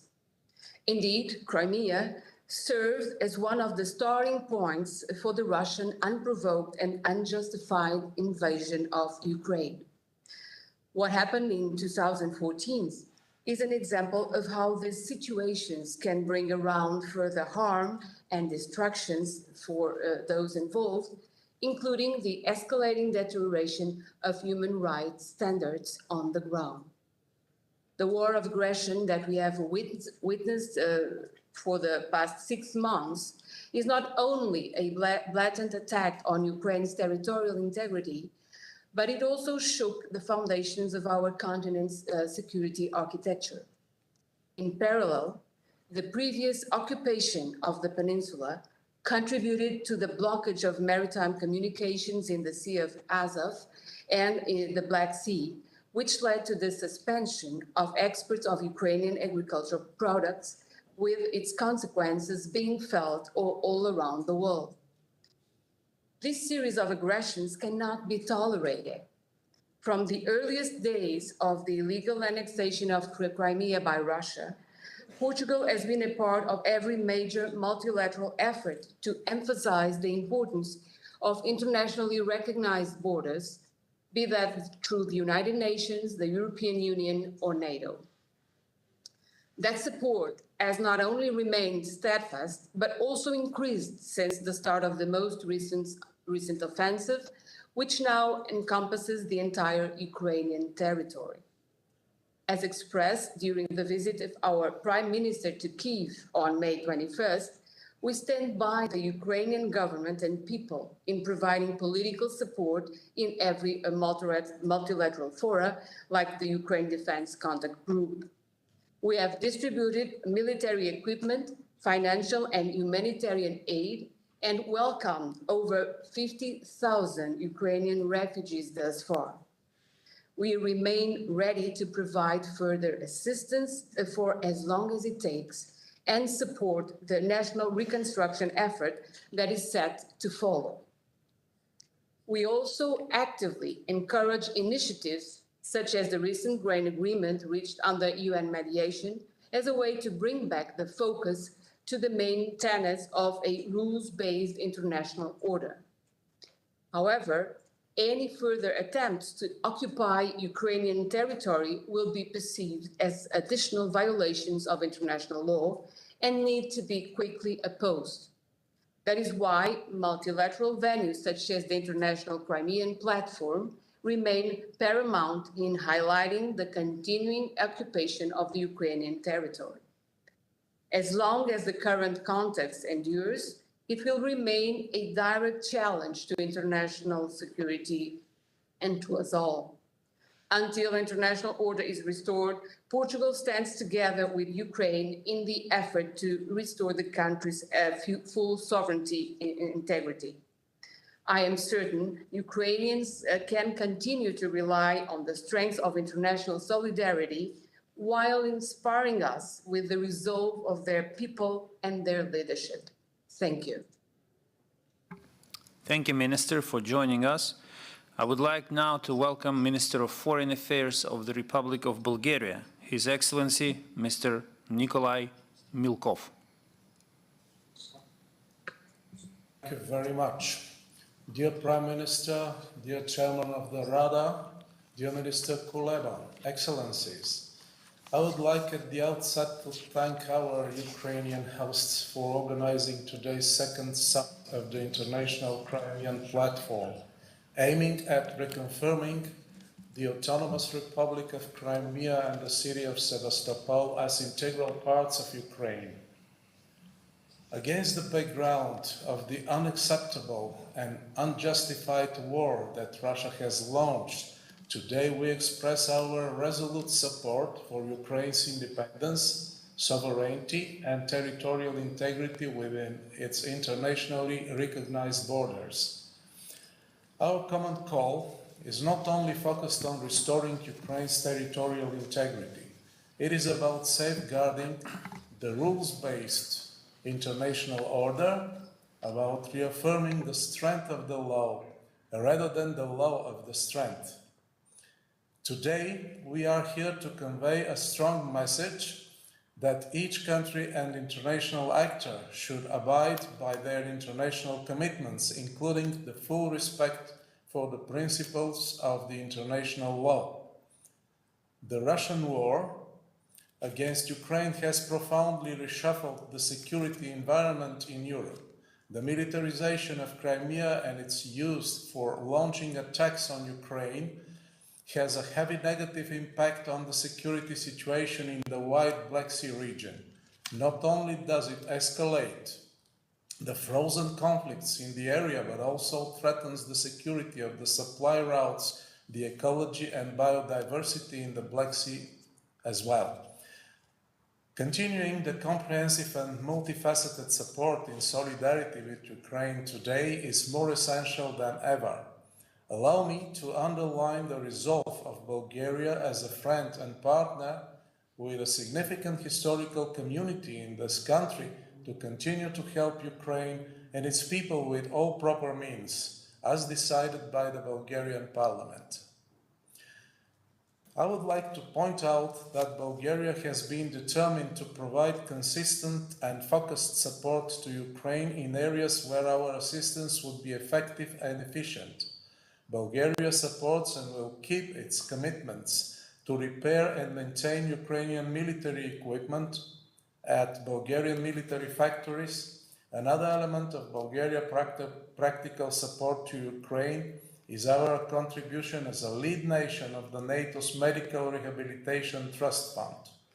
Objectives of the Trust Fund include to give injured Ukrainian military personnel access to appropriate rehabilitation services, as well as to assist capacity building in Ukraine to deliver such services, including by equipping of Ukrainian medical facilities and by providing vocational training for medical specialists. Up to now, 197 members of the Ukrainian armed forces have received medical services and rehabilitation in the healthcare facilities of the Bulgarian Military Medical Academy.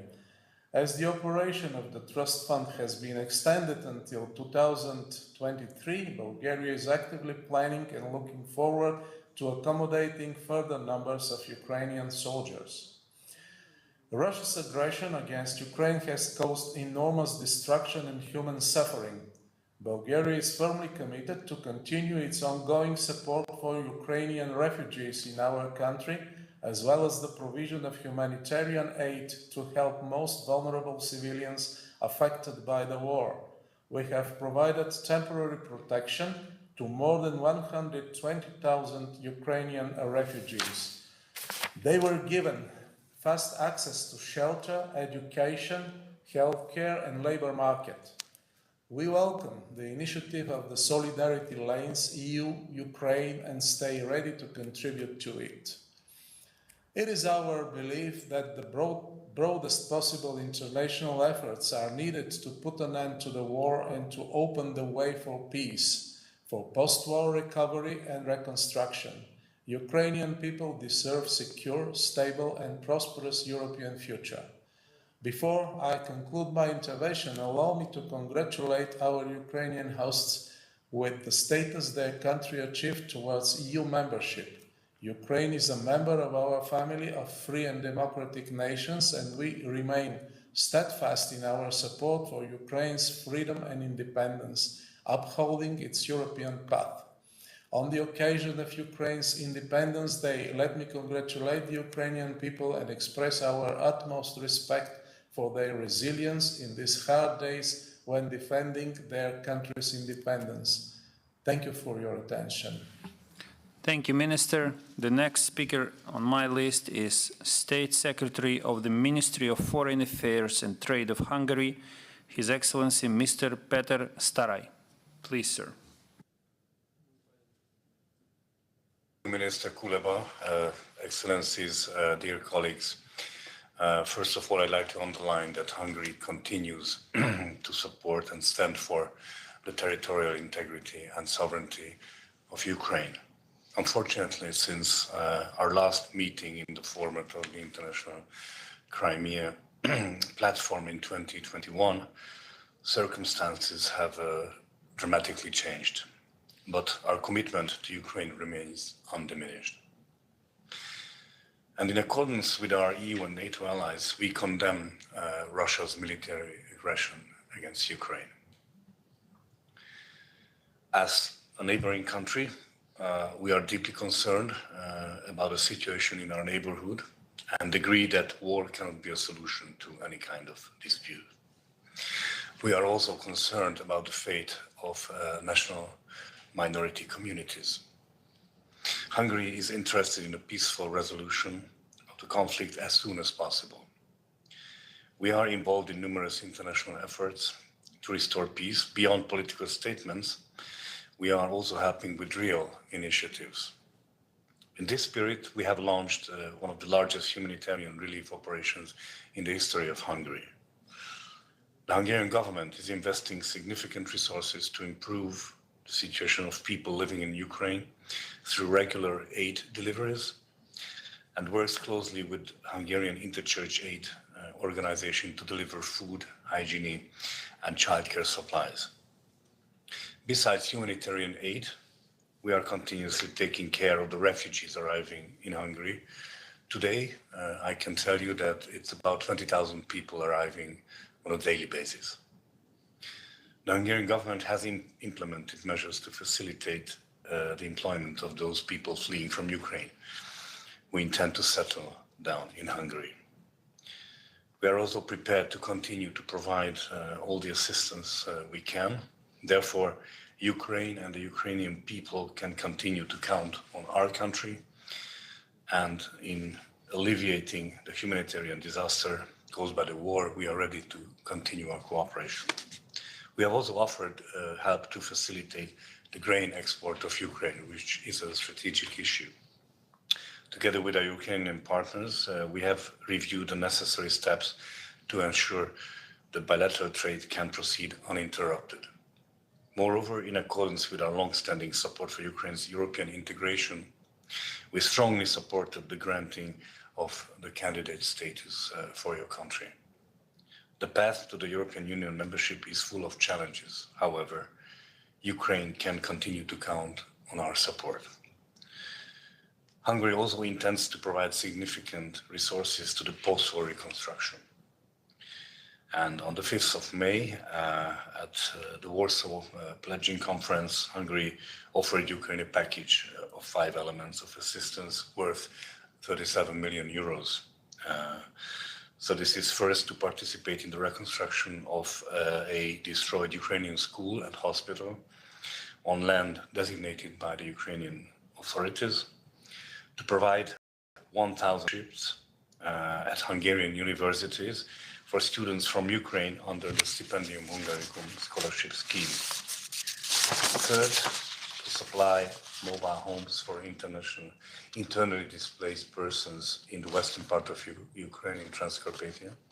And fourth, to provide care for injured Ukrainian soldiers in our hospitals without any limitation in numbers, and medical care for 130 children, Ukrainian children in Hungary. And I can also tell you that there are about 4,000 Ukrainian children spending their holiday this year in Hungary. Finally, I'd like to close my remarks. Thank you for your attention, and I wish you all peace as soon as possible. Thank you for your attention. Thank you. Foreign Minister of the Republic of Malta, His Excellency Jan Borg, was supposed to join us. For technical reasons, it doesn't seem to be possible, but he authorized his ambassador, Mr. John De Bono, to deliver his address to the participants of the summit. Your Excellency, the floor is yours. Honorable Prime Minister, Mr. Speaker, Minister of Foreign Affairs and colleagues, 8 years from the illegal annexation of Crimea and Sevastopol by the Russian Federation, Malta joins other participants in this platform to reiterate the steadfast commitment to Ukraine's sovereignty and territorial integrity within its internationally recognized borders, also extending to its territorial waters.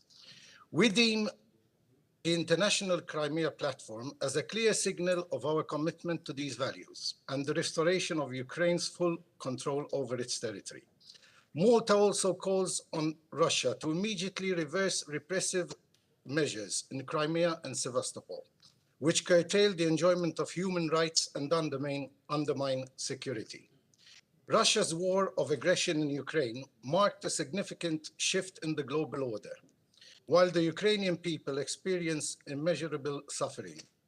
To this end, Malta adds its voice to the condemnation of the Russian invasion of Ukraine and Russia's use of the illegally annexed Crimean Peninsula in its ongoing war.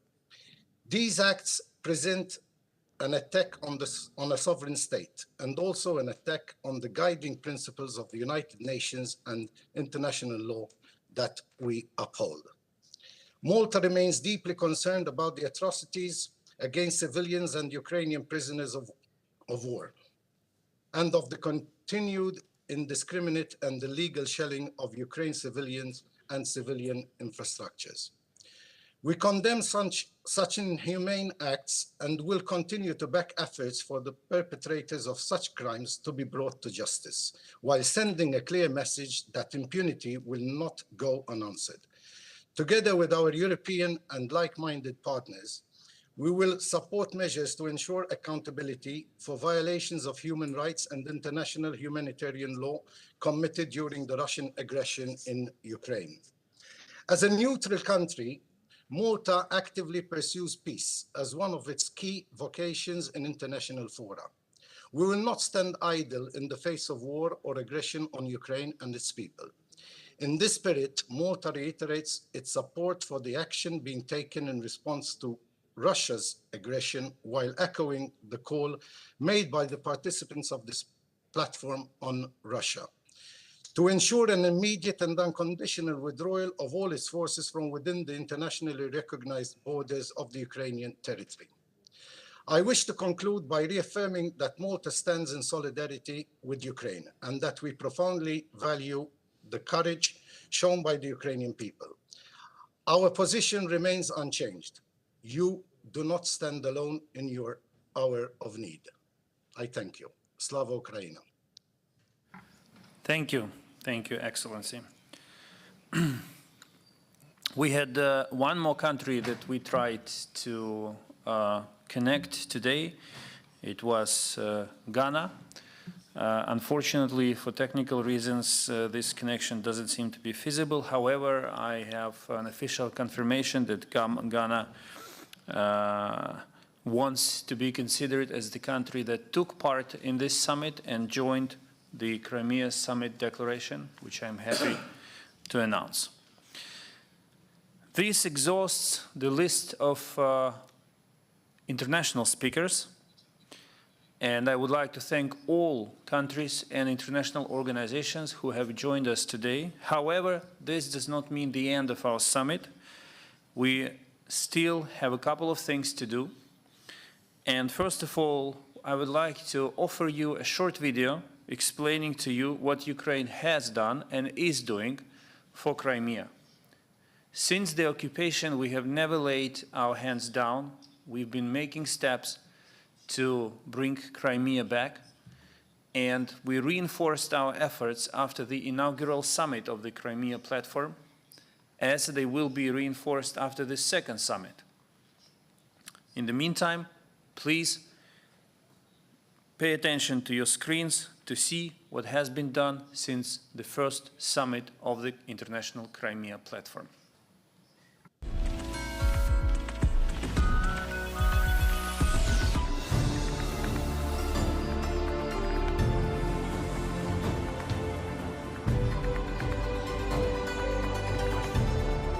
In the focus of the world and on the agenda, in a year since the first summit of the Crimea platform, Ukraine as a state has moved mountains in the Crimea issue. Був ухвалений фундаментальний закон про корінні народи України. Цим законом визначаються права корінних народів та представницькі органи корінних народів. Наша ж держава рідна для народів, чиї національні культури і прагнення формувались в Криму. And the legislative changes haven't stopped here.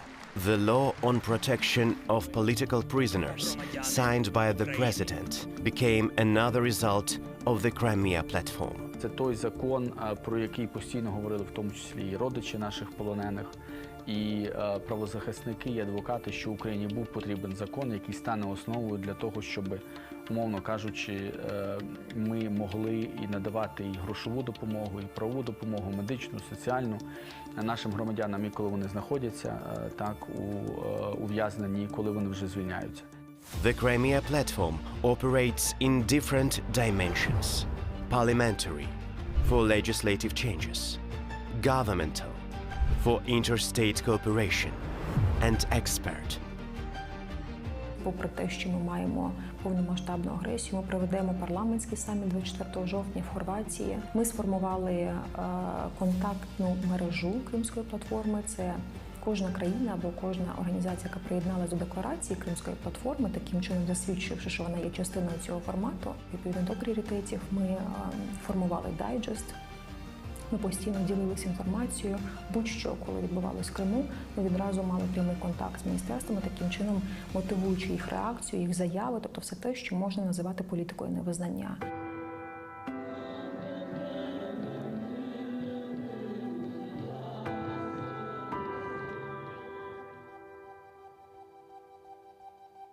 Ми напрацьовуємо рішення по амністії, ілюстрації, праву власності, питанням колабораціонізму на окупованих територіях.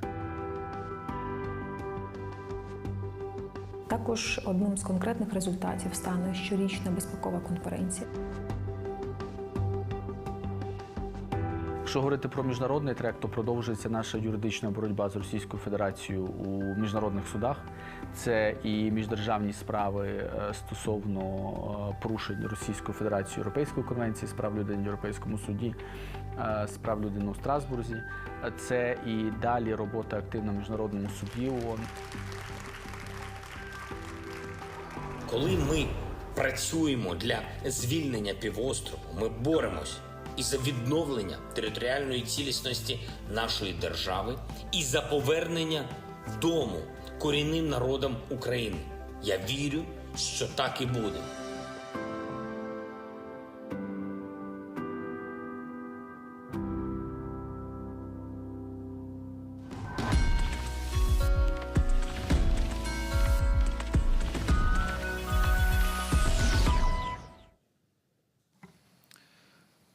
Since the first inaugural summit of the Crimea platform, Ukraine has emphasized the importance of parliamentary diplomacy and the parliamentary track of the Crimea platform. Therefore, it gives me particular pleasure to now give the floor to Mr. Ruslan Stefanchuk, Chairman of the Верховна Рада of Ukraine. Пане голово, будь ласка. Дякую. Speaker, please. Esteemed ladies and gentlemen, presidents, prime ministers, ministers of foreign affairs, your excellencies, dear friends. The second summit was summoned on the initiative of President of Ukraine, Volodymyr Zelensky. It's coming to its end, but at the same time, it is opening some new doors for the widespread consolidated international action aimed at protection of fundamental rights, freedoms, interests of the Ukrainian people in the annexed Crimea. And it's coming back to its natural environment in Ukraine. This discussion proves again that the Crimean issue still claims one of the priority lines in the international agenda. So this is about compliance with the international law, stability and peace in interstate relations. Our staunch position in the Crimean issue has to demonstrate the aggressor that whatever their assertions and their claims and attempts, the reaction is going to be rapid, powerful, and severe. This is the example of heroic fight of a big, freedom-loving people for independence, security, and freedom. Appeasing aggressor, delays with the reaction, and trying to put up with the appetites, just make them bigger and lead to irreparable losses, human lives, territories, time, effort, and this is wasting a lot of time and effort that could have been used for solving the issues. As a result of that, with the full-scale war, the temporarily occupied Crimea served as a bridgehead to invade Kherson region, and also acted as a logistical hub for the aviation raid and missile impact and bombardments covering practically all the territory of Ukraine. But feel the difference, please. Unlike the Russian Federation that turned the Crimea into an armed, heavily armed stronghold of their military ambition, we created this platform, practical steps to protect our citizens, restore historical justice and bring the world back to normal. The Parliament has always been and will always stay the strategic venue to adopt key legislative solutions for legal support of our citizens, assistance to them, consultation with the international community to counteract the aggressor. You heard from our President Volodymyr Zelensky that the Parliament adopted the law on the 1st of July last year on the indigenous peoples of Ukraine. In addition to that, we adopted a package of acts making void the laws on free economic zone that was very much in the way of implementation of their rights, and the final stroke was delivered by the President with his signature. Social and legal protection of the people who are deprived of their freedom because of the armed aggression against Ukraine, and there was an important resolution of the Parliament on protection of the Crimean Diocese of the Orthodox Church of Ukraine. Now we are working on a whole set of other statutes to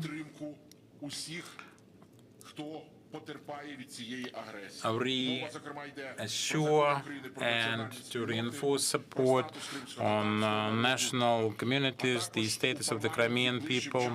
In the nearest future, we'll have a special hearing dedicated to the strategy of the occupation and reintegration of the Crimea. I would like to assure you that the Parliament of Ukraine are ready to provide for the society, President and the government support for all the activities aimed at protection of the Ukrainian citizens in the Crimea suffering because of the annexation, occupation, for reconstruction of the Crimea after the deoccupation, to attract investors and donors. So the key role of the Parliament is played in livelihood for the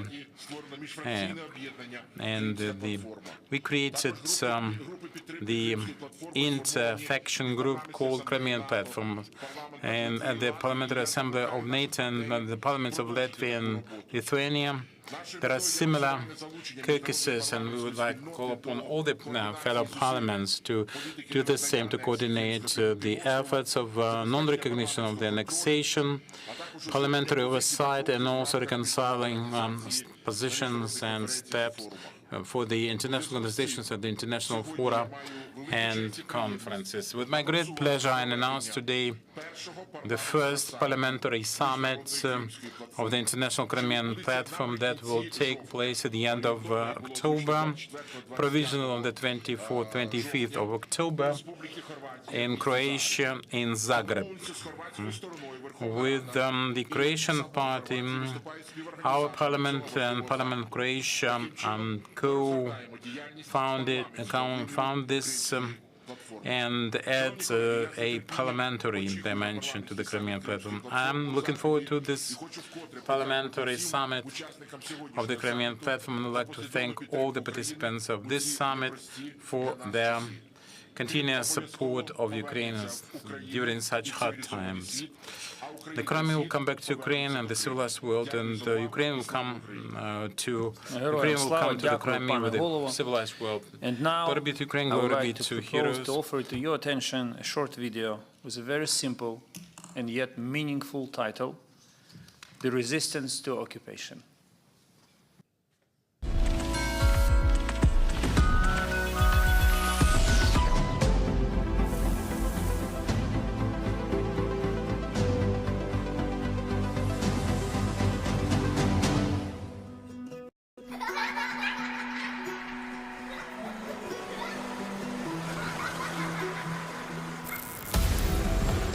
Despite repression and threats, despite lawlessness, resistance on the peninsula never stopped. Мене звати Олександр Кольченко. Я кримчанин, колишній політв'язень Кремля, один з багатьох інших. 24 лютого цього року, із повномасштабним вторгненням Росії в Україну, всі маски були скинуті. І як і тоді, так і цього разу я одразу доєднався до спротиву, бо знав, що таке сучасна Росія. Despite repression and threats, 25-year-old Vasil escaped from Crimea and joined the armed forces of Ukraine. Я дуже швидко обучаюсь, та в мене дуже високий рівень мотивації. Я готовий тренуватись, обучатись та з кожним днем ставати краще. For 8 years, Vasil has been part to the Ukrainian cultural resistance in the occupied peninsula. Вони прекрасно знали мою позицію, тому що я двічі був на допиті в Сакській окупаційній поліції. Стали там лякати тим, що мобілізують мене в армію РФ, чи там якось фізично будуть намагатися мене ліквідувати. Я прекрасно розумів, що там в будь-який момент за мною можуть прийти, і у мене з 24 лютого був зібраний рюкзак, щоб якщо там стук в двері, я міг його схопити та вистрибнути через балкон. He remembers clearly who he used to be before the war. Конечно, помню. Очень хорошо помню. Если даже сам забываю, то дети напоминают. But he remembers much better why he took the arms. Issa Akayev, a civil engineer by profession, since 2014 fights against the occupants as the head of the volunteer unit Крым. Как для мусульманина, в первую очередь, так и как для крымского татарина, я понимал, что мы должны сопротивляться, это наша прямая обязанность. Мы должны защищать свою землю, свою религию, свою честь, свою жизнь. While some people take up arms, others, those staying in Crimea, under constant surveillance by the occupation intelligence service, still join the resistance, risking their own freedom and lives as well. Це не просто і не тільки соціальна активність, пости, поодинокі марші, мітинги, протести. Це дуже такі побутові речі, якими люди намагались демонструвати свій опір. Наприклад, салюти в новорічну ніч не за російським часом, а за київським часом. Манікюр дівчата робили в жовтні. Наприклад, серветки на весіллях, на днях народженнях, на яких сімейних зібраннях жовто-блакитні разом з кульками. І таких ознак опору їх дуже багато. Накладывают обычно огромные штрафы. К штрафам присоединяется весь практически народ. Собирают деньги для того, чтобы выплатить этот штраф, но собирают этими 10-рублевыми монетами. И когда приносят мешками, в соответствии с законом, ваши же деньги, по 15-16 килограмм мешками приносят, чтобы выразить свое презрение к оккупанту. Зараз в Криму сотні тисяч людей, які не підкорилися російській окупації, які не приймають її, залишаються відданими українській державі. Вони живуть великими очікуваннями і надіями. І кожний такий хоча б малесенький переможний крок Збройних сил України збільшує їхні надії, їхні очікування. Україна, Крим! Україна, Крим!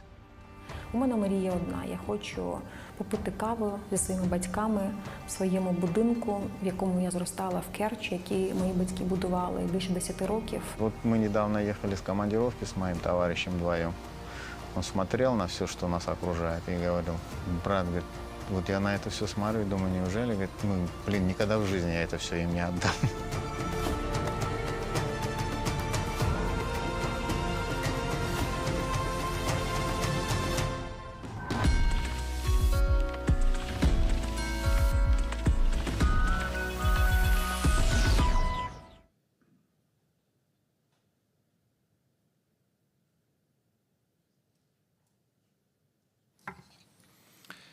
Distinguished participants of the summit, dear friends, it was my honor to moderate this summit that brought together 60 delegations. Now it's time to wrap up and sum up. Imagine that Crimea was under Ukraine's control and Russia had never occupied it. We would have avoided many tragedies and problems. This is why the restoration of Ukraine's territorial integrity and the return of Crimea under Ukraine's control remains the most effective way to guarantee European and global security. The International Crimea Platform is the only existing international fora aimed at achieving this result by diplomatic and political means. Today's broad involvement of states and international organizations proves that everyone understands the danger and what is at stake. The deoccupation of Crimea will bring a powerful warning to other dictators and revanchists around the globe.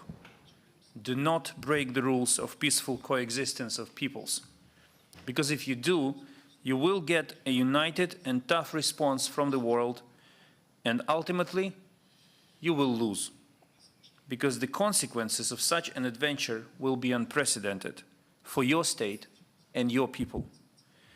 It is extremely important for the whole world to send this message together, to unite efforts to achieve this, and this is exactly what we have done today. Today, our Crimea Platform family has become stronger, larger, and broader geographically. We welcome new countries and international organizations that have joined us, that decided to share our common principles and struggle for the right cause. I'm deeply grateful to each and every of you. We are united by the same values of respect for each other's sovereignty and territorial integrity, in respect for everyone's choice of their path. I have no doubts that the Crimea Platform will continue to grow and act as a coalition of the willing. Today's meeting marks the beginning of a series of relevant international activities. We plan to hold at least 2 high-level events by the end of 2022. First, the Parliamentary Summit of the Crimea Platform in Zagreb, already mentioned by the Speaker of the Parliament. It will officially inaugurate the platform's parliamentary track, and we are grateful to our Croatian friends for supporting our initiative and demonstrating hospitality.